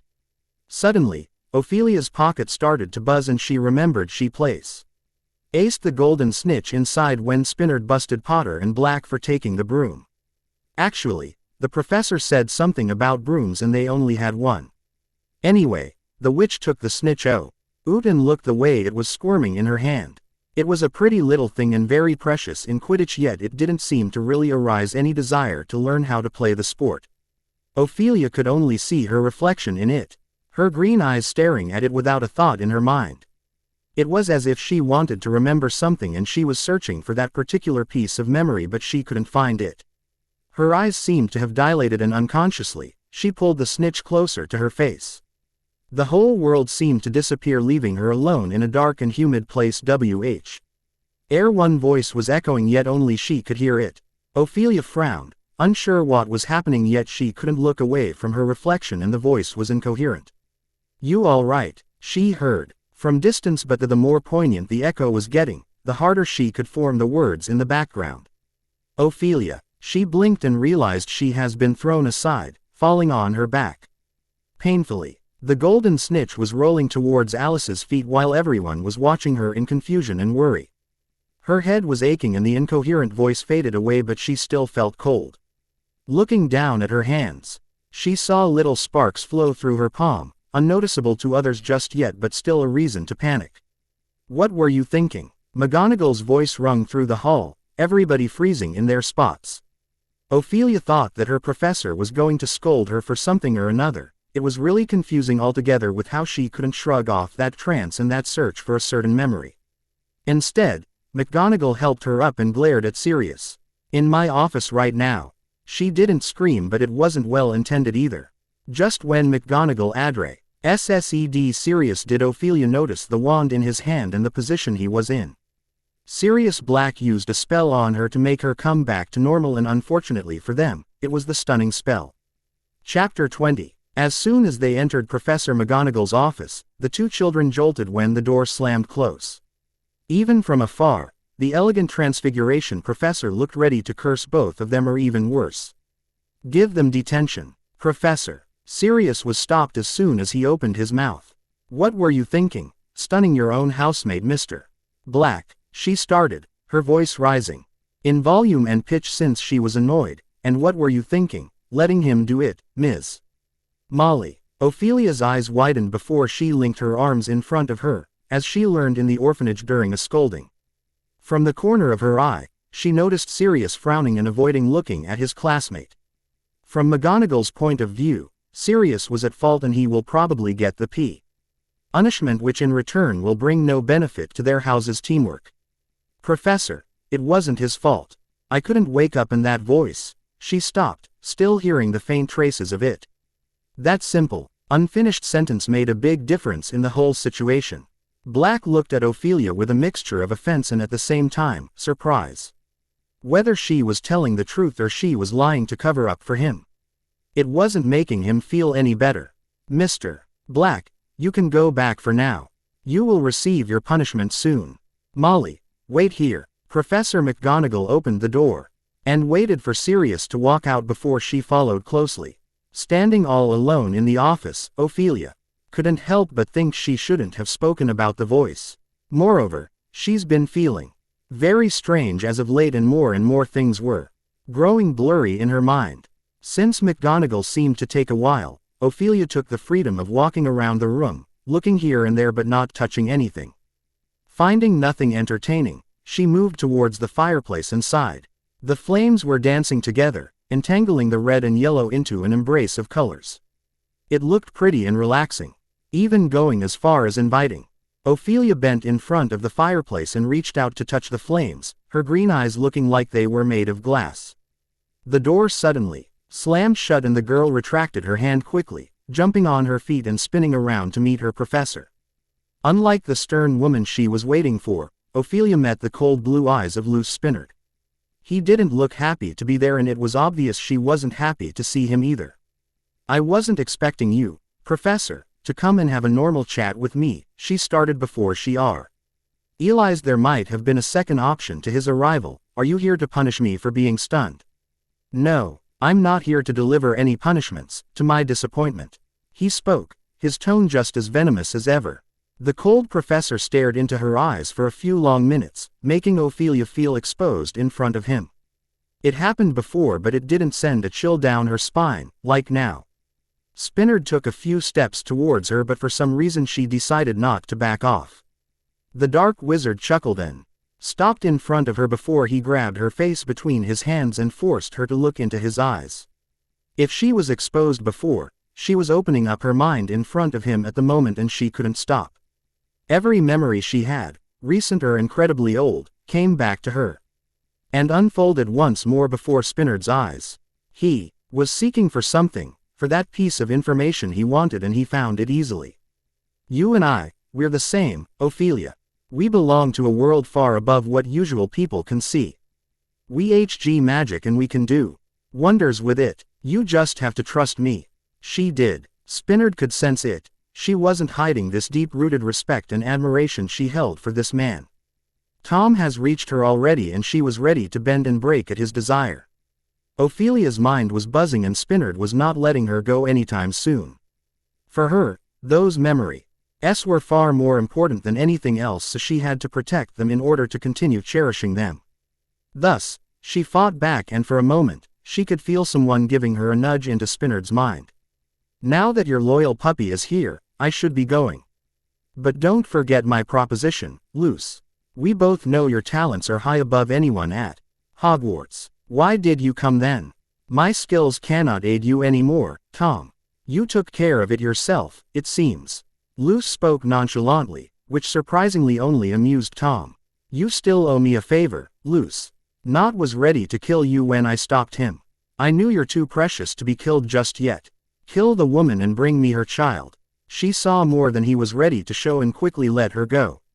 Spinard's eyes widened at particular memories she discovered, but not as shocked as she was.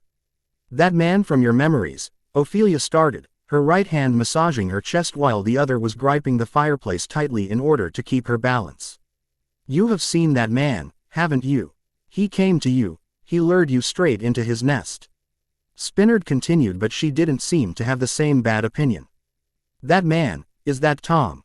She asked. You killed a woman, she exclaimed, that fresh memory dawning onto her. You killed a muggle. She wasn't a muggle, Spinard snapped, drawing his wand and pointing it at his student. The man from my memories and the man you hold so close to your heart, they're one and the same.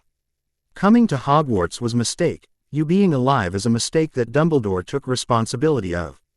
But not me. Your dear father will kill us all and you will open the doors for him. Spinard hissed, his blue eyes glaring at her with so much hatred that Ophelia felt genuine fear crawl up her back. That's enough, Luce. Dumbledore's intrusion was too late. Spinard has already told her too much and the kernel of doubt was already planted in her subconscious. Once Spinard left, Rai angry and still glaring at everyone around him, Dumbledore invited Ophelia to sit. The girl glanced at the door before she turned to the man that helped her when she most needed it. It was either believing Spinard's memories or believing Dumbledore. Ophelia, how do you feel? Dumbledore asked nonchalantly. Doubtful, she answered bluntly, sitting across him. I can't forget what I saw in his mind. Ophelia added quickly, I know, that's why I won't advise you to forget any of it. But I want to clarify your most impetuous curiosity. Dumbledore's comforting words were just as good as before, making Ophelia feel safe and open up to him. Professor Spinard and this Tom, they hated each other. Dumbledore's eyes widened with bemusement. No, Professor Spinard has always been, as I'm sure you have felt, a good legilimens. He navigated through the depths of your mind in search of a curiosity he had for a long time now. My father. He wanted to know if I met my father. Dumbledore nodded, a soft smile spreading on his lips. Indeed, Professor Spinard has never liked interacting with people in general, but Tom was a different case. If anything, Luce admired Tom's gifts. The headmaster continued calmly. Dumbledore was avoiding the main problem and Ophelia was aware of it. He never said anything about Tom, who was the main character in Spinard's memories. Why does he hate me so much? Ophelia asked the dreaded question. He doesn't. I would be most thankful if you could do me a favor, Ophelia. Trust Professor Spinard and continue your lessons with him. If you can, help him move on.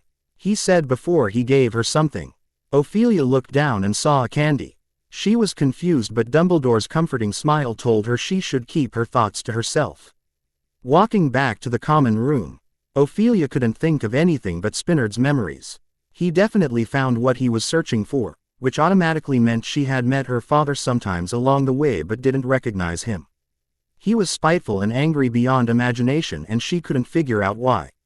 Spinard killed a woman and he seemed very submissive as a teenager, so what gave him the right to act so rude to everyone? When Ophelia entered the warmth of the common room, she smiled unconsciously.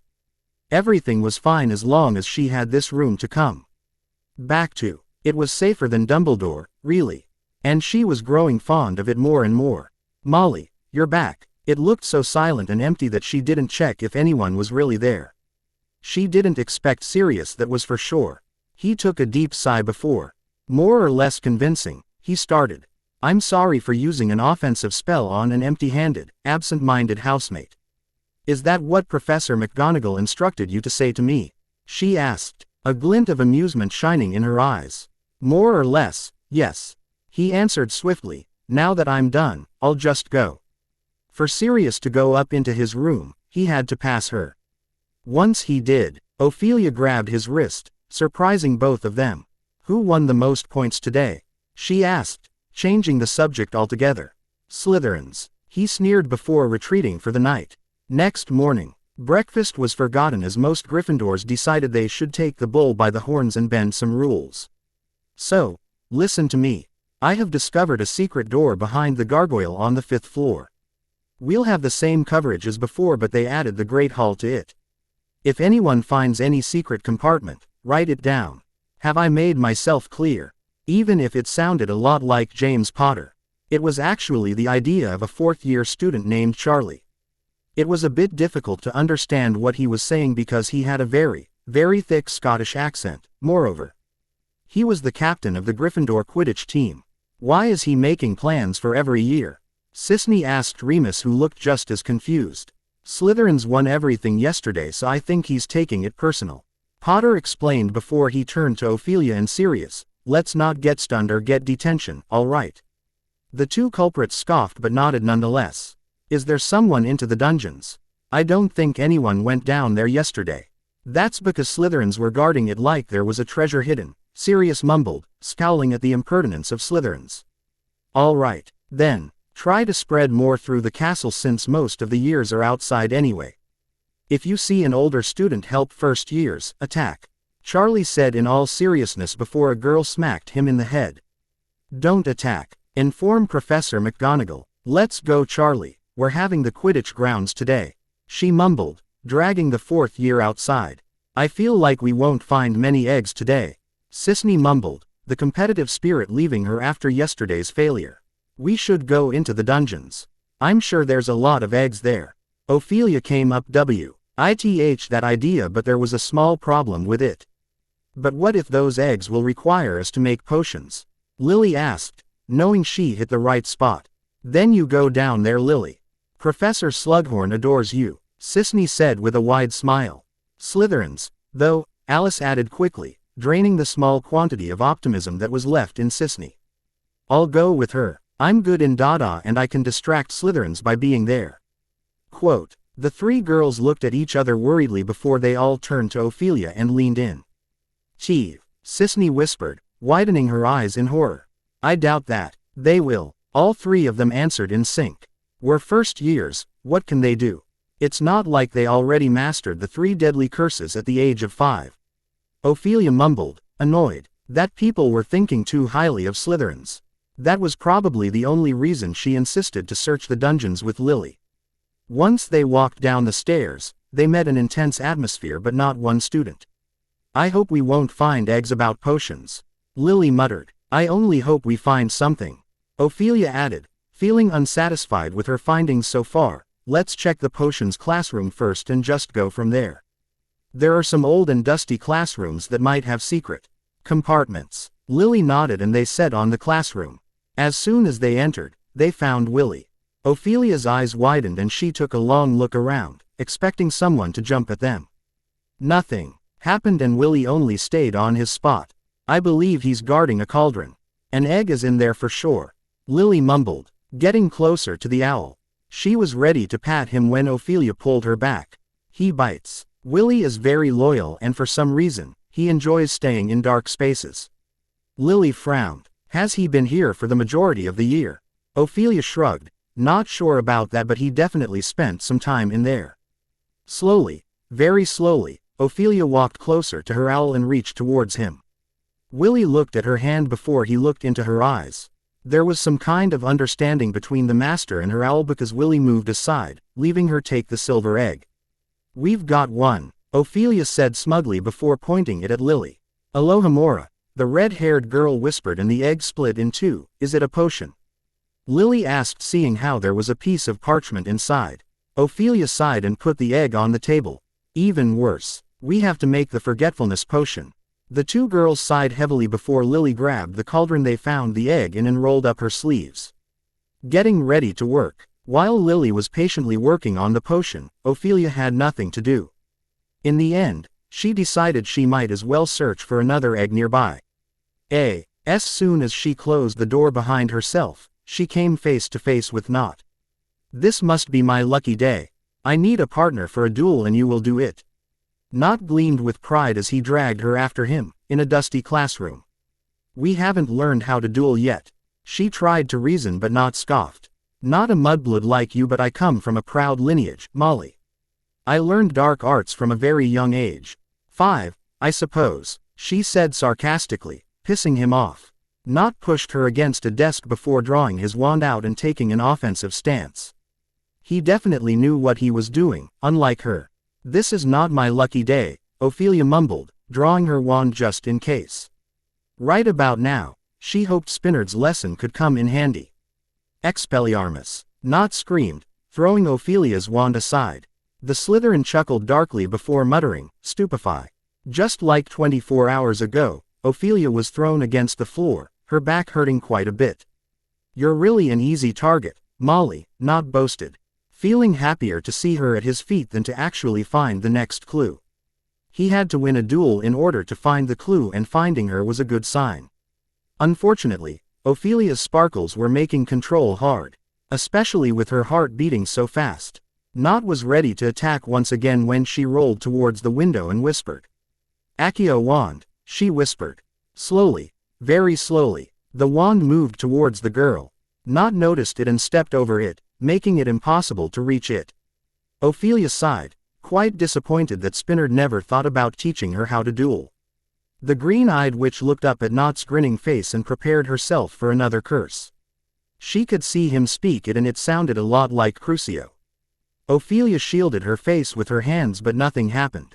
She looked up and saw Not spread in a corner, having spasms. Was it me? She asked herself, looking at her hands. The blue sparkles were jolting from her fingers but it didn't look strong enough. Take his egg. There it was, that voice she heard before. It sounded very familiar but it was still too soft to recognize it. Warily, Ophelia walked to the Slytherin and searched for his egg. She didn't find it but she did find the parchment that said Not had to win a duel. Since he definitely didn't win, she grabbed it and waited for the clue. It was a riddle and both the duel and riddle valued 100 points. What is so delicate that when you say its name, it is broken? Ophelia read out loud. The brunette thought hard about it, even paced around hoping she will stumble against the answer.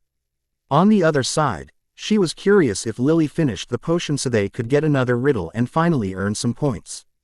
While still on the floor, Not tried to raise but groaned at the pain. Can't Slytherins be silent even when they're hurt? She mumbled, annoyed. Her eyes widened when she finally understood what it meant.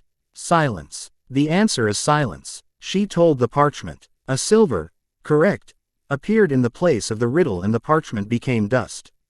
Content with her result, she went back into the potions classroom only to find a Slytherin with her wand pointed at Lily. Give me the potion nicely or I can use the hard way. She threatened but Lily didn't look ready to give up. Move, mudblood. If that was how Slytherins earned so many points already. Ophelia felt even better for taking the egg from Not. Seeing how impatient was that girl, Ophelia made a bit of noise to draw her attention. Lily was fast enough to finish and grab the parchment before defending herself. Expelliarmus! Lily screamed before running to the door. The Slytherin girl was ready to curse the two Gryffindors but Willy flied and scratched her hands. Lily and Ophelia ran out and eventually stopped near another dusty classroom. What's the riddle? Ophelia asked in a hurry. If you have it, you want to share it but once you share it, you no longer have it. Lily read. Ophelia frowned and read the riddle once more in her mind. Willy was guarding a riddle with an easy answer yet significant. A secret, Ophelia gave the answer, feeling guilty yet not having a real reason for that.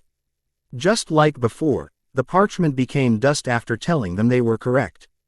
Lily looked happy but something was off with the path the scavenger hunt was taking. Chapter 21. The scavenger hunt ended up with a lot of ruckus and not all of it was because of the competition. It seemed that a few eggs have been tempered with and even more have exploded when given the right answers. In the end, the house with the most points was Hufflepuff. Potter started at breakfast the following Saturday. Hufflepuff found the most silver eggs for the 5th and 7th years. So, even if Ravenclaws had the most points for the 3rd and 4th years and Slytherin for the 2nd and 1st, they won. And even worse, Gryffindor didn't win anything at all. Anything, he exclaimed, offended, drawing the attention of the whole table. Please, calm down. I'm ashamed enough as it is. Charlie mumbled. He was exhausted after he did all those schemes in order to win points. I bet he feels the worst. After the work and time he spent on plans, it ended up disastrous. Lily whispered to the girls, throwing quick glances at the 4th-year Gryffindor. Well, at least it was fun. It prepared us for the upcoming exams. Alice added, smiling encouragingly at her friends. Everyone will pass with flying colors now. I doubt it, Sisney coughed, trying not to make it obvious who she was referring to. Anyway, looking back, this year has been the greatest time of my life. I can't help but look for next. Alice changed the subject quickly, before Pettigrew could realize Sisney was very much referring to him. Everyone agreed and even toasted for that, making weird comments from the side but not Ophelia. She was happy with the friends she made but at the same time, there was something bugging her. Later that day, she was called outside the common room for a quick chat. It wasn't a surprise when she met Severus in front of the fat lady. He grabbed her arm and pulled her aside with a frown on his face.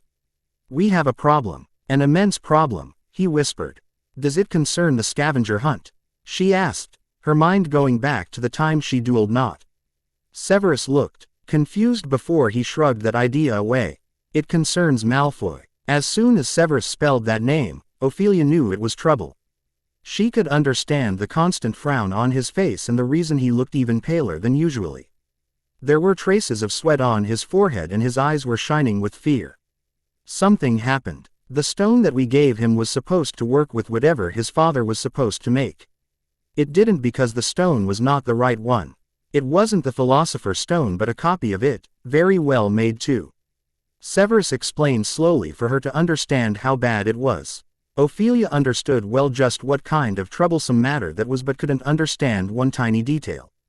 We found it in the spot he told us about. How could it not be right? She asked. I know. You took it from the trunk but maybe something happened when the Dementor appeared. That was one way of putting it. Ophelia's eyes darkened as she remembered how she got in the possession of the stone.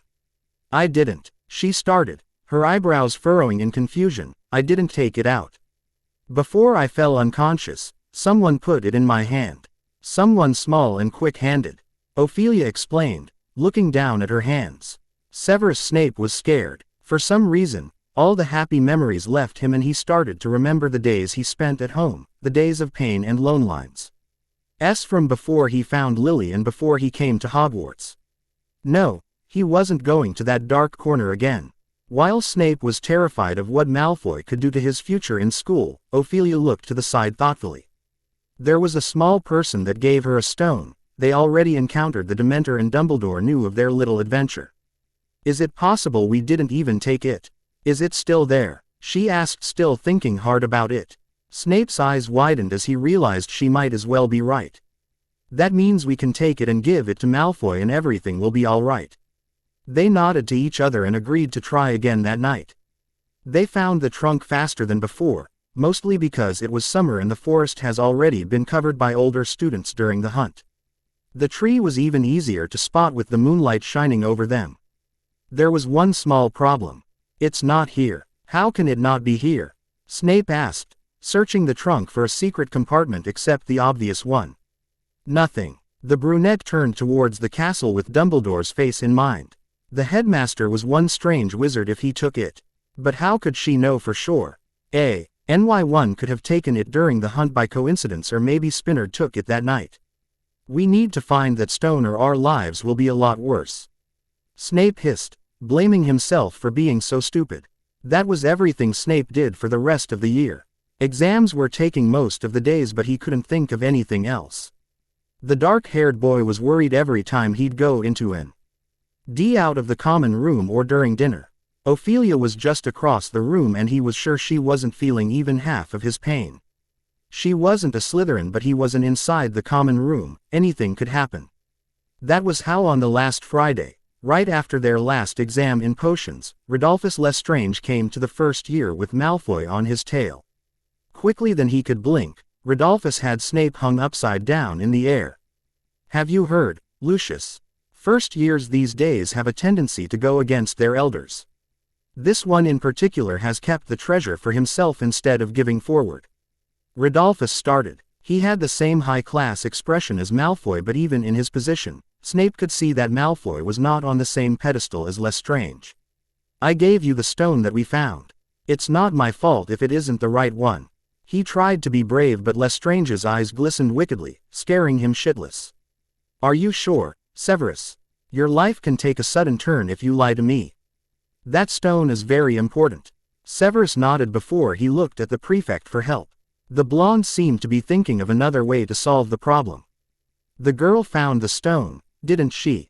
The Gryffindor. Does she have it? Severus shook his head quickly, having a quick idea what Lestrange would do to her. Are you sure? She might have given you the wrong stone for all you can know.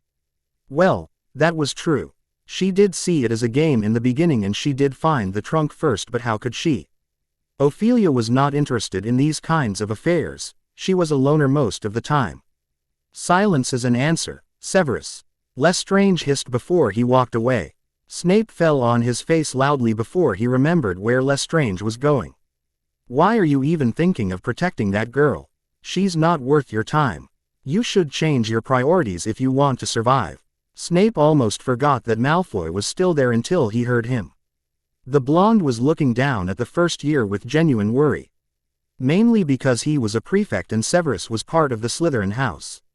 You should learn that loyalty to your house means far more than a petty friendship. Those words could be taken in two different ways and Snape understood both. He was a smart child and nodded, admitting to himself that being around Ophelia was doing him more harm than good. Yet, he couldn't help it.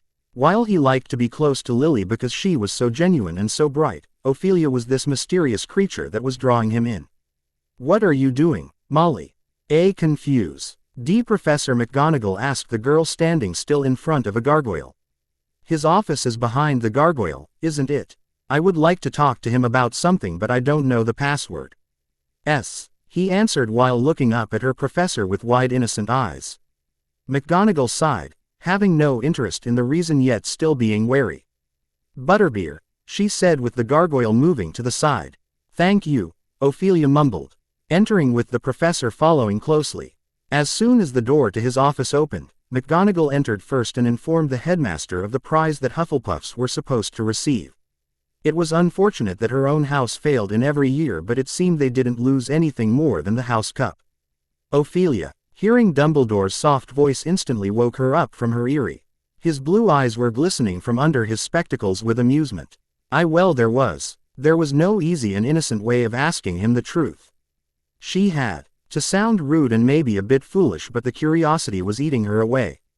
"You knew about the stone, didn't you, sir? You knew all along that Malfoy asked Severus to bring it to him and you took it. The trunk is empty." Dumbledore raised an eyebrow but didn't say anything yet. "Was it you who gave me the fake stone? You placed it in my hand right before I fainted in the forest. It was either you or Professor Spinard." She continued. "Neither I or Professor Spinard are small enough to do it. Such small creatures are very quick."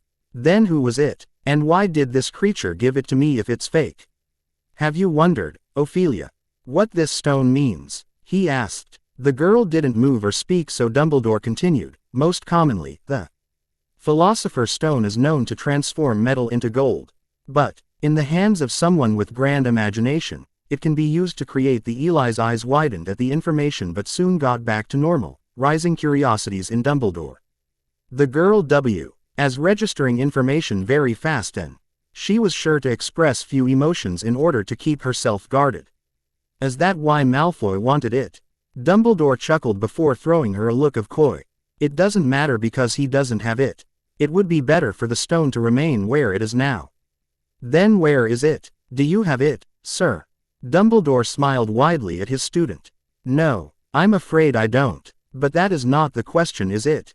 The stone should either remain hidden or it should be given back to its rightful possessor, Nicholas Flamel." Ophelia nodded and walked out. It was strange how he gave her the name of the possessor but not a real answer to her question. Feeling like she should just drop the subject altogether, she walked back to the common room.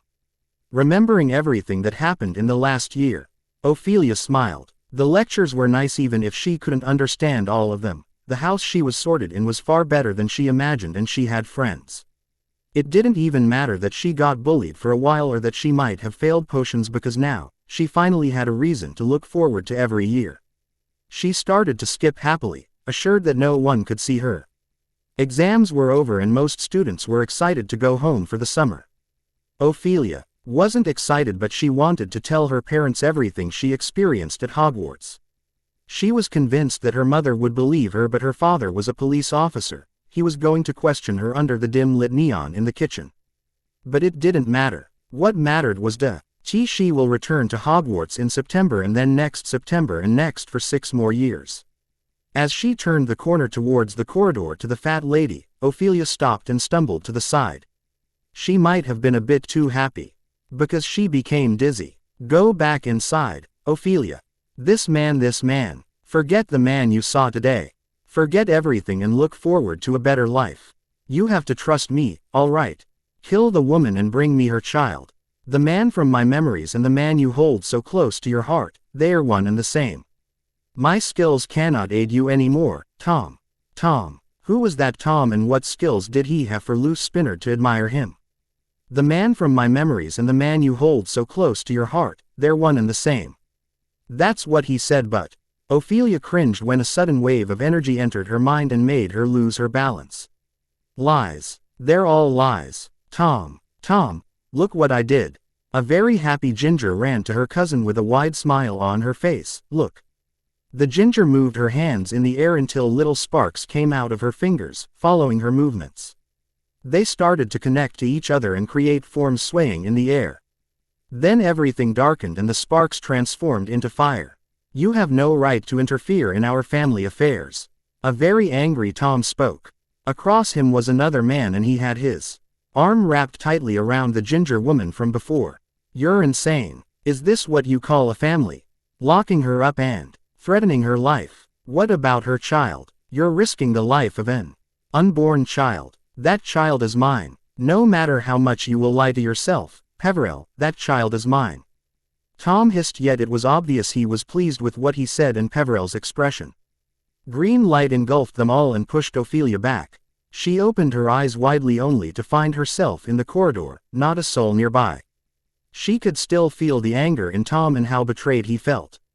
There was another man, one that looked extremely familiar, but she didn't know where she saw him before. But Tom. Ophelia knew exactly where she had seen him before. The man from my memories and the man you hold so close to your heart. They're one and the same, she whispered, finally making sense. Tom. Ophelia ended up not telling a soul of what happened, and if possible, she wanted to keep the secret until next year or forever. Both worked for her, but she couldn't shrug Tom off. He looked pretty much like a younger version of the man she had met. The ride back home was eventless, as much as it could be, with Potter and Black moaning about being separated for 3 whole months. I'll miss you. I'll miss you more. I'll miss you more than I'll miss my bed. I'll miss you more than I'll miss the Quidditch grounds. I'll miss you more than I'll miss seeing McGonagall get mad at Longbottom for breaking her favorite mug. I'll miss you more than I'll miss seeing Molly hang upside down in the air during Transfiguration. Potter screamed it out for the whole train to hear.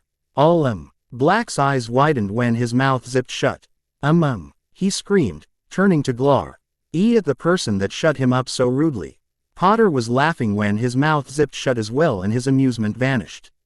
Cicely Littlewood was standing in the door, a scowl on her face as she started to speak. We got it. You'll miss each other. The world will end for 3 months. Because you'll be separated. Now, some silence please, she said and spun around, going back into her compartment. Finally, they shut up. I can't understand how you can spend so much time with them, Severus mumbled angrily, spitting the last word with so much disgust. They're not that bad. Sometimes, they brighten up the mood without realizing. During the exams, they made us laugh and relax, Lily said softly, smiling at the memory. Severus's eyes narrowed immediately and folded his arms in front of his chest, mumbling something to himself. Ophelia chuckled under her hand, content that the year ended just as it began.